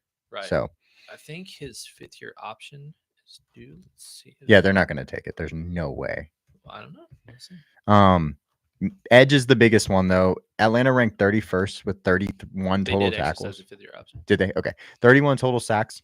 They added Morgan Moses and Leonard Floyd. Leonard Floyd averaged 9.6 sacks over the last 5 years. But you also have to remember, that only puts you up to 35 probably. So total sacks. This is a deep edge class. Add some edge help, maybe 2. Because they have a good offense. It's not like they have a bad offense. Their O-line's pretty good. Their center is the only thing that they need to add on offense to me, other than maybe a second wide receiver or third wide receiver. Right. Because Darnell Mooney actually played his butt off. Yeah. We don't even have the pick in. This is weird. First time. I don't know what to say. I'm just kidding. They're like, man, we got 7 edge rushers that fell to us. They also had. They were also like, damn, we just got attacked with picks. Like it was moving so fast. Mm-hmm. They're like, now we have. Take it a second. I know. I mean, the fact we're kind of going at a pretty solid pace. Like we're about an hour and a half in. We're basically halfway through the draft, so kind of 10:30ish kind of ETA of when this will finish up. Yeah, so pretty solid. Dustin, do you like Kyle Pitts? I'm confused by your statement there, buddy. If you like Kyle Pitts, I mean, it's fine. He shouldn't have been the 4th overall pick. It was just the bad value that really gets him the biggest flack, in my opinion. 4 times the charm just doesn't have a ring to it, Oh no, I agree with the homies. Okay. Are you sure you don't want to pick him in fantasy this year? We'll see. Yeah. Kick your tight end. That's Kyle Pitts. Steiger, he's only gonna be like $2. Steiger got off immediately after the pick. He just went and potatoed. That's funny. He's just like, Will McClay, we trust. Going to bed. Yeah. And there's a trade up. Dallas is in the top 15. No, it's like we need a soundboard. I want one. I was telling them, like, I don't know if y'all watched iCarly growing up, but like that little soundboard, like the applause, they just click the button. Yeah, it's like we're gonna have that one day. It'd be fun.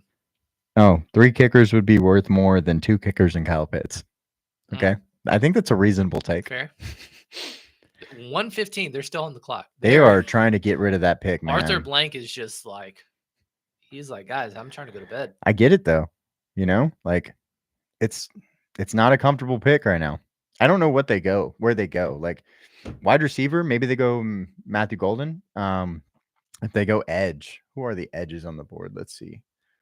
Not named Jalen Walker, who we already talked about. Mike Green, okay. Donovan Ezaraku, okay. There's some guys. James Pierce, I forgot about these guys. Shamar Stewart has not gone yet either. So we picked Shamar here, right? Shamar, yes, we went. Shamar. So we're the only ones with Shamar. So if Shamar, one other person did as well. Okay, but most people have a Mike Green, or the other common one was Donovan Ezaraku. No, that wasn't a. He didn't go that high. Okay. James Pierce a couple times. Jahad Campbell a couple times. Pick is in. Finally. All right, here we go. Man, they were sweating. Arizona's on the clock. Mr. Dusty, get ready to be happy, hopefully. Steiger said, I'm indifferent, man. Should have traded back. I completely agree with you, man. I really do. If they had someone to trade back with, that's the problem, because no one else is moving either. Guess no one else wanted Tyler Warren more than Indy did. And Dustin wants to know if kickers can be in the flex position. No, that's an absolutely no. We can vote on it. It's probably not going to pass. It's not passing. All right, pick is in. Are we going to pick it though? Because that was the full time. So we should get a pick pretty quick. That's such a cool venue. That is so cool looking. Oh my gosh, look at all them people. Be a hell of a time to go to the draft. I can't wait. One of these days I will be there. But then I couldn't be with you guys, you know? So it'd be really sad. Okay. So far we've cashed 2 bets, and we're still pending on, Rams first team or to take a safety. That was 18-1, which we like that. The Rams. Kelvin Banks and Mikael Williams in the top 10 just missed out on that. Yeah, 11. Damn. Denver's first pick being a receiver. We'll see. Hey, Matthew Golden's still on the board. He's still on the board. So is Ibuka. Let's see. 2.5 running backs in the first round. Okay. Doable. That basically is favored. Taylor. Under 15.5 offensive players. We're treading very, lowly on that one at the moment. Let's see. Close out. Let's see. Will Johnson being first player to DB. Oh, first DB. So that would be a big cash if they do what we tell them. That's the next pick. Yeah. Not here. I don't think. It doesn't matter if it's here. I don't think it'll happen here though. I'm just saying. I think this is edge. Whoever you think, Jalen Walker, it's 100% edge. Mike Green, James Pierce, whoever you think, Donovan Ezaraku, all guys that are reasonable options here. We have Mike Green. Jalen Walker. Oh, there we go. Jalen Walker. Jeremiah. Okay. Well, I don't love it, but all right. Whatever. It's still too early, and they were going to go. We thought he was going at 8. Give me your thoughts on that. Yes, he has those issues that I talked about. So that's the biggest problem with him is he's also probably not a common position, right? What do you mean? As getting a point for it. No, he's edge. They drafted him as an edge. Okay. Yeah, no, he's an edge. Well, let me give myself a point then. Yeah, no, for sure. Then the linebacker. So Jahad Campbell lovers don't get a point for that. No. Okay. No. He is a linebacker. Jahad Campbell is a linebacker that can edge rush. Jalen Walker is a edge rusher that plays linebacker. A little bit, yeah. Right. I think Jalen Walker has some effort and stuff. That's good, but I don't think his hands are good enough to rush off the edge. I don't think he's got enough. I think he's got the bend, but his height, but like I just think his arms are too short. He doesn't move his hands enough. He doesn't get after it with pass rush moves. A lot of stuff that he's going to have to improve on. And I think that Atlanta finally picking an edge after we told them to pick an edge for the last like 4 years, going this guy is the wrong one. You know what I mean? That's my thoughts. All right, Dustin, are you ready? You ready for Will Johnson to come on down? Dude, that would be great. I would love Barron, that. You know. Oh, actually, that wouldn't make me happy. Well, I think Will Johnson just makes more sense. No, it does too. I think Walter Nolen makes sense here. Yeah, I think Walter, especially right before the Bengals. Of receiver love, there was only two, but there's two people considered Golden receiver here. One was Golden, one was Egbuka. So, interesting to say the least. There was a tackle, there was a corner, there was a linebacker. Other guys. Dustin, who do you want that isn't Jackson Dart? Like, obviously you want Jackson Dart, but like, that's not realistic. let's just say he's off the table. Who are you picking? Oh, they're calling in. I don't know what that means. Let's see. I think they're just saying hi to their newest Arizona Cardinal. Yeah. I guess the pick is going to be theirs. Yeah. They're not moving back. Right now, guys, we got 15 in. We appreciate you guys tuning in and hanging out with us tonight. 17 likes. Hell yeah. 17 likes. If you haven't already subscribed, we're really close to 250. Join the community. We're going to be doing football videos year round. We do all kinds of stuff, fantasy content, breaking down plays and all that good stuff that Emory loves to do, the draft, and then predictions as we get closer to the season. So, yep. Let's talk about the Arizona Cardinals real quick. Biggest needs, defensive line. Mm-hmm. They added edge, Josh Sweat, Calais Campbell, Dalvin Tomlinson.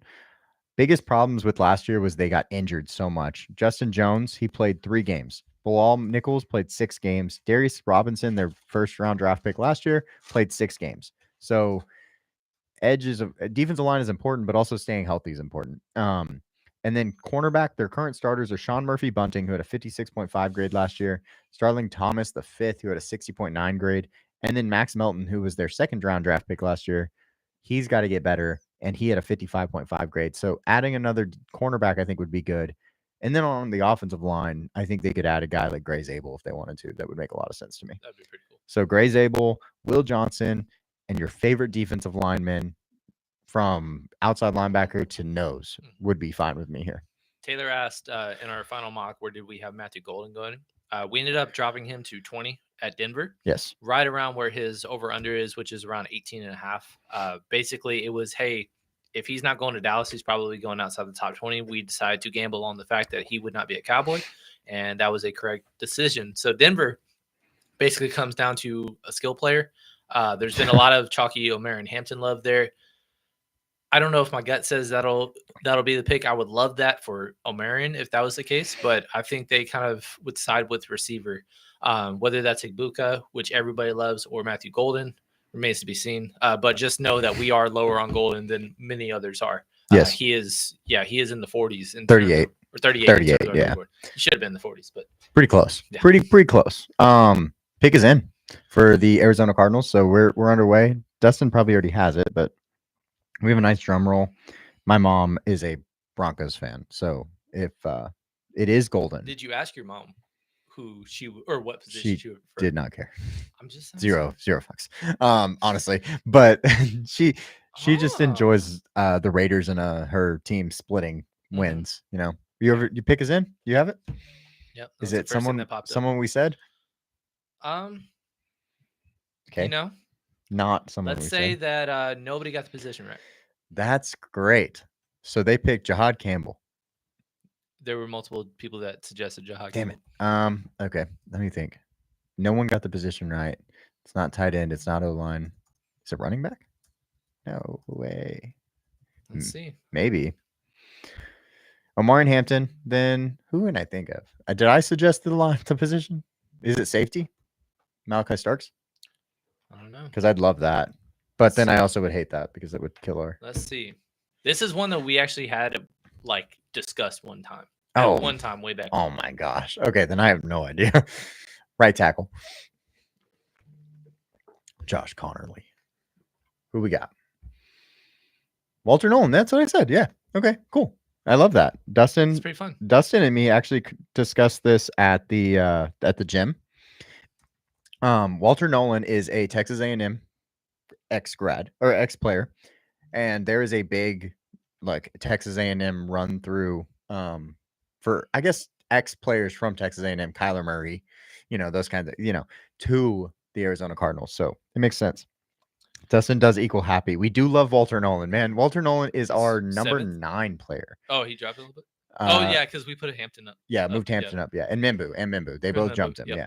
So our number 9 player. So this is an absolute steal in our opinion. Walter Nolan is so explosive, guys. The amount of explosion that comes out of his hips is so crazy. His stance is so low. He's gonna do so many great things at the NFL level. And the thing is, at the end of the day, we would not have picked this correctly. But in terms of the draft range, I do regret not reading the room a little more, because we had him as our last pick of the first round, and we didn't love it because we were just like, nobody's really talking about him. And then all the mocks come out the following day, and everybody's like, talking about him. 8th, 9th, 11th, 13th, and we're like, well, damn. How about what would we do? What would we do? He would have been. What would we do? He went to the Arizona Cardinals. I picked him to the Arizona Cardinals on the what would we do? Well, if we were doing a live update, would you have put him there, or would you have gone? Will Johnson? No, I'm talking earlier in the draft. No, I don't think San Fran was going to take him. I really never thought he was a San Fran player. Okay. That was one of the ones I was kind of excited about, but pretty sure about. Yeah, no, I think that pick is great. As I said, I did it in the What Would We Do mock draft. If you got to watch that, basically that's a mock draft where we become the GMs and we don't listen to anything anybody else is saying. We get to pick our guys to our teams where we think the fit makes the most sense, all those things. So that's what we did a couple weeks ago, I guess. Mm-hmm. And Walter Nolan was my pick to the Arizona Cardinals, which I'm going to put in now. He is actually the number 7 player by PFF. And Nick just had a question. Yes. Vikings fan, seen some mocks with the Vikings taking Derek Harmon. Thoughts on that? Gross. Disgusting. No, I'm just kidding. Not even gonna just ease into it. No. He's our 42nd player. So that would be a huge reach. On top of that, there was concern about medicals. Yes. So it's hey, there's a lot of this draft is character issues versus medical issues, because there was a lot of guys that got hurt and there's a lot of guys that possibly have character issues. So with him, he was like a huge lock to be a first rounder. Mm-hmm. But if it's Minnesota, and first off, you want to trade back because you have 4 picks in this draft. The next pick after 24 is 97th, and you just got that because of Kirk Cousins leaving. So you need to move back. It's in your best interest. But at the end of the day, if he is not there right now, as of right now, both corners are still on the board. And if one fell to 24, I think that would be my preference. I still think my preference is Malachi Starks. Okay. Well, DB. Yeah. Between if it's not Will Johnson, if Will Johnson falls there, take him. Okay. My preference between Jade and Malachi would be which Malachi. They're right next to each other. 17 and 18. Yeah. Or 19 and whatever. One thing I wanted to say about about the Vikings for Derek Harmon. Derek Harmon is a tweener.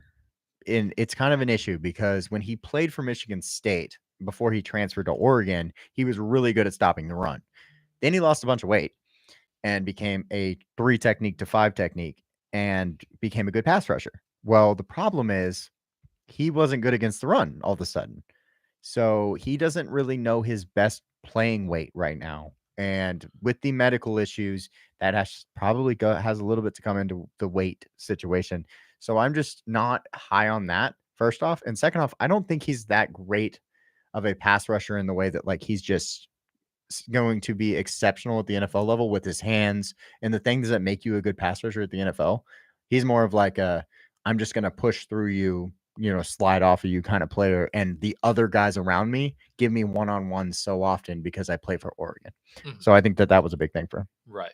Yeah. But going forward, Cincinnati pick is in 17. Let's see what I think it is. I'll take a guess. So, would it change based on what we have? It's edge. I understand that. Mike Green?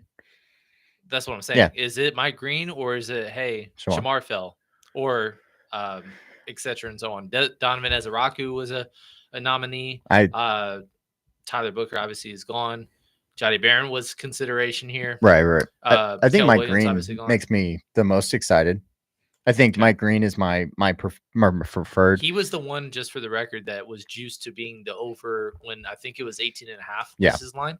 And it was minus 200 to be over. He was another guy that led the league or nation in sacks last year out of Marshall, but character kind of pop-up concerns. One of those guys. Basically, every edge that is good has character concerns, essentially. Or no production. Yeah. Except for, I guess, Donovan Ezaraku has neither of those two things. Yeah. He has both of those. He was just a late bloomer. Yeah. So, and he's not the best athlete compared to the other two. He's also 6'2". Sometimes I just want you to get to the quarterback with your moves. Yeah, for sure. You have moves than athleticism and no moves. Well, yeah, I mean, and he's ranked really high for us, so I agree. I did want to say in terms of our big board, a quick update. We have 6 of our top 15 still on the board, starting with Josh Simmons at 6, O'Marion Hampton at 7. Will Johnson, our 10th best player, is still on the board as well. Mike Green, we just mentioned. James Pierce, also another nomination here at 13. And then Jahad Campbell, rounding out the top 15, is still on the board as well. We should hear his name pretty soon. I wanted to also talk about some of the other positions that Cincinnati could address, because there are some players that you just alluded to. Safety. Both of their safeties, Stone and Battle, had a 53.1 grade last year. That was 83rd out of 98. Both of them. Plus, 4 out of 6 of their safeties are 2026 unrestricted free agents. So that could be an option here.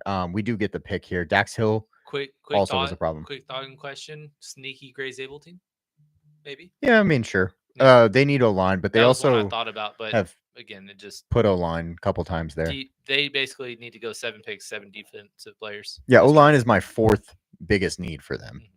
Just because they weren't very good. They did lose a couple, that's why. But yeah, here's the pick. Come on, we need a green. A green? A green for green. Okay. Shamar. Yeah. They went with the we did have no production. We did have Shamar going first. Yeah, we did. To Atlanta, and he ended up not being a Falcon, and so based on what we would have thought, if Shamar was on the board and Mike Green was on the board in our mock hypothetically, would you have swapped? Yeah. Okay. I mean, I've sided with Mike Green as like a player, but I think Shamar was the preferred pick throughout the NFL. Gotcha. I will say too, with Shamar, and I don't know if everybody knows the background on Shamar. Shamar, as you would know, is a 3rd-team SEC player last year. He is one of the freakiest athletes we've ever seen. He actually was first all time in relative athletic score for the edge position at the combine. Now, that's great and all, but if you don't have any production, that really just turns me off. He had 4.5 sacks, and that's in 3 seasons, not 1 season. He had 3 seasons to get 4.5 sacks. While there's other guys in this class, Donovan Ezaraku, Mike Green had 17 sacks. So the biggest problem with Shamar is just production, but he does have the upside just to be absolutely transcendent. So I get it. I just don't love it, because I'd love to see production on tape. Right. Yeah. And again, this is what we said time and time again. Atlanta was the start of all the edges, and we could not tell you, we would have a better chance to win the lottery than telling you the order of how the edges were going to come off the board. So again, if Shamar and Mike were on the board when we did our final mock, might have gone a different direction, but at the same time, we like Mike Green more. So it just kind of one of those things. Right? We'll take the yellow and take the point. Well, there's a little bit of bias, right? Like we have some bias because we enjoy players over others. Let me go grab Shamar. I don't even know where he has him ranked. Probably in the 30s, right? Yeah, they did not like. They were about the same, I think. Oh, they have 31. We had 35, 36. We had. He's right in that 36 range. We had him at 37. Gray Zabel. Gray Zabel is. Get ready for it. Oh, okay. No. I wasn't. Yeah. So with that said, let me get my tweet. You can give me one too. Okay, I'm still trailing. Yes, you are 1 behind. Sorry. At least I ate my food. Somewhat. I ate everything but my fries and my bread, and I ran out of sauce, and you didn't give me sauce. And you didn't ask it. It's fine. I said I need sauce, and I implied that you should have handed me some sauce. Nice. Y'all hear that? That was good pressure in there. But no, let's talk about this next team in Seattle. Will, I don't even know if you're in the chat, but we have a buddy that is a big Seattle fan, and the best way to fix this team starts with the offensive line. They need to protect Sam Darnold.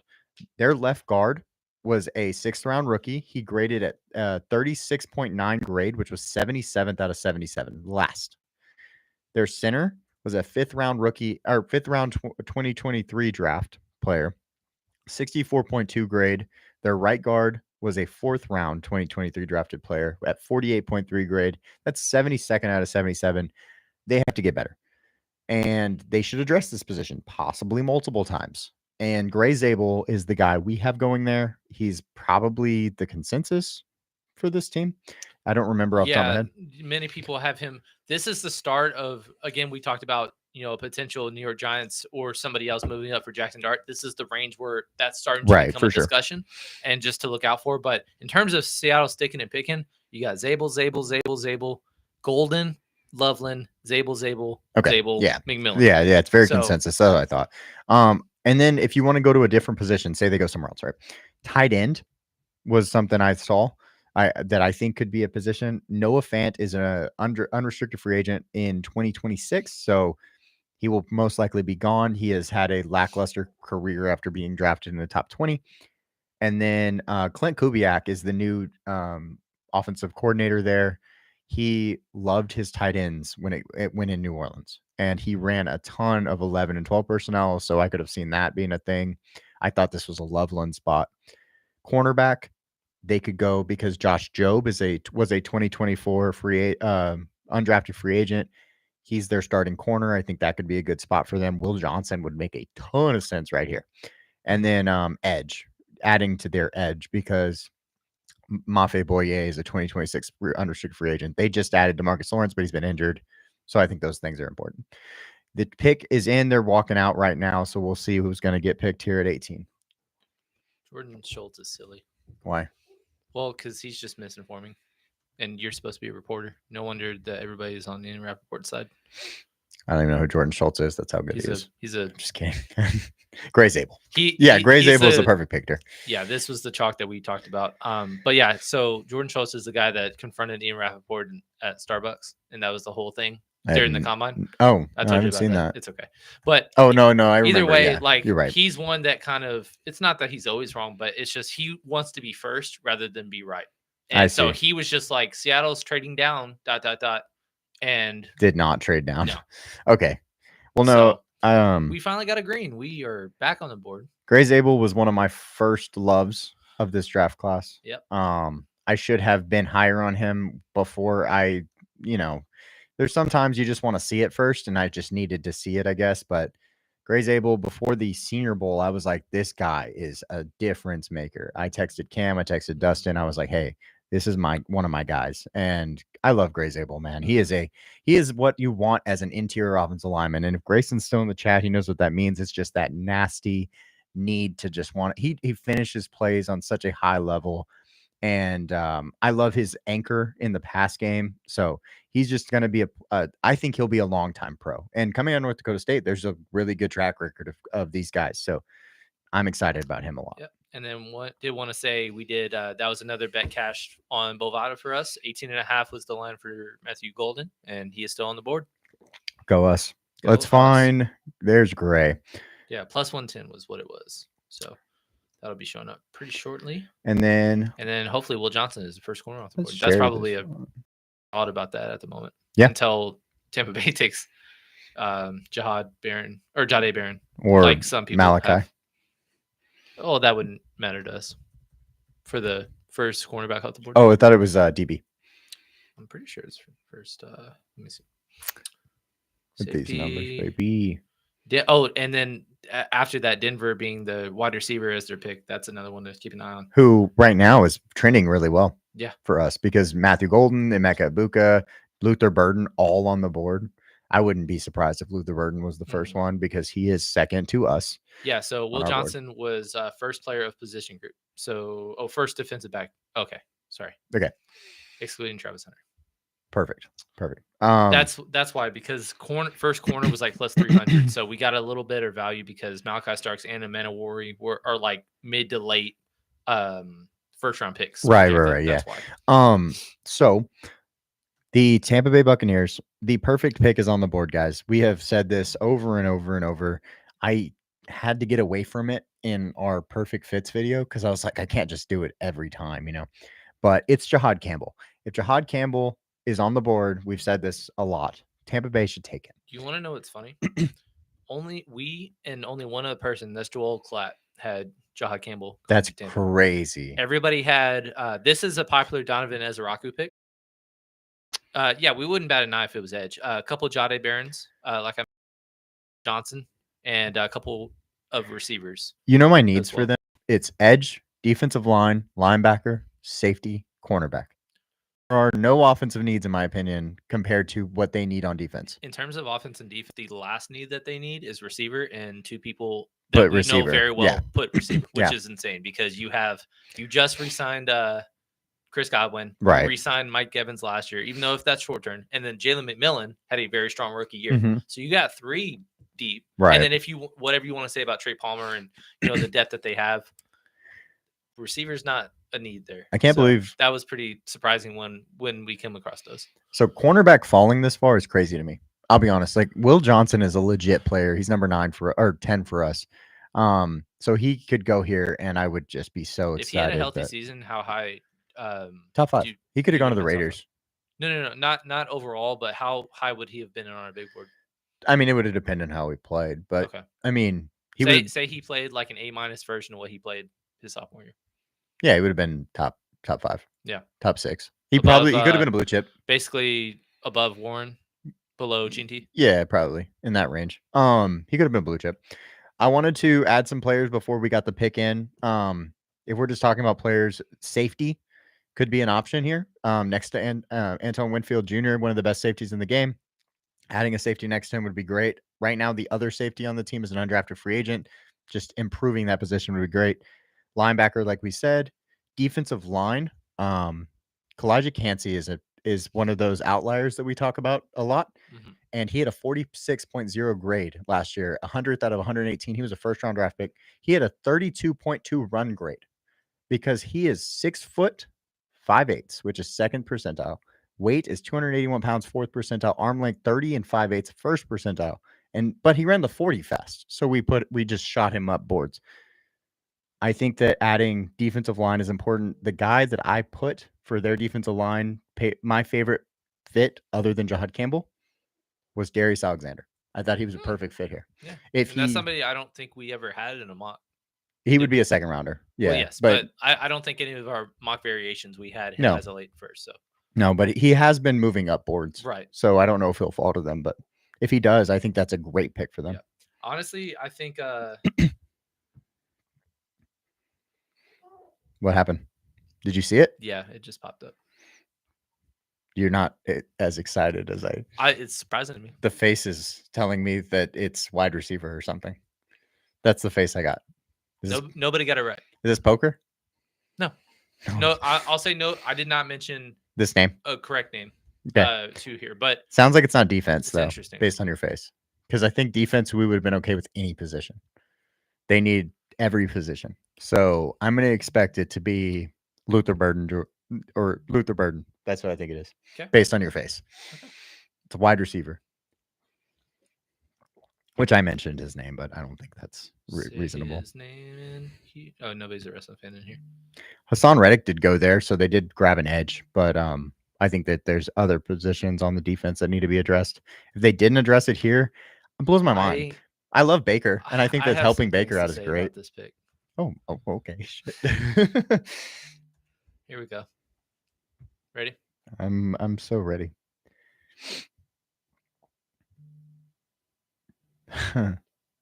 Okay. Just go ahead. Let it out. He's one of my favorite players in this draft. And in terms of being like a rookie, having an instant impact, I don't see the path. That's fair.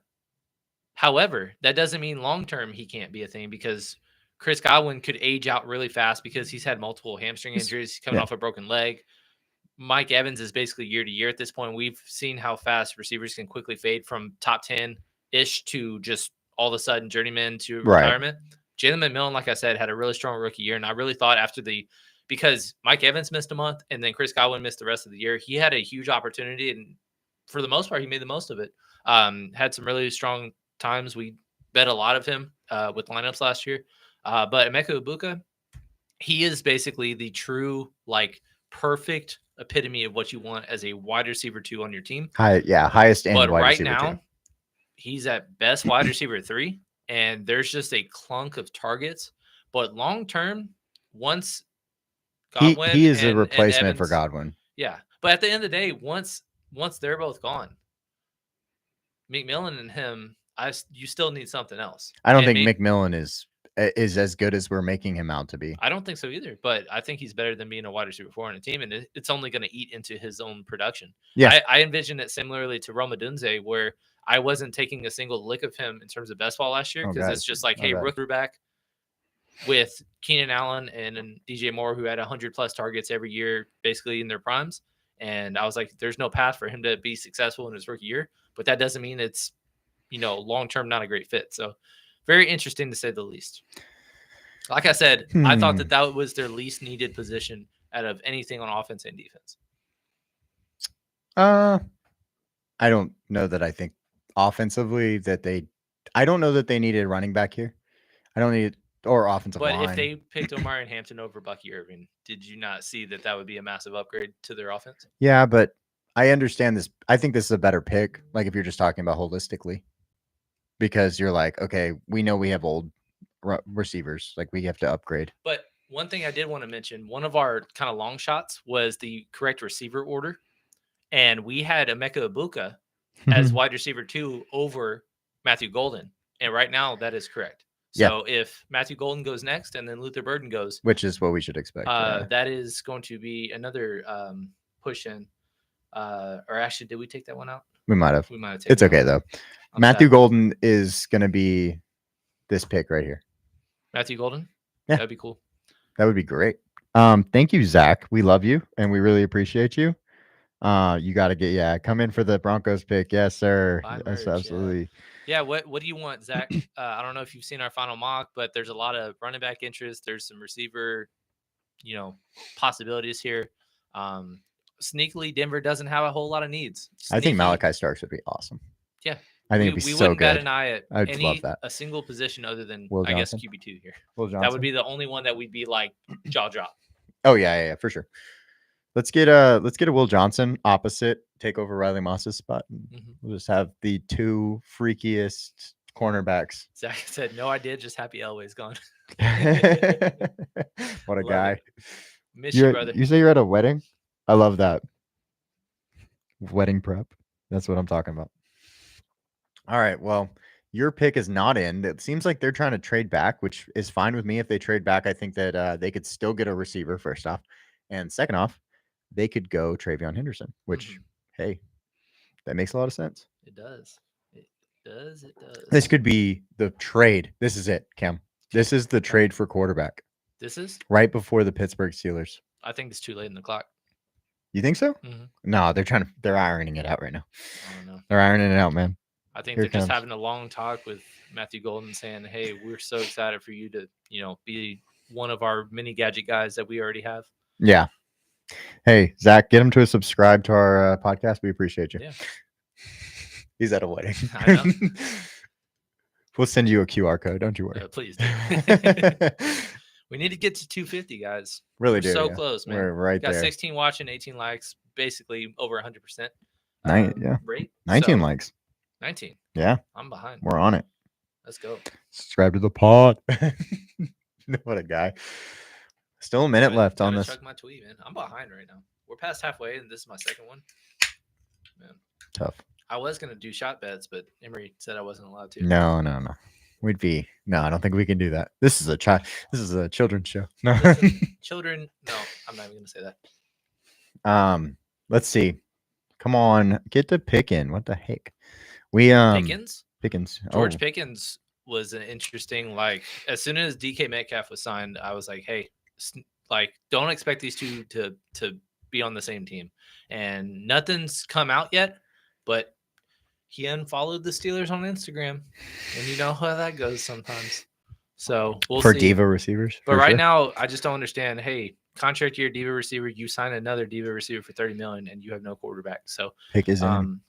We'll see what happens. That's a lot of drama with the Pittsburgh pick at 21 because that's where everybody was just putting Shedeur, and which we have. Yeah. So it was basically a pick 'em. I haven't looked at any updated odds over the last couple of several minutes, but Well, I will say that there's some other positions of need. You could take running back here, if you wanted to. Omarion Hampton is obviously an awesome pick. Do you want a fun odds jump? Sure. The 24th overall pick. Favorite is quarterback. Yeah, that's great. That's what we said. And Minnesota is on the pick, and I'm pretty sure that they're not going quarterback. Yeah. So another, could be a trade thing. What are you doing on the screen, Ian? Let's see. Tell me. Basically talking about the Steeler.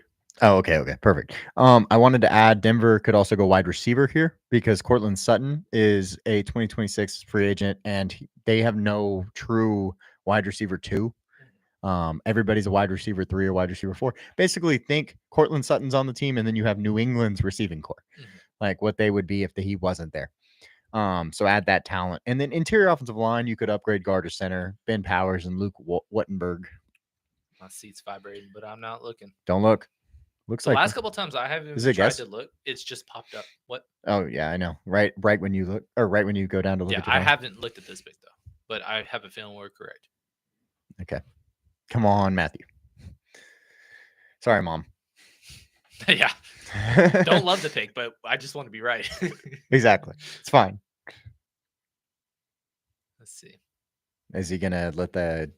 Oh, Samuel. Is Samuel gonna get it? Do it? Hell yeah! Come on, Samuel. Come on, Samuel.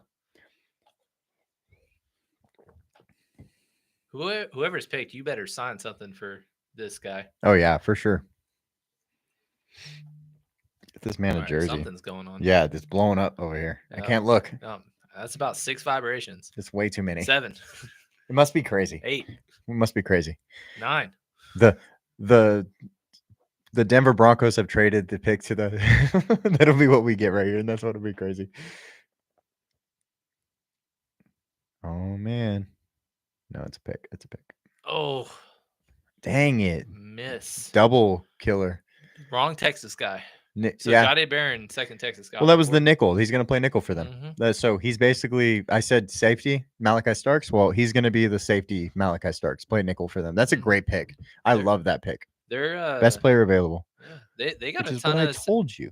Listen, you wanted Matthew Golden, and I wanted Jahdae. That is their third UTDB. They got PJ Locke at safety, and they got Brandon Jones obviously as well. They did have Caden Stearns, but he is no longer on the team. I actually don't remember where he went. But another Denver Bronco in a loaded Denver Broncos defense. I would love if you would apologize. I'm sorry. What am I apologizing I'm just kidding. I said Jahdae Barron should be the pick at 20 in our mock draft, and then you were like, "Oh yeah, you're right. I know. You're right. I know. Listen, but because you still were like, "Oh yeah, Will Johnson, first corner off the board." Well, yeah, because I thought he was going at 16. Listen, but he didn't, and he, Jahdae Barron, man, I love that. I love that pick. That is such a perfect pick. Nobody getting it right. They're nickel cornerback, and I actually, if y'all watched our perfect fits, I put Jacob Parrish here. Jacob Parrish is the cornerback out of Kansas State. He plays the nickel. And I think Jahdae is obviously another nickel. So this is a perfect pick to me. I was trying to put Jacob Parrish there because I thought, adding a nickel is the way to go. It was just in the 3rd round. This happens to be in the 1st round. So I'm 100% on board with this pick. I think it makes a ton of sense. Love you, Zach. We'll see you later, buddy. Enjoy your nice pick. I'll bet it's Shedeur with all this hubbub. Now all eyes are on Shedeur and the Steelers. Yeah, that's what Ian Rappaport was saying, but I couldn't understand what he was going on. Have not won a playoff game since 2016. Wow. They're becoming the new Cowboys, man. Made playoffs in the last 4 or 5 years, though. And they've been a winning record for how long? The Pittsburgh Steelers have been a winning record for how long? Well, since Mike Tomlin's been a coach. So every one of those years that they had not won a playoff game since 2016, they had a winning record. Nice. So did anybody get Jahdae right? No. We would have been nobody had corner. We would have been the only ones? Sure. I have to give him help. Somebody did. Sometimes I have to, feel like I did something right. Yeah, there was a lot of basically skill. Running back, receiver, gotcha. running back, and trade down. Okay. Well, when you get so much red, you have to take in the good things, and that would have been a good thing. That's all. I didn't realize you were sharing. Sorry for jumbling. You're good. Yeah, I was. Next up is Pittsburgh. Like we talked, it looks like Shedeur Sanders. You got Derek Harmon, Amarian Hampton, Nicky Manwari. So a lot of guys that we've seen, and if Jackson Dart trade too for New Orleans. If Pittsburgh's not going quarterback here, what would you like based on what's on the board? D-line. Oh wait, on the board. Yeah. Let me look. We got Malachi, Mike Green, Will Johnson. Wouldn't be against Will Johnson, actually.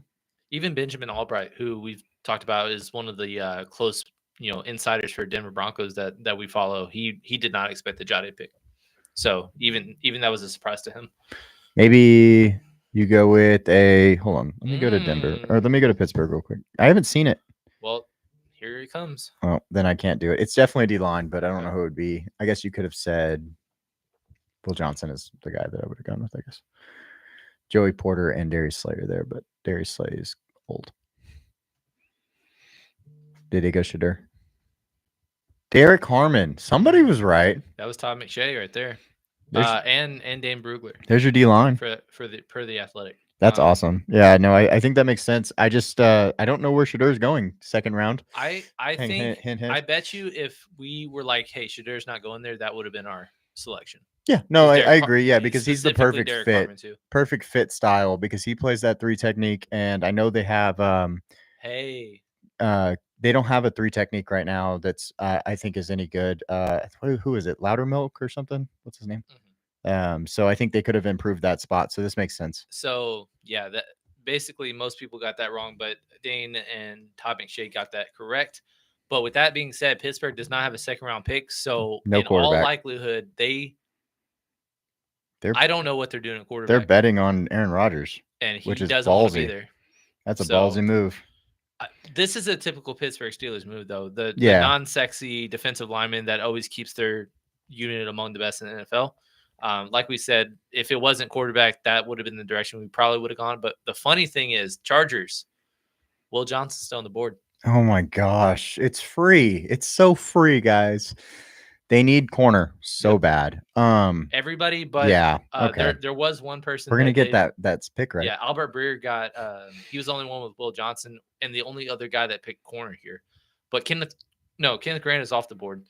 So yeah, Will Johnson. That's a match made in heaven. Yeah, and we're gonna get corner right because they are, and I'm gonna explain this real quick. Cornerback was the biggest need for the Chargers. Mm-hmm. It wasn't D-line, that was second because they have Benjamin St-Juste starting. He's 47.7 grade, 112th out of 116. Dante Jackson, 49.4, 110th out of 116. They have 2 of the bottom 7 cornerbacks starting for them. Cam Hart's not much better. He's their backup. I literally wrote, if a number 1 cornerback can fall to them, it's a slam dunk. Will Johnson is a slam dunk. If they do not go here, it would blow my mind. So that's kind of my thing. D-line is an option. So if you wanted to go with Mike Green here or a who else on the board? Donovan Ezraku. They lost Joey Bosa, Morgan Fox, and Poona Ford. So they could do that. They added Deshaun Hand, but okay. They need more. Oto Ogbonnia, goodness gracious, was a 41.5 grade, 109 out of 118. And Scott Matlock is actually considered their starter. He had a 48.9 grade. I don't think that those guys can keep you up, basically. Quick question. Cool. Not going Chargers, but going back to Pittsburgh. Because he is not going to be a Steeler, give me your call and your shot on who Shedeur is going to go to. Because he's not going to Jacksonville. Who's going to mess it up, right? Okay, hold on. Could it be a Brown? They moved back. They traded earlier. I know. I think he's a Brown. Brown? At 24. Good luck with that. And then at 26. I agree with you, but that is not a good situation. I think he's a Brown. No, it's going to really destroy him. That is the worst place he could go to. Baker Mayfield-esque. Destroy him. But worse because he's not as good. Well, no, but then he also can't turn it around later. Yeah, but at least Baker had Odell and Jarvis. Yeah. He and Nick Chubb in his prime. Yeah, he's got Jerome Ford and Jerry Jeudy. and David Njoku, I guess. Cedric Tillman. Offensive line is no longer what it once was. No, it was at the time also. A top the guards, Wyatt Teller and Joel Patino were both guys that were studs. So yeah, I agree with you on that. I think Jackson Dart's still a Saint. So or a Giant. It's a Saint or a Giant. So one of the three is going to have to not get one of those two. And the Raiders are going to. Well, one of them's getting Jalen Milroe. I think the Raiders are getting Jalen Milroe. That's fine. It's fine. But between the Browns, the Giants, and the Saints, one of them is going to be. One of them is. They're going to probably have to go Tyler Shaw. Which I think the Browns are the ones that should. We've had this conversation. He's pro ready. They have no quarterback. But at the same time, if you knew like they're both on the board, Shedeur is still. It's not a question. Yeah. No.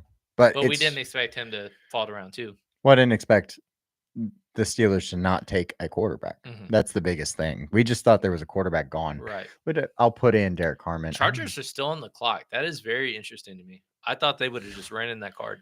And if Will Johnson doesn't go there, he's definitely going to Green Bay. They're just on the phone hanging out with Will Johnson. Hey, man, how you been? They're already at his house. Yeah. How you been, man? The 24th pick is off the board, but in terms of draft odds. But remember, a couple of minutes ago, I did mention the 24th pick was the favorite. The favorite position selected was quarterback. And obviously Minnesota is not going that direction. So they were anticipating some kind of trade. There's been no trades since that first one. Yeah. And we expected a back and forth. Trades was predicted. There's been plot twists. 5. There's been certainly plot twists, but there has not been the movement that we thought would have been. But very, very interesting to say the least. I'm having a great time. Are you having a great time? Are y'all having a great time? Stellar time. And Dustin seems to be having a great time. In the chat, let me see something real quick. Nick said, "Whoa, did I miss that on the non-Shedeur? Was that the reaction to that, or is he seeing something that we're not?" Yes. Okay. There's no timestamps on the comments, so that's why I was curious. I have no idea. I'll be honest. I don't want to report him. Whoa. All right, what's up next? What do we got? Oh, the Chargers. Yeah, it's still the Chargers. They're still on the clock, though. Well, 9 giveaways in 2024, second fewest in the NFL behind the Bills. That's pretty cool. Oh, other question. So now that we know what we know now, one running back's been taken. Omarion Hampton, one of our favorite players in our top 10 on a big board. Okay. Call your shot. Who's he going to? Omarion Hampton? Yep. Well, just sad day. If he gets all the way to Washington. That was one that we talked about. Nuts. Remember? Yeah, I know. Yeah, it would be freaking nuts. That would be a great pick for them. Mm-hmm. I think that would be worth not trading down. Mm-hmm. And then remember, guys, Travion Henderson was juiced up to -210 to be a first rounder today. So there's no way. And I don't think that was, hey, one is going to be and the other's not, because Omarion Hampton, you couldn't even bet whether or not he was going to be a first rounder. So usually that's like, hey, you're a lock at that position. There's only like 16 guys that are, bettable on that specific prop. But we're running out of teams and situations unless there's trade ups. I know the Rams were surprisingly a Daniel Jeremiah fit for a running back. Right. And Green Bay doesn't need one. Minnesota doesn't need one. Houston doesn't need one. And even if they do, it wouldn't work out. Baltimore doesn't need one. Detroit doesn't need one. Buffalo could. Sure. Kansas City could. They could finally do the right thing after, 5 years ago when we were like, hey, they should take Jonathan Taylor. And they're like, no, we'll take CEH. Yeah. And they still won the Super Bowl anyways. So, well, sometimes when you're that far ahead. But yeah, unless there's a trade up, which I wouldn't anticipate a trade up for running back, we're running out of landing spots. Yeah.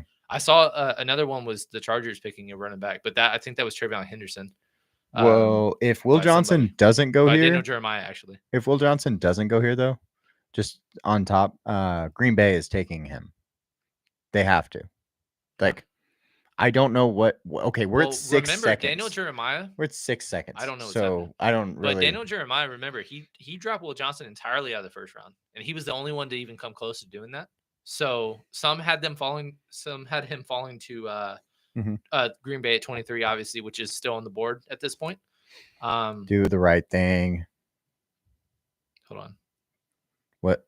Oh, pick is in. Okay. Yeah, pick is in. Rich Eisen was saying something about Green Bay, so I wanted to make sure that, because we've seen times way back when where teams ran out of time and they were skipped. Minnesota infamously was twice. Way back when, I think it was 2005. Okay. I don't remember this. They were the 7th pick in the draft, and I think it was they when didn't get it. They didn't get it in time. They were trying to do a trade, missed the timing, and then 2 teams jumped them before they turned the card in. And it wasn't like a new 10-minute starts. It's like a hey, run your card in fast as you can. Yeah, the next 2 teams. Yeah, that was a year. Yeah, I think it was Bryant McKinney when they ended up getting the guy that they wanted all along. But it was like hey, this would have been one of the most embarrassing stories way back when. To glaze? I need you to explain that one, Nick. Did you read that? I'm waiting for my dad to glaze. Oh, because like glaze over? Not make it like no big deal. His dad is always optimistic about his team, so he goes on these long. Don't. But we're not optimistic about our team. It's fine. I'm not pessimistic because we didn't go Matthew Golden. I'm not pessimistic because he's still on the board. Because he wasn't that good. He wasn't, but we were right. We should have just believed in ourselves. But here's the thing: we can't expect everybody to also agree with our rankings, though. No, that's the problem. Fair. That's fair. But I don't know where Matthew Golden's going to go if right here he does to the Chargers. No, he's going to go to. He's going to. He's going to Green Bay, where we put him. Oh, the one that I wanted, and you were like, no. Edge. Okay, look, we would have had them both right. Okay. All I'm saying is we would have got both of them right. If you would have forced yourself to convince me to go Jade, and then we could have forced ourselves to go Golden. He would have fallen there. 2 for 2, and yeah, son of a gun. Well, let's see if we can get the freaking Chargers right first. Hold on, I don't want to know. Go quarterback. Is it what? Did they miss the pick? Oh my god, I love it. Bye bye, Najee. Holy hell. 6 weeks on top of the mountain was fun while this is our number 1 running back in best ball. I mean, our number 1 running back when we re-rank all these rookies. This guy is about to be the number 3 overall running back in fantasy. This is the number 3 running back in fantasy right here. Bijan, Jameer, Saquon. Sorry, Saquon and Bijan, and then Jameer. Okay, 4. Omarion Hampton. Really, that high? How do you not? He's playing for the team that wants to run the shit out of the ball. Let me pull up what I had, which I haven't worked on in weeks. I forget Najee's there, but who cares? Well, he might take 3 touchdowns away, like Gus Edwards did to JK. Holy shit, guys! That was awesome. Christian McCaffrey, I would still put it over him. Yes. Okay, fair. Jonathan Taylor, pretty close. I don't know. They're so dysfunctional at quarterback. I guess. They're so dysfunctional at quarterback, man. And then I guess you could say I would take him above Josh Kyron. Jacobs, maybe. Would you take him above Kyron? Yes. What about Derrick Henry? Yes, but we were wrong last year. But the thing is, he's going to be right behind these guys, though. Yeah. He's going to be in the Josh Jacobs, Joe Mixon range as a late 3rd. Dude, that's such an awesome fucking pick. I love it. Holy crap. I love it. And then Green Bay. Daniel Jeremiah, he's the only one that was hey, they're Omarion? going No, he didn't go to Omarion. He went with Travion. And then Omarion fell to 26. That's right. Yeah. But he's the only one. And remember how much we're we don't like Daniel Jeremiah's mock? Well, lo and behold, screw us. I don't have to like it. He hasn't exactly knocked it out of the park per se, but let's look. I'll show you because I can't. Let me put this pick in because Omarion was 26th, I believe, on this board. Yeah, he was 26, so he only gets a yellow for it. But I love that pick. Oh, I mean, I love anywhere Omarion. I really wish or pick up Najee, but it's a 1-year, $10 million. That's very incentive based. So it's not hey, Najee has to be the 1A. Yeah. Or just completely eat touches. This is a Murray Hampton. Wow. Oh. That's crazy, man. I love that. They want to run the ball. That's what I'm saying. No, Omarion is up there as a top 5 fantasy value. Book it. I did. Don't worry. We're going to cut this. Don't worry. No, he's not. Guys, leave Aaron alone. Who's Aaron? Is that Nick's dad? Is that his name? Yeah. Okay. Yeah. Hey, I got to connect the dots. Yeah, that's Nick's middle name also. Hey, Aaron, do you like your... Oh, wait, that's not your team. Just kidding. We like the pick for the Chargers. Who's a Chargers fan that I know? The guy, Ian, that we follow, the first one. He was Najee Harris Chargers workhorse RB1 season 310 to 424. RIP. Tell me. 6 weeks. Top of the board. He literally we're gonna rank him top 5. I'm just top 5. That's tough. Cameron. He's gonna be in tier 2. I'll give you that. But how big is tier 1? 4 guys. Okay. It's I'm just telling you, 4? There's nobody in my mind that is going to be above Saquon, Bijan, Jameer, and Christian McCaffrey.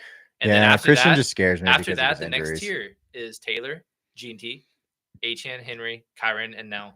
Okay, who would you rather have? What? Obviously, it's Hampton. Hampton versus Genty. It's dude. Genty has no competition, so it depends on how much of a leap you expect their offense, to take. If they can get into like a middle of the pack offense to where he can get 12 touchdowns, I think Genty is a safe RB1. No, that's Amarian is a high end RB2, but upside of RB1.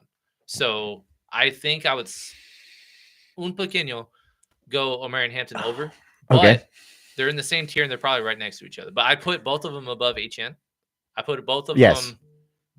They're both. Kyren is tough. Derrick Henry's tough. And I think out of respect, because I love Jonathan Taylor, I would put Jonathan Taylor at 5. I mean, if you're in Dynasty, he's got to be your second pick behind Genty. And I'm hoping that people don't know that, because I got a lot of first rounders and I don't want to have to trade up to 2. Don't watch the podcast if you don't want to know it. Don't listen to us if you're in my.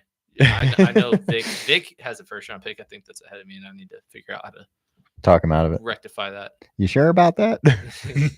No, Amarion Hampton is awful, And oh yeah, right. Good luck. Good luck. He was our number 7 player. Yeah, everything I've said for the last 3 months, just ignore it all. Should have been a Dallas Cowboy. Awful landing spot. Yeah. Okay. Yeah. That one I don't think you're gonna get across. I don't know, top of my head, what would have been a equivalent landing spot that you would have been just as happy with. Well, I think I almost like it more than Denver, because Denver, that he's going to be a 1A and not just a workhorse. Right. Because they've never had a workhorse. Yeah, because Sean Payton. Because he's always been like Reggie Bush was their second overall pick. He was like, no, we got Pierre Thomas. Yeah. And then after that, Alvin Kamara and Mark Ingram. And then I think Dallas would have been the one. And the thing is, but I think I still side with Chargers. Line. It would have been a team. No. Fourth place schedule. And limited touchdown upside. The running upside, the rushing touches upside. I think dynasty wise, Dallas would have maybe be equivalent to possibly better. Okay. But the rushing upside in the Chargers offense, they want to run the ball. Yeah. They gave the ball to and I love JK, but he's past that prime. And they gave the ball to him constantly. Unfortunately, he should still be in his prime. But but injury-wise. Significant injuries. And shout out to him for we were if you followed us last year, we were not all in, but Kamani Vidal was one of our favorite sleepers. And what we should have done was just hey, pick him all. And not Gus, but just him and JK, because JK was in the same range, and we could have just, if we were at the end of either side of a round, just go boom, boom, and it would have been awesome. But because we didn't, Kamani just never took over. Yeah. Or they never gave him a single game of just hey, 20 touches to see what happened. Even though his first touch of his career, he scored a 40-yard touchdown. But that's besides the point, I guess. Yep. We still. The pick is in. So the Green Bay Packers are picking their pick. This is the local pick. Post of the draft, Green Bay Packers. It's gotta be Will Johnson. You think, right? Or they're gonna go receiver Matthew Golden, because it's gotta be one of they two. Do. Yeah, I don't know who. You did say edge was D-line. Yeah. Well, we had James Pierce going there. It's definitely not Maxwell Harrison. Edge, wide receiver, and cornerback are the only 3. Just add rotational pieces, maybe. Stewart's off. Harmon's off. Will Johnson. It's got to be Will Johnson, man. James Pierce for the vibes. Sure. For us, why not? Pick is in though. Let's see it. Green Bay. All of Green Bay. Ian Rappaport said that Will Johnson slipped to the late first due to long-term concerns about the knee. About his injury. Yeah. So, but no, that wasn't even his injury this past year. No, yeah. That's something in the medicals that came up, because he's had a hamstring in the offseason, and then last year he had an ankle. Yeah, so I don't know where the knee came from. So he's just got injury. He's injury bound. I guess it sucks, man, because he's such a good player. He's got Gurley knees. No, and not Gurley with the I. No, with the UR. I hope not. Yeah, he's still younger than Oh my goodness. Yeah, he's so good. He was a Hall of Fame. Should not be. Talent. Yeah. Who is that? I don't know who that is. But we are in Green Bay, so they're gonna have obviously a guest. Wish I knew this. Gary, where you at? Yeah, right. Gary's not even in here, I don't think. Where's your roommate, Mr. Steiger? One of them's here. Where's the other one? We're back-to-back Steiger roommate picks, so we need some vibes from I forgot your street name. Well, Ricky too. Where's Ricky at? Probably watching. I hope so. I haven't heard from Ricky a little bit. What does that say? Mark Murphy. All right, here we go. Green Bay Packers. Got to be a wide receiver or corner. Yeah, we should have smashed the 1.5 guest speakers. I can't believe we missed the. Can't believe Will Johnson's about to be 24.5. Let's see. It's there. Did you see it? No. I don't know. It's there though. Like we're at 24.5. That was his over under. But if Minnesota stays again, he was same discussion that we just said. No. Well, no, but like I mean, like I'm saying they could go safety because that's their biggest need by far. Mm-hmm. Come on. He's still talking. Still going. Come on. Pick it. Officially 10 picks away from the end of the round. We appreciate you guys if you've stayed with us this long. Yeah, it's a long night. Hopefully y'all have had as much fun as we've had because it's been a fun time, even though we haven't had a whole lot of green going our way in terms of correct picks. It's Golden or it's Will Johnson. Let's see it. Come on. He's talking a lot, man. This isn't as good as Pat McAfee, though.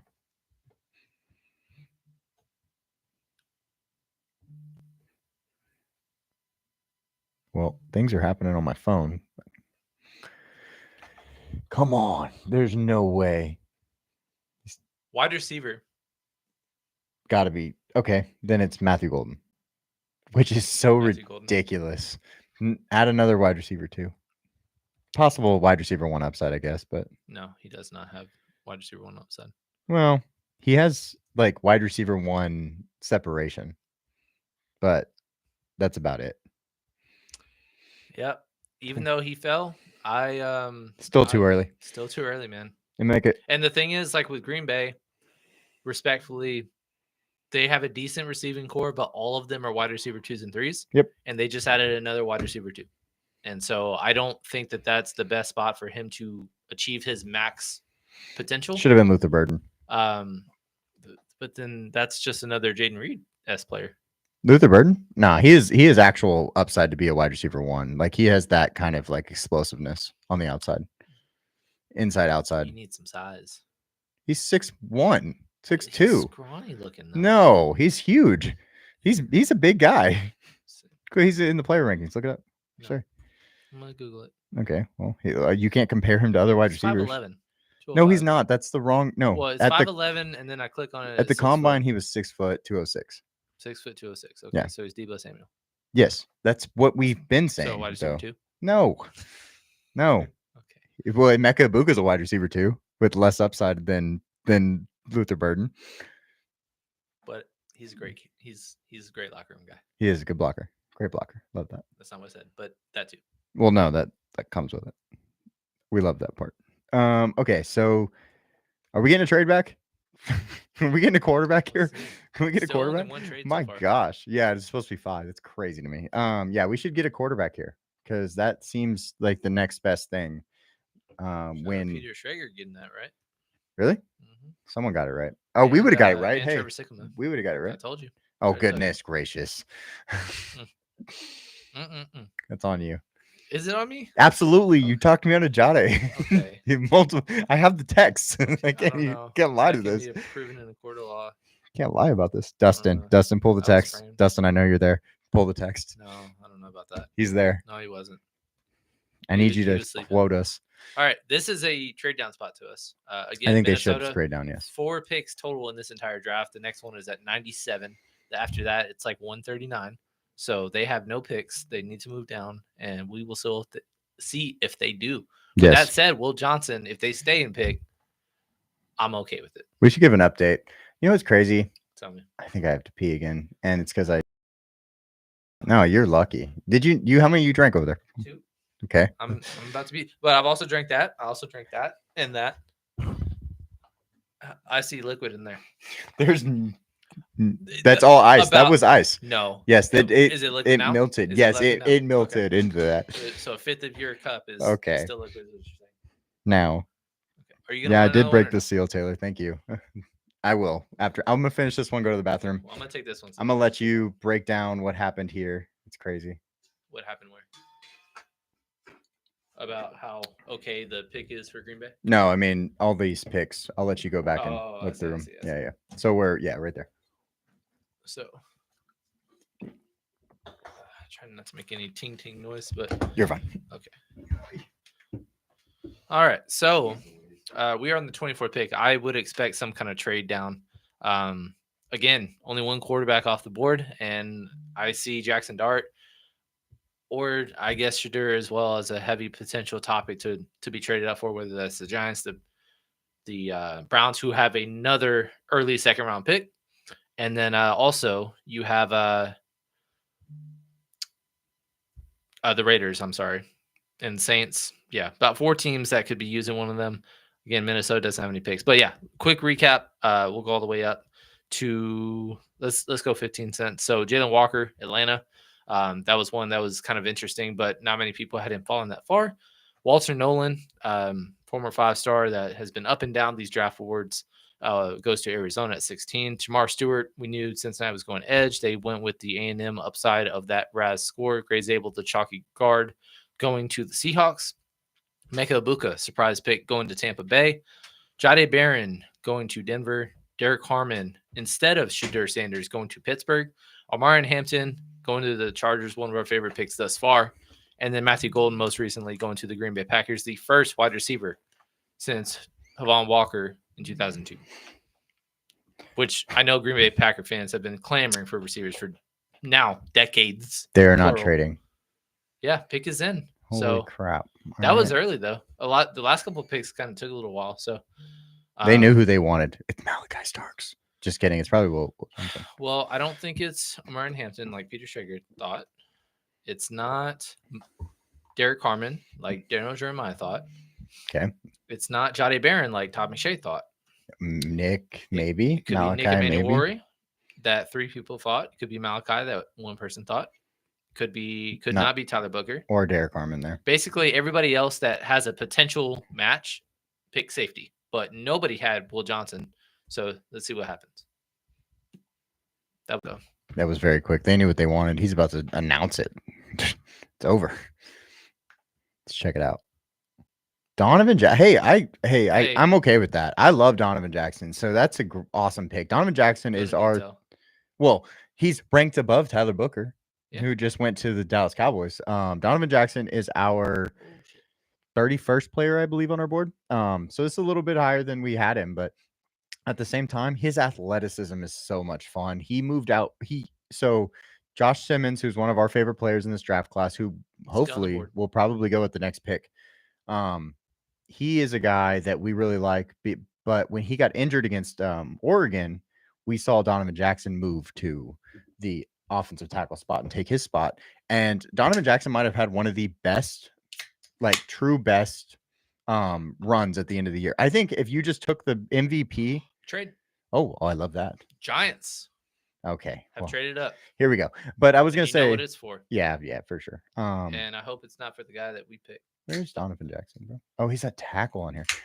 When he moved to offensive tackle, took over Josh Simmons' spot. He might have been the MVP for the Ohio State Buckeyes based on the fact that he moved out there and just after the Penn State game really figured it out, had a much better overall year. So Nick was like, "Who is he good?" Oh, I love Donovan Jackson. No, he's awesome. He's a great guard. He's going to be an awesome guard for a really long time in the league.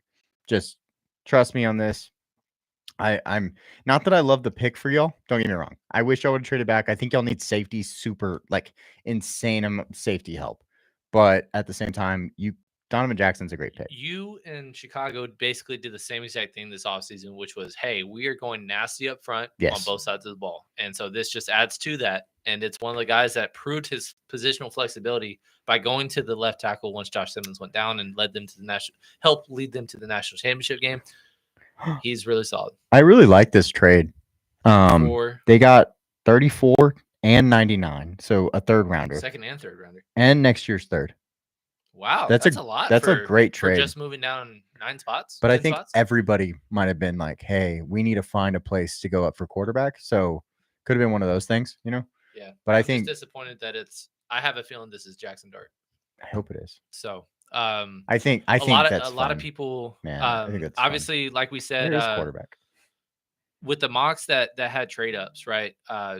Jeremiah had Jackson Dart being traded up for by the Giants. You had Todd McShay, same thing. They're all in different spots, but everybody had. And then Peter Schrager to 24, 26 for. But they're all Giants to get Jackson Dart, so that's what I fully expect the pick to be at this point in time. Well, at the same time, that there's an internal situation between ownership and coach in this situation. I think that ownership wants Shedeur. I think coach wants Jackson. And the thing is, you trust the coach. Sure. I mean, we as I mean, obviously the analysts do, but is he going to be there as the coach of the team for a long time? As long as they don't go completely, hey, top 3 pick again next year, which they should not, because they have a top 3 off. No, I think they're underrated as hell. Right. Most recently, their win total was 4.5. No way. I was but it was juiced to the over. Okay. But it's going to become 5.5. I don't know if it'll go further than that, but I would probably bet it over until it gets to 7.5. No, I agree. Even if it went to 6.5, which I don't know if it will, I would smash it. I mean, they have a good team. Like we're overthinking this. They just had terrible quarterback play. And they also have a poor offensive line, which maybe you need to build a little bit. But where are they? They're in y'all's division. What am I doing here? Mm-hmm. Let me pull up my stuff to talk about the pick or the New York Giants, New York Football Giants. Quarterback is obviously a need. Offensive tackle is a need. Their O-line was piss poor, just in general. Well, they're one that some teams like just refuse to address it. They've tried and have failed because they've had multiple top 10 picks in the last 4 years that they invest in the offensive line. Andrew Thomas has been okay, but has not been worthy of the 4th pick. No. And then obviously Evan Neal is now a backup. They've tried him at multiple positions, and it just has not worked. So, yeah. Steiger said Daboll, good coach. He'll be there for a while. Not so much the GM. I actually agree with that. I think that's a fair thought process. Fair. But I don't know. See, Shedeur's getting all excited. I don't know that he's excited for the right reasons here. We'll see though. Let's see. I'm not letting my phone. No, I know. I need to. But we know it's down, honestly. But yes, the quarterback is going. Which one? I don't know. They actually had to spend a good amount on him though. They did an extensive process throughout this draft on quarterback. But again, oh hey, I got an idea. I can't trade it, but I know what I can do because they're actually updating it as we go, which is kind of cool. Yeah. So. Do you see? Yeah, I don't know. Our the draft kind of paused for us, so I was making sure that okay. we didn't pause our stream. No. That one's actually on an Ethernet. We actually already have the pick. Kim. Oh, do we? Pick is in. Oh, you saw it. Yeah, it's right there. One of the quarterbacks. Trade. Huh? Falcons are on the clock. Well, another quarterback. And they were the team. Sanders? They were the team we said trade down. Yeah, how do they have picks? I don't know. They have nothing. Kyle Pitts, maybe? I don't know. Yeah, get rid of him. Get him out of here. There's no details yet. Okay, that's fine though. They're going to be the 26th pick for the Rams. Yeah. Oh, okay. Rams are moving back to way back. That's fine. Which the Rams didn't have a second round pick because they traded. They traded for Braden Fisk last year. They traded 2 second round picks to get up there, which is pretty insane. Yeah, you're slowing down there. It's okay though. We're okay. Do. All right, we're good. Yeah, I think so. Yes, it's great. It's beautiful, honestly. Okay, guys. So we're on time now. We're good. Giant selection is in. We're about to see the pick. Roger Goodell is walking up to the podium. Like we said, they're going for quarterback. Which one is the matter? I already saw it. So Cam doesn't know, but we have a pretty good feel. Yeah, okay. I knew as soon as they traded up who it was because of everybody else saying it was this guy. Because I trust that they were gonna let Brian Daboll make the decision. One thing I do respect about the Giants is that the ownership stays out of it. Good. GM and coach. They ride or die with the GM and coach. Perfect. And which is how it should be, Dallas. Owner, but at GM. the end of the day, I think this was perfectly fine pick. Mm-hmm. So and the thing is, you don't have to rush to play him so soon because one, it's not a team that's ready to win right now. But on top of that, you have Russell Wilson. You also have Jameis Winston. Yep. So Jameis for 2 years and Russ for 1. And he will play at some point this year. I'm certain of that, but it doesn't have to be week 1. And that's the important thing. Yeah. And you said we have another pick. Yeah. Or another trade. I mean, yeah. Atlanta has traded up. I'm about to get the deal at this because a lot of people went all over the place with the Giants trading up. Quarterback. What was I doing? All right. Atlanta is on the board here. So we got that. That's good. We don't know who it is yet. Jackson I'm shocked Dart that they had the capital to trade up though, because there's no way they had to have given next year's picks. They had the third worst draft capital. Yeah, no, they had to have given next year's picks, and they stayed put. And then they also traded back into the first round. So, yeah, they had 5 total picks in this draft. What do you think this is for? No third. What is this for? What did they take first? They took they took Jalen Walker. Ooh, safety. Will Johnson. Will Johnson's still on the board? Yeah, it's maybe this that could be. I mean, opposite. This is a great pickup if it's Will Johnson.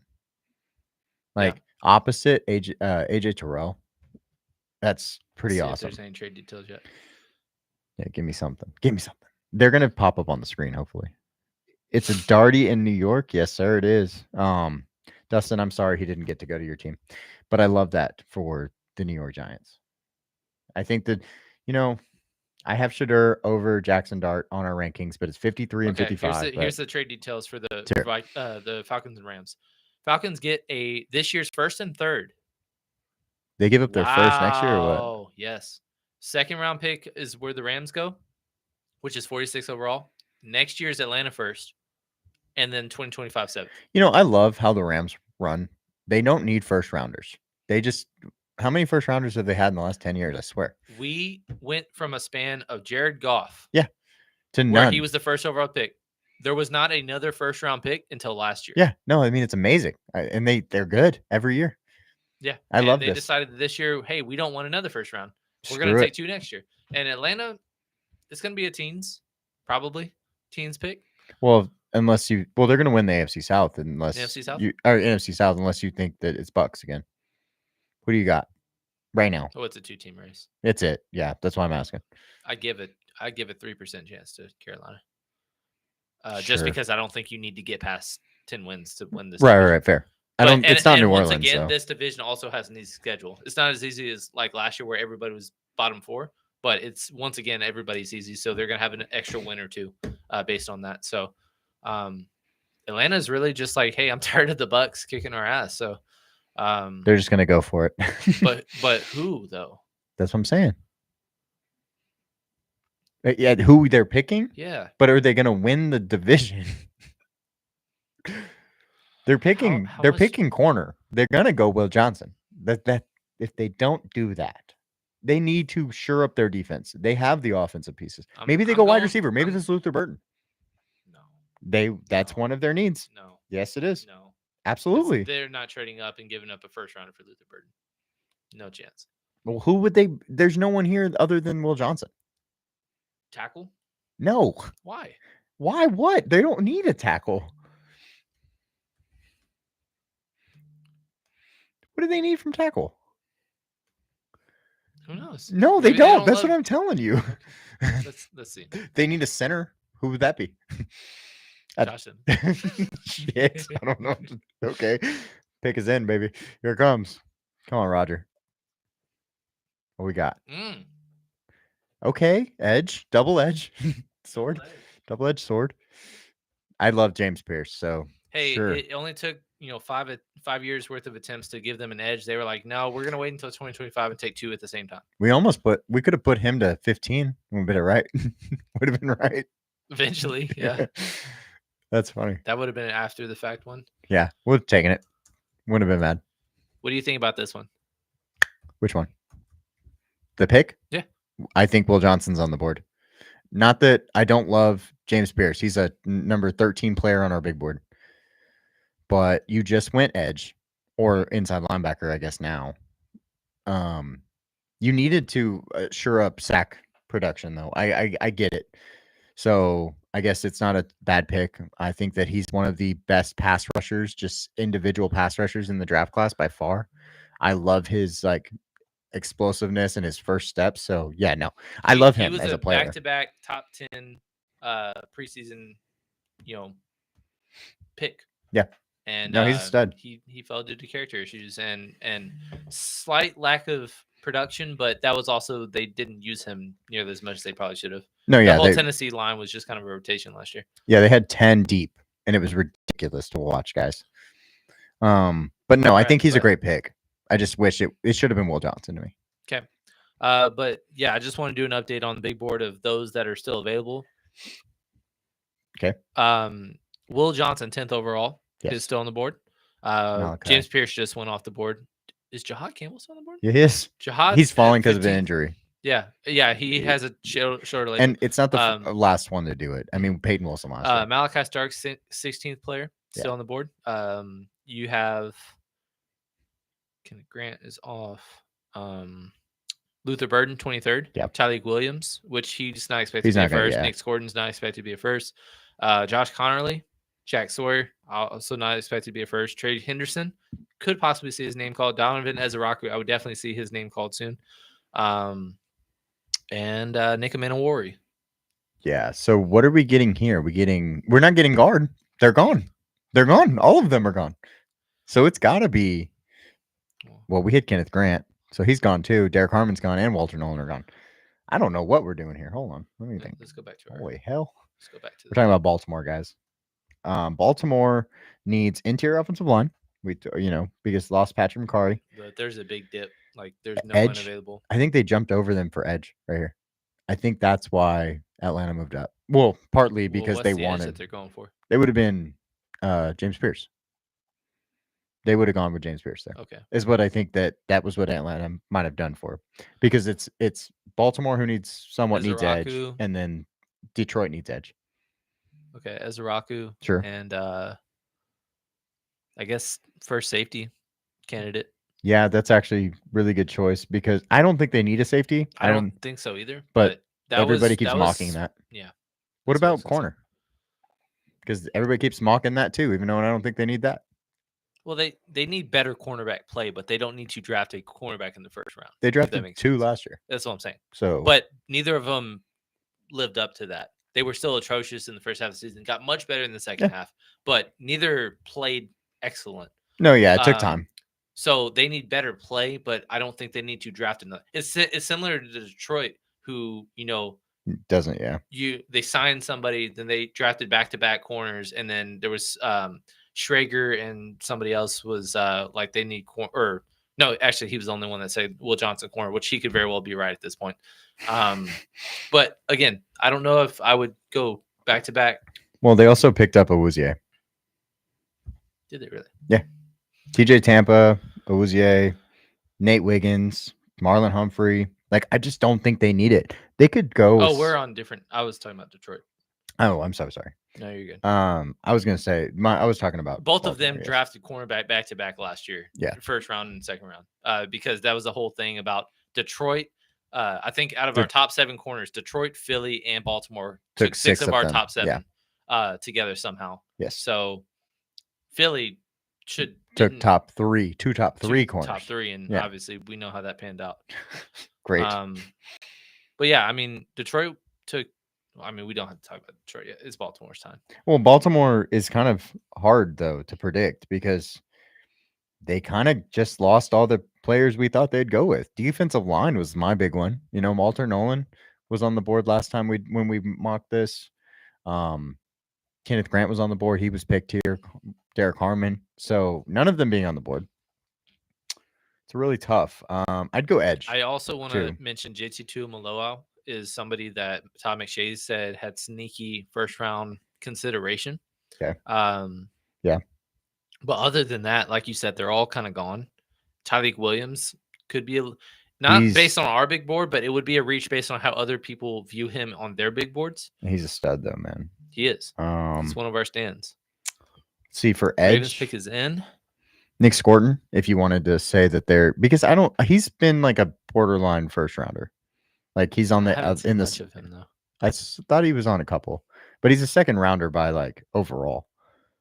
Let's see. Donovan Izaraku is the one that I think is if they're going edge. That's your vibe right now. But look at them; they're all excited. I think it's safety. I bet they go Nick Emmanwori. And they get 2 Kyle Hamiltons. Well, there was the connection between 2 Kyle Hamiltons. And that was kind of your pushback of just like, hey, do you need 2 of the same exact player? But he's been so good. Yeah, I know. Because Kyle Hamilton's better than Nick Emmanwori. Like, yeah, he is. He's him. You know, Jahad Campbell could be a Raven. Jahad Campbell kind of feels like a Raven, but I don't know if they need it. Is the problem. But where does he go if he doesn't go to Baltimore? In the second round. Yeah, that's crazy. We saw Peyton Wilson fall. No, I know. Had a great year last year, but he had injuries. He fell way far. He had injuries, though. No, I understand. So. And he was old. Jahad's young. Is 21.3 years old. Yeah. At the beginning. Peyton Wilson wasn't getting top 10 consideration. No. Number 9 by Daniel Jeremiah before he injured himself. Mm-hmm. Here we go. The day before he injured himself, I guess. All right, Ravens. Let's see what you got. Vibes, do we get one more trade before the night's over? I just don't know who for. Yes. Okay. Shedeur Sanders. Malaki Starks. Okay. Well, they went safety. I love that pick. In the grand scheme of things, I just don't think they need it. But like at the end of the day, they want to grab a nickel, let him play half the field. He's the best. He's the second best safety they have. I can't say that before Kyle Hamilton, obviously, but he's better than Darius Washington. You know. Mm-hmm. I think it's a great pick. I wanted them to go a different direction. Well, the thing is, he's based on how people kind of frolicked up. Like, it's not like they had many other options other than Izaraku. Yeah. Malaki Starks falling to them, though, just like talent-wise, adding talent, that's a crazy pick. More people than I thought picked that correct pick. Really? Yeah. 4 people got Malaki to Baltimore. Nice. And there was no, like, hey, Emmanwori went there, but got the common position. Yeah. Well, Nick's probably not going to go to the Rams at this point in the second round. Yeah. Because it's so far down, but that was our pick for him. I love Malaki Starks. He's one of my favorite players in this class. So I love that pick. Just in general for the player and the situation. I think he will thrive. Mm-hmm. Josh Simmons still on the board. Yeah, he is. He's our 6th overall player.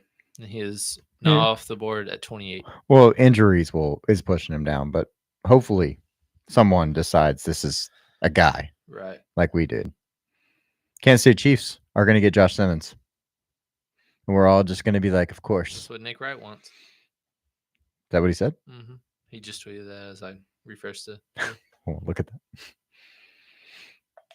Me and Nick Wright me and Dustin watch his tiers at 6:30 in the morning.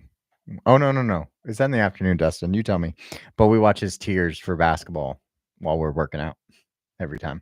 Yeah. He's always on. I love him. He's just so ballsy.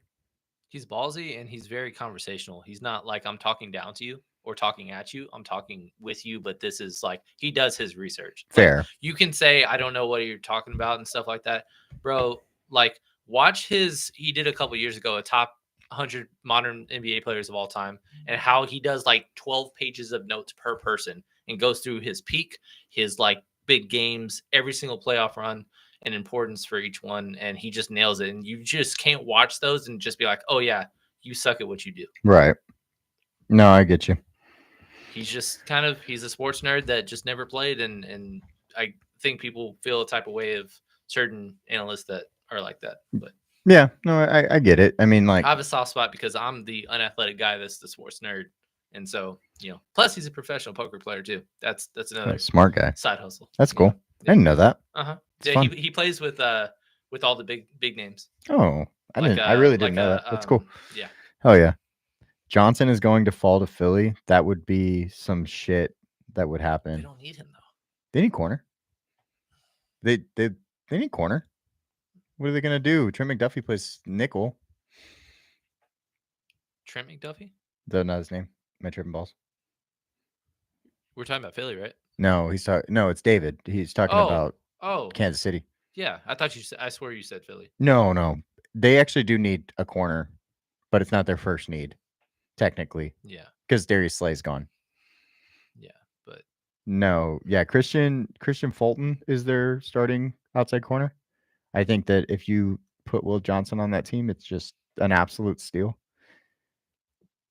Jesus. They're gonna get a steal. No matter what. No matter what. And if they go TreVeyon Henderson, which would be cool because it's my kind of similar comparison, or his upside is like a Jamal Charles-esque. Right. And that's exactly what thrived in Kansas City, if you remember. Yes. So Detroit is on the clock. They're going edge, most likely. 4 out of 7. Yeah. We got to get a right pick. Come on now. Yes, that's actually exactly what should happen here. There was only one other person that picked Ezraku. We need this dub. 7 out of 8 of their edges are 2026 unrestricted free agents, except for Hutchinson, who's coming off a broken leg, broken tibia and fibula. Marcus Davenport injured his tore his tricep. So we're just playing with backups all year. So yeah, they have to go edge here, in my personal opinion. They could go cornerback, but I don't think it makes sense for it's kind of feels more. Let your guys get older. Right. They had 2 good safeties. Let your corners get a little bit older. Play through these growing pains, basically, and maybe get some edge rush to help them. Yeah, David did say Johnson falling to Philly in the comments. Oh, did he? Oh, you said Philly. Okay. He could go there. Corner in KC would be nice. Think we locked in on a tackle. Yeah, you need it for sure. Is there a better fit between? I know there's no guard. They basically have a need both left side and right side in the long term, but between Josh Conerly or Josh Simmons, do you think there's a better immediate fit? Josh Simmons is the better fit because he's the athlete that I think can play in space. Yeah. No, yeah, that was what we said. It's like every time Philly gets a chance to pick, there's just a good player there. That's kind of how it goes, man. That just is what it is. That's why we had Walter Nolan falling to them in our final mock. Yeah, because we liked him, and someone's going to fall. That's how the draft works, Ooh. What's up? Tyleik Williams. I love that, dude. I'm telling you, he's better than we're getting credit for. He's on my stud. It's a dude right there. We don't get a point for it. I don't care. That's awesome. I love that. Tyleik Williams, man, is just so good at stopping the run. Yeah. He's just so good at it. Yeah, you said time and time again that's one of your biggest stands. Oh, because I'm still looking for him on the big board. 41, that's not bad, actually. What's his Daniel Jeremiah had him much lower. Everybody was in the Let's see. Let me pull up the big Sigma board. had Tyleik going to Detroit. Damn, what he was the only guy I think that had Tyleik in the first round, actually. We could have to combo. Damn, we could have done that if we just follow our board there. I guess we weren't. That was no way. I'm just kidding. Have any kind of I'm just kidding. Tinkling. Hey, Sigma's doing really well though. I mean, Jeremiah has him 67th. Mel Kiper has him 44th. Mel Kiper has him 44th. Jeremiah has him 67th. So, yeah, we're closer to the draft value, to say the least, which is good. All right, Washington is up. Are they trading back? Or are we actually letting Shedeur fall to the second round? Sneaky TreVeyon Henderson team, guys. Very. Gonna say. That was something I said right before we got on, was just like, hey, if there's 2.5 running backs going over in the first round, I think that's the spot if there is one. Washington has a couple of guys here, actually, that I wouldn't be surprised, though, because Will Johnson's on the board. They could use him. Let me pull up their depth. This is Donovan Ezraku to me. Really? They had 43 sacks last year. And they lost Dante Fowler Jr., who had 10.5 of them. Their other main sacker was Frankie Louvu, who had 8. He's a linebacker. I think they need edge rush. They did get Dorrance Armstrong. They have Clelin Ferrell, Deatrick Wise, but those guys, I don't think give you the juice. I mean, what I'm saying is right now, based on if they went Josh Connerly, I don't think that we're saying that that was a downgrade or not a great pick because of their need at right tackle.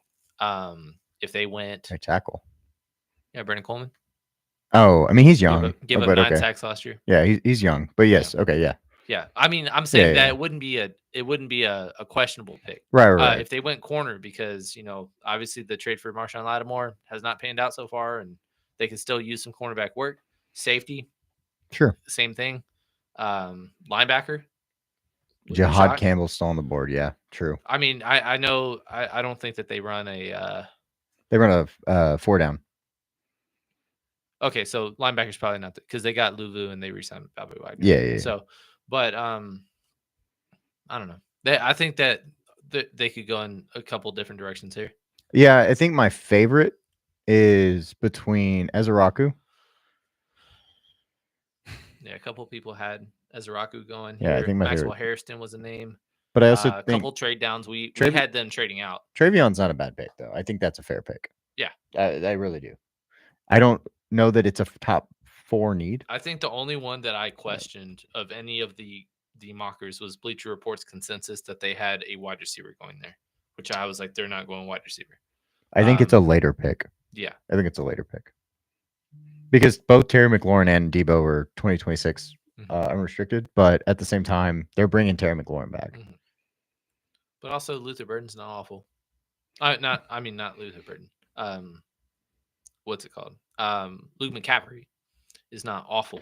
Right. They have 10 out of 11 of their wide receivers on the roster are 2026 free agents. So that's maybe early shoring up, but I don't think that's the pick, truly. For what it's worth, if you are a basketball follower, Javid Morant got hurt and he is done for the game. But they're up 21 right now. Interesting. Really? After they got Scottie blown Pippen out. Jr. Now you want to show up. After they got fun. blown we out. Don't pick you. That's cool. It's not like I'm upset or anything. Clippers are up 18. Are they? Yep. Who's playing well for them? I hope Kawhi. Same.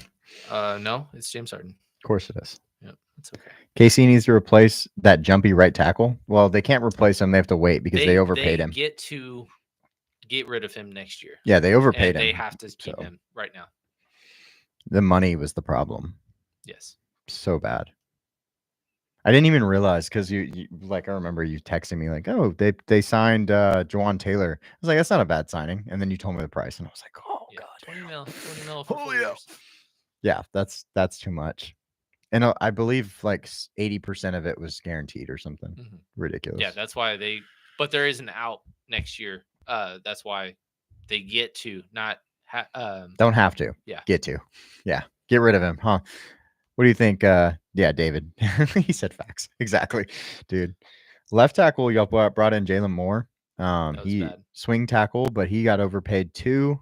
So I don't know. It's only 2 years instead of 4. And it's not 20 million. It's 10. So. 15. Is it 15? It's 2 for 30. I thought it was 2 for 20. Oh, I was like, that's reasonable, somewhat. No, that's why I hated the move. Oh gosh, dude, they suck at that, man. I'm no spoils. Huh? No spoils. For what? I'm just saying. I told you. On Washington? Mm-hmm. So they must be going Travion. Nope. Okay. So Will. No, quarterback. They're not going quarterback. So imagine. That'd be crazy. There's no Shedeur, way. You are a commander. Shedeur. There's no way. We're going to 2 quarterback system. Yeah, I guess. Double shotgun. Jaden Daniels is fast. Shedeur is accurate. Sure. But Jaden Daniels is just as accurate, if not more accurate. Yeah, it's not even a question. All right, here we go. Selection is in. Cam already saw it. Not fair, but whatever. It popped up. Just kidding. It's not. I'm just kidding. Listen. Are we getting a point? No. Oh gosh. No, we're not. They traded out in ours, right? So it's okay. Oh, okay. Fine. I don't know. Like, they listened to me when I said Brandon Coleman gave up 9 sacks last year, and they're like, "Hey, we have to fix that right then and now." And he's a rookie. I don't know if you draft him. It was their regime that drafted him. Listen, it just didn't work. He had 1 year. Josh Conerly Jr. No, I love Josh Conerly. He's a great athlete, and he's just really had them going tackle. Yeah, well, I don't think any. Yeah, he's very young. He plays young. He's not got some play strength issues. Like he's not that strong yet, but he's gonna be solid. Gotta protect him. Are you surprised at all that Cleveland did not trade up or has not yet traded up, even though they're the 33rd and the 35th pick, to not get the 5th-year option on said quarterback? I thought that's what they would do. That's what I'm with you. So I don't. Yeah, I am. Maybe surprised. They trade up one spot and they still get to keep. Mike Green is gonna fall out of the first round, dude. And Josh Simmons, and Will Johnson, and Jahad Campbell. Kevin Winston. There's going to be a lot of fun names coming off the board early tomorrow night. Yeah, for the record, we will not be live streaming tomorrow, but we will react to day 2. Yes. It starts at 6:00. If you want to follow live, we'll be doing some tweets and reactions and stuff in that regard live, but we won't be live streaming. But again, if you've stayed with us this far, we appreciate you guys so much tuning in and hanging out with us while we've gone through. We are 3 picks now away from the end of the night. And so let's see if there's one more trade or if Buffalo, Kansas City, and Philly stick and pick. Go ahead. I was going to say, we've been on here for 3 hours and 50 minutes. Mm-hmm. And that's I didn't pee once. I'm proud of you. I hope y'all didn't pick the over because I'm not going. All right. I mean, you probably hit my over. Just saying. What do you mean? My over alone, individual over. Oh, okay. I see. I'm just so proud of Detroit for going Tyreek. Just makes me so happy. He makes me. I'm sure we'll discuss that on our first round recap. Yeah, I mean, it's not a sexy pick by any means, but and it will be deemed a reach in some people's eyes. But guess what? So is Jameer. So is Jack Campbell. So was you could have got him in the second round. Yeah, you know, kind of thing. But they have 2 second rounders, 56 and 62. So I think Jack Sawyer will be a 56 and 62 is Buffalo. You're correct. Mm-hmm. That's right. Yeah, Detroit only has 1. If Philly gets Will Johnson, I'll be pissed. Well, I don't tell you, man. Like, he's supposed to be picked a long time ago. Okay. I can't believe he's still here. It honestly blows my mind. So he's such a good player. I just need an NFL franchise to move to San Antonio so I can move my allegiance. Well, I'm going to stay a Raiders fan for a little while longer. They're not as bad as the Lakers. Well, maybe they can move and they can keep the silver and black vibe going. And be like, hey, Vegas is too much for us. You know, we don't like to party. We like to just have a normal good time. Have a slow flowing river. Fair. To be next to. I don't know. David, who is your pick if you get to choose for your team and the Chiefs in the next pick? We haven't seen a Roy sighting. He's also a Chiefs fan. I texted him. Oh, what a guy. Didn't even send us a final. Crazy enough, we've had people in here all night long. Mm-hmm. We have a total of 247 subscribers still. If you are in here and you are watching, please subscribe if you get the chance. We are so close to 250. We have not changed our subscriber count, but we've had people in here hanging out all night long. We really appreciate y'all, like we said. And hopefully, do the Bills pick yet? No, not yet. This could be Will Johnson. They need a freaking corner. What am I saying? This is Will Johnson, right? No. That's what I keep saying. I don't have vibes of Will Johnson. Okay, well, then it's absolutely Will Johnson, if that's the case. I will say a couple people, like there was a Savon Revel, there was a Harrison, there was Trey Amos, who ended up being minus money at the end of the night, or at the start of the night to go in the first. Some Malachi here, that's what we ended up doing. I wouldn't be surprised on the Man and Worry. But you'd be surprised about Luther Burden Will would Johnson? Be stupid. No, that's not what I said. Oh, okay, I said my vibes aren't that they're. Oh, I got you. Okay. But Benjamin Moore, they literally there's 4 different corners that people were like, "Hey, Buffalo's picking," and if they do go corner, it's not one of them. Well, corner was one of my perfect fits for them in the second round. It was Benjamin Morrison. But he's another guy that injury, but he would have been a first round lock had he played the full season last year. Savon Revel. Another one from ECU. He was like a first round lock. Freakish athlete, man. Crazy basically athlete. Corner was just straight up so many injuries. Yeah, too many injuries. This could be I don't think this, but Maxwell Hairston could be the guy that they like. I don't know. I think they could add a safety We talked about that as one of our picks that we went with Nick Manwari. I think that was who. No, we have Malachi Starks here, so we can't get that, but we can get the position right. Wide receiver, but that's not here. Probably it's later on. I don't know. James Cook has had a situation where he's missed voluntary workouts. Maybe they go running back, not here, but later. I don't know. It'd be an upgrade. It's fair. I think it's defense though. It's D-line, safety, or corner. I agree. So which one is the question? Why are you all of a sudden now having buffering issues? We are almost done with the night. Right. Mr. Laptop. There's a trade for Buffalo. No, after that. Oh, okay, cool. Oh, to the Chiefs. Yeah, basically they flip spots with the Eagles. Yeah. Oh, so now the Eagles get to get Will Eagles Johnson. Are 31. Kansas City's now 32. Gotcha. I don't know what the compensation is yet, but I just saw what Buffalo is about to pick. You did trade out, David.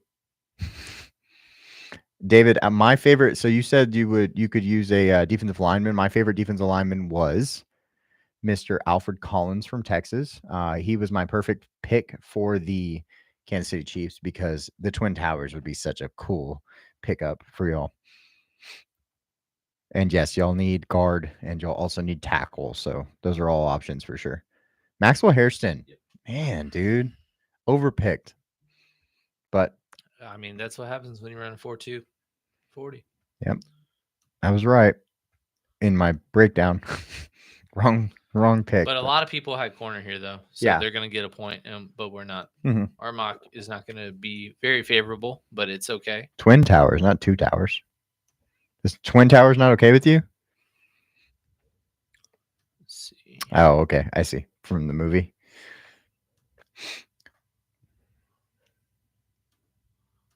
Honestly, I didn't like going to the two towers, so maybe other teams won't either. Watching that movie, I wouldn't have wanted to go there. Maxwell Hairston, I think Maxwell Hairston probably was. I don't know rank wise. He's our like in the 60s for our. He's 64th. 64th. Yeah. I don't know if every single corner is above, but basically Trey Amos, I know was, right. I'm sorry, I'm listening. In terms of our big board, who's ranked higher? Trey Amos, Benjamin Morrison, Savon Revel, and well, of course, Will Johnson, and then there's one more. There's still one more. Jade, of course, but who am I missing? I'm going. Benjamin Morrison, Azariah Thomas. Yeah.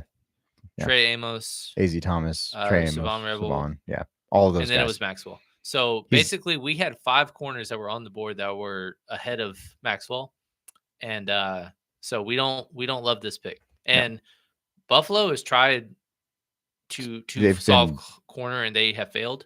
And I'm not necessarily sold on this one.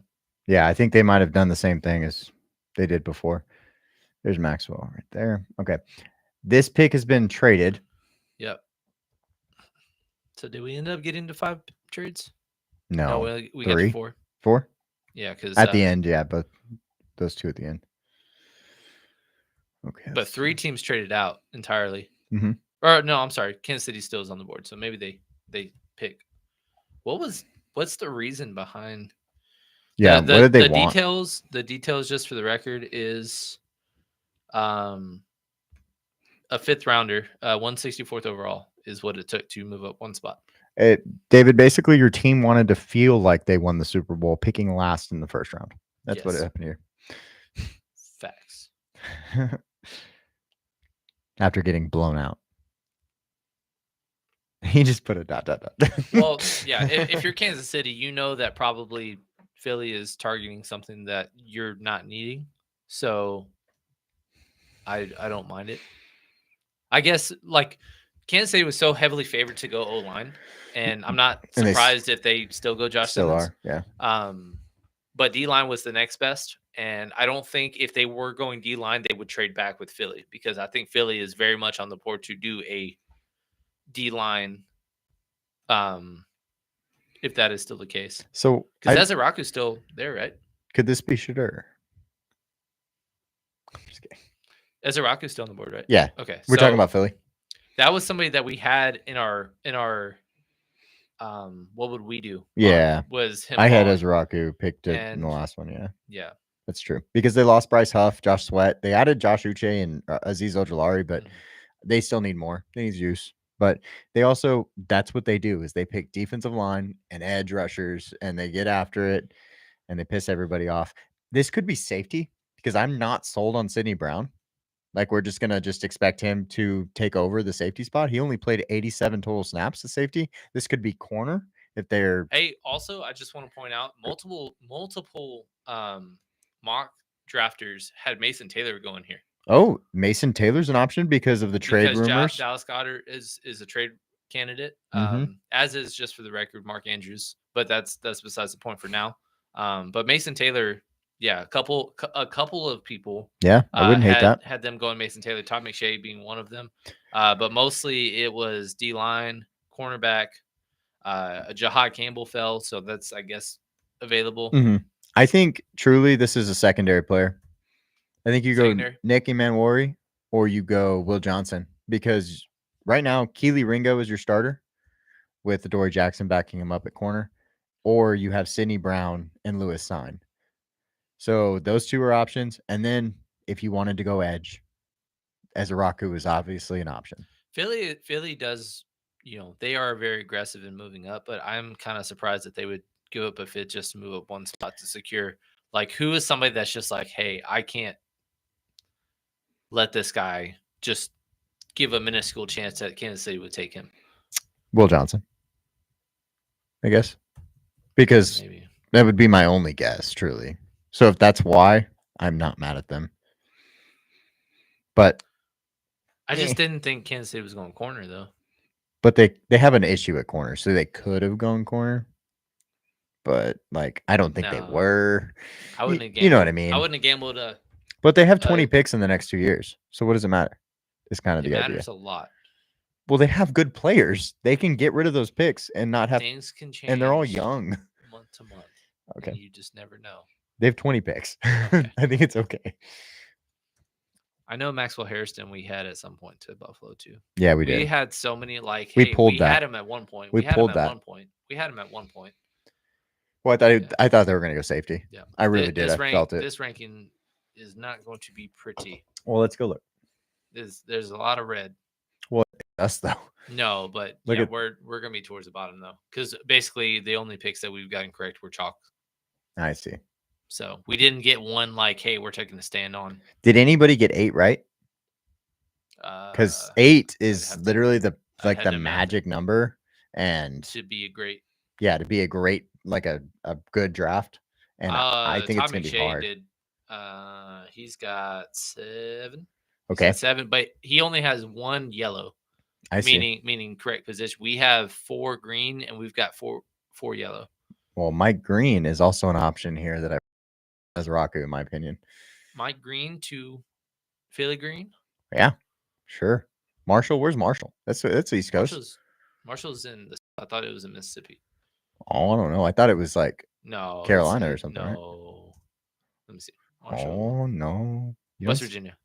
That's closer to South Carolina to Carolina. No, you were wrong. Way closer. I don't know why I said Mississippi. Which is also closer to Philly. I think it had to do with Randy Moss and his. Oh, yeah, maybe. That's why I said Philly makes sense here. It's closer. Have you seen We Are Marshall? Mm-hmm. Yeah. It's been a while since I've seen that movie. I feel like that was one of the movies. Like, there's certain movies that come out and it's just like, this shouldn't be a PG movie, and a plane crash movie I don't think sounds like a PG movie, and I think sometimes that loses the impact of the the story a little bit.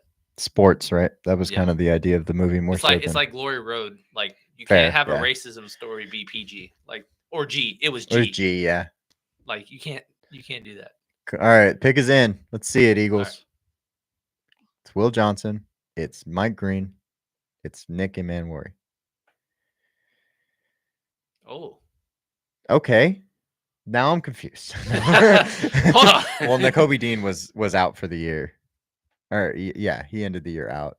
So I'm expecting maybe that's why. And even though he fell, and a lot of people were like, "Oh, I still was not sold on that he would become like still the draft that he was hyped up to be." No, yeah, this is solid though. This is like good player type of solid, But again, was Kansas City going to draft a linebacker? No. So then why did you? I don't know. Now, would you give up your 164th pick? No. Exactly. Nakobe Dean was carted off the field in the wild card game, but I don't Torn know. patella tendon. Okay, so that's a reasonable reason. That's PUP list minimum. That's a reasonable player to. But he has he's jumping around. He has a shoulder injury. This man just running around. Is Jeremiah Look at him. He just got surgery. He looks fine. That's all I'm saying.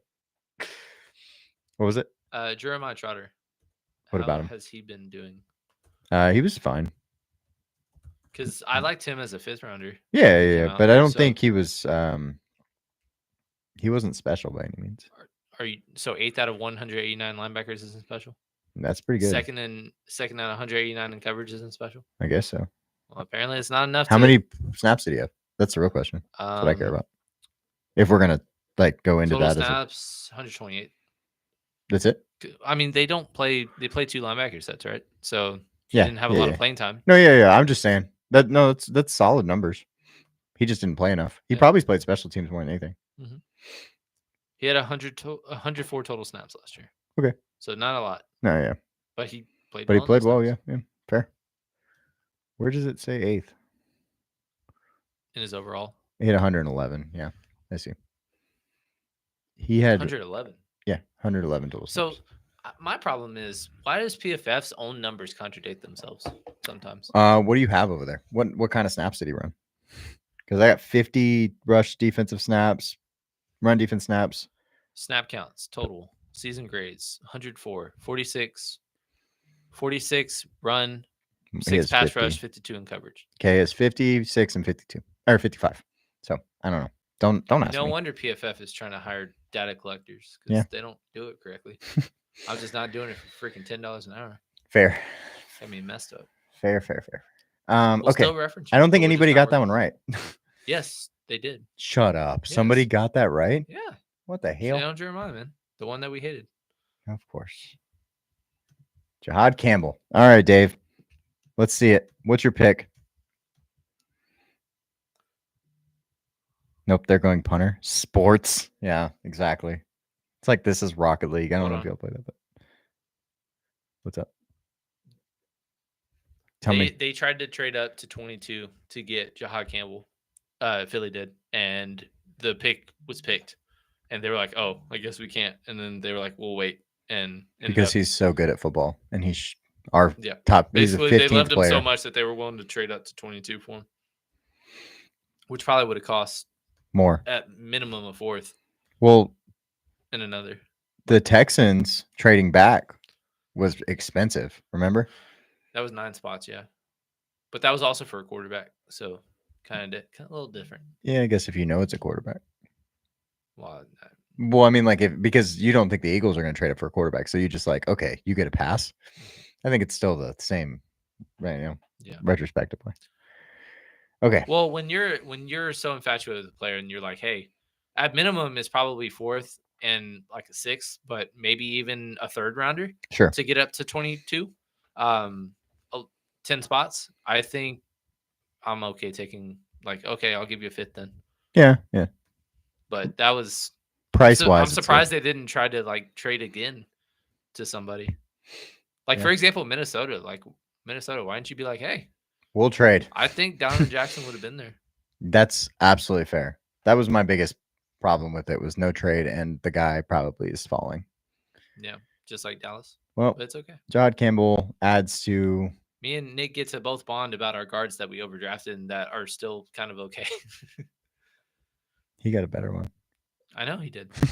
Pick is in. Final pick of the draft or first round, guys. What? His line doesn't have 3 Tylers on the starting lineup. Doesn't it? You're correct. You're going to have to call them all by their last name. And your brother-in-law, Tyler. We're going to sign him at right tackle. He played right tackle in college. Yeah, exactly. Hey. Right, Taylor. Come on now. In Veach we trust. Who do you want, Dave? Tell us before it goes through. I think it's Simmons. Oh my gosh. 5 left and 4 hours into this craziness. All right. Oh, my bladder's creeping up on me. We're almost there, though. I have no preference, honestly. Okay, Dave. Tyler Prassel greater than Terrence Steele. Yeah, is that right, Steiger? Pick us in, guys. He's talking. Yep. Josh, God, dog it, dude. What a steal. What a freaking. You get a 5th and Josh Simmons, our 6th best player. I'm just going to. Okay. Well, it's time to go. Let me add Josh Simmons, and then we'll go ahead and check out the draft, the full draft. Did anybody have that one right? Yes, Tom McShay did. Yeah, okay. So he's winning. Okay. And Nick Wright and Bleacher Report. So we have 1, 2, 3. Got the position on 3, 4. Oh boy. Tough, man. I knew this draft was hard. We knew this draft was going to be hard. It was. Because look at everybody else. We're not alone here. It's a lot of red. But man, oh man. Plus, we have some guys that, well, that one's wrong. So we can. I mean, there's still an outside chance that just Nick, that we can get a Josh Simmons. No, actually, just Nick. He's the only one. Nick Emmanuel. Yeah, because Emeka's gone. Well, do we get a point if they take Luther Burden with the?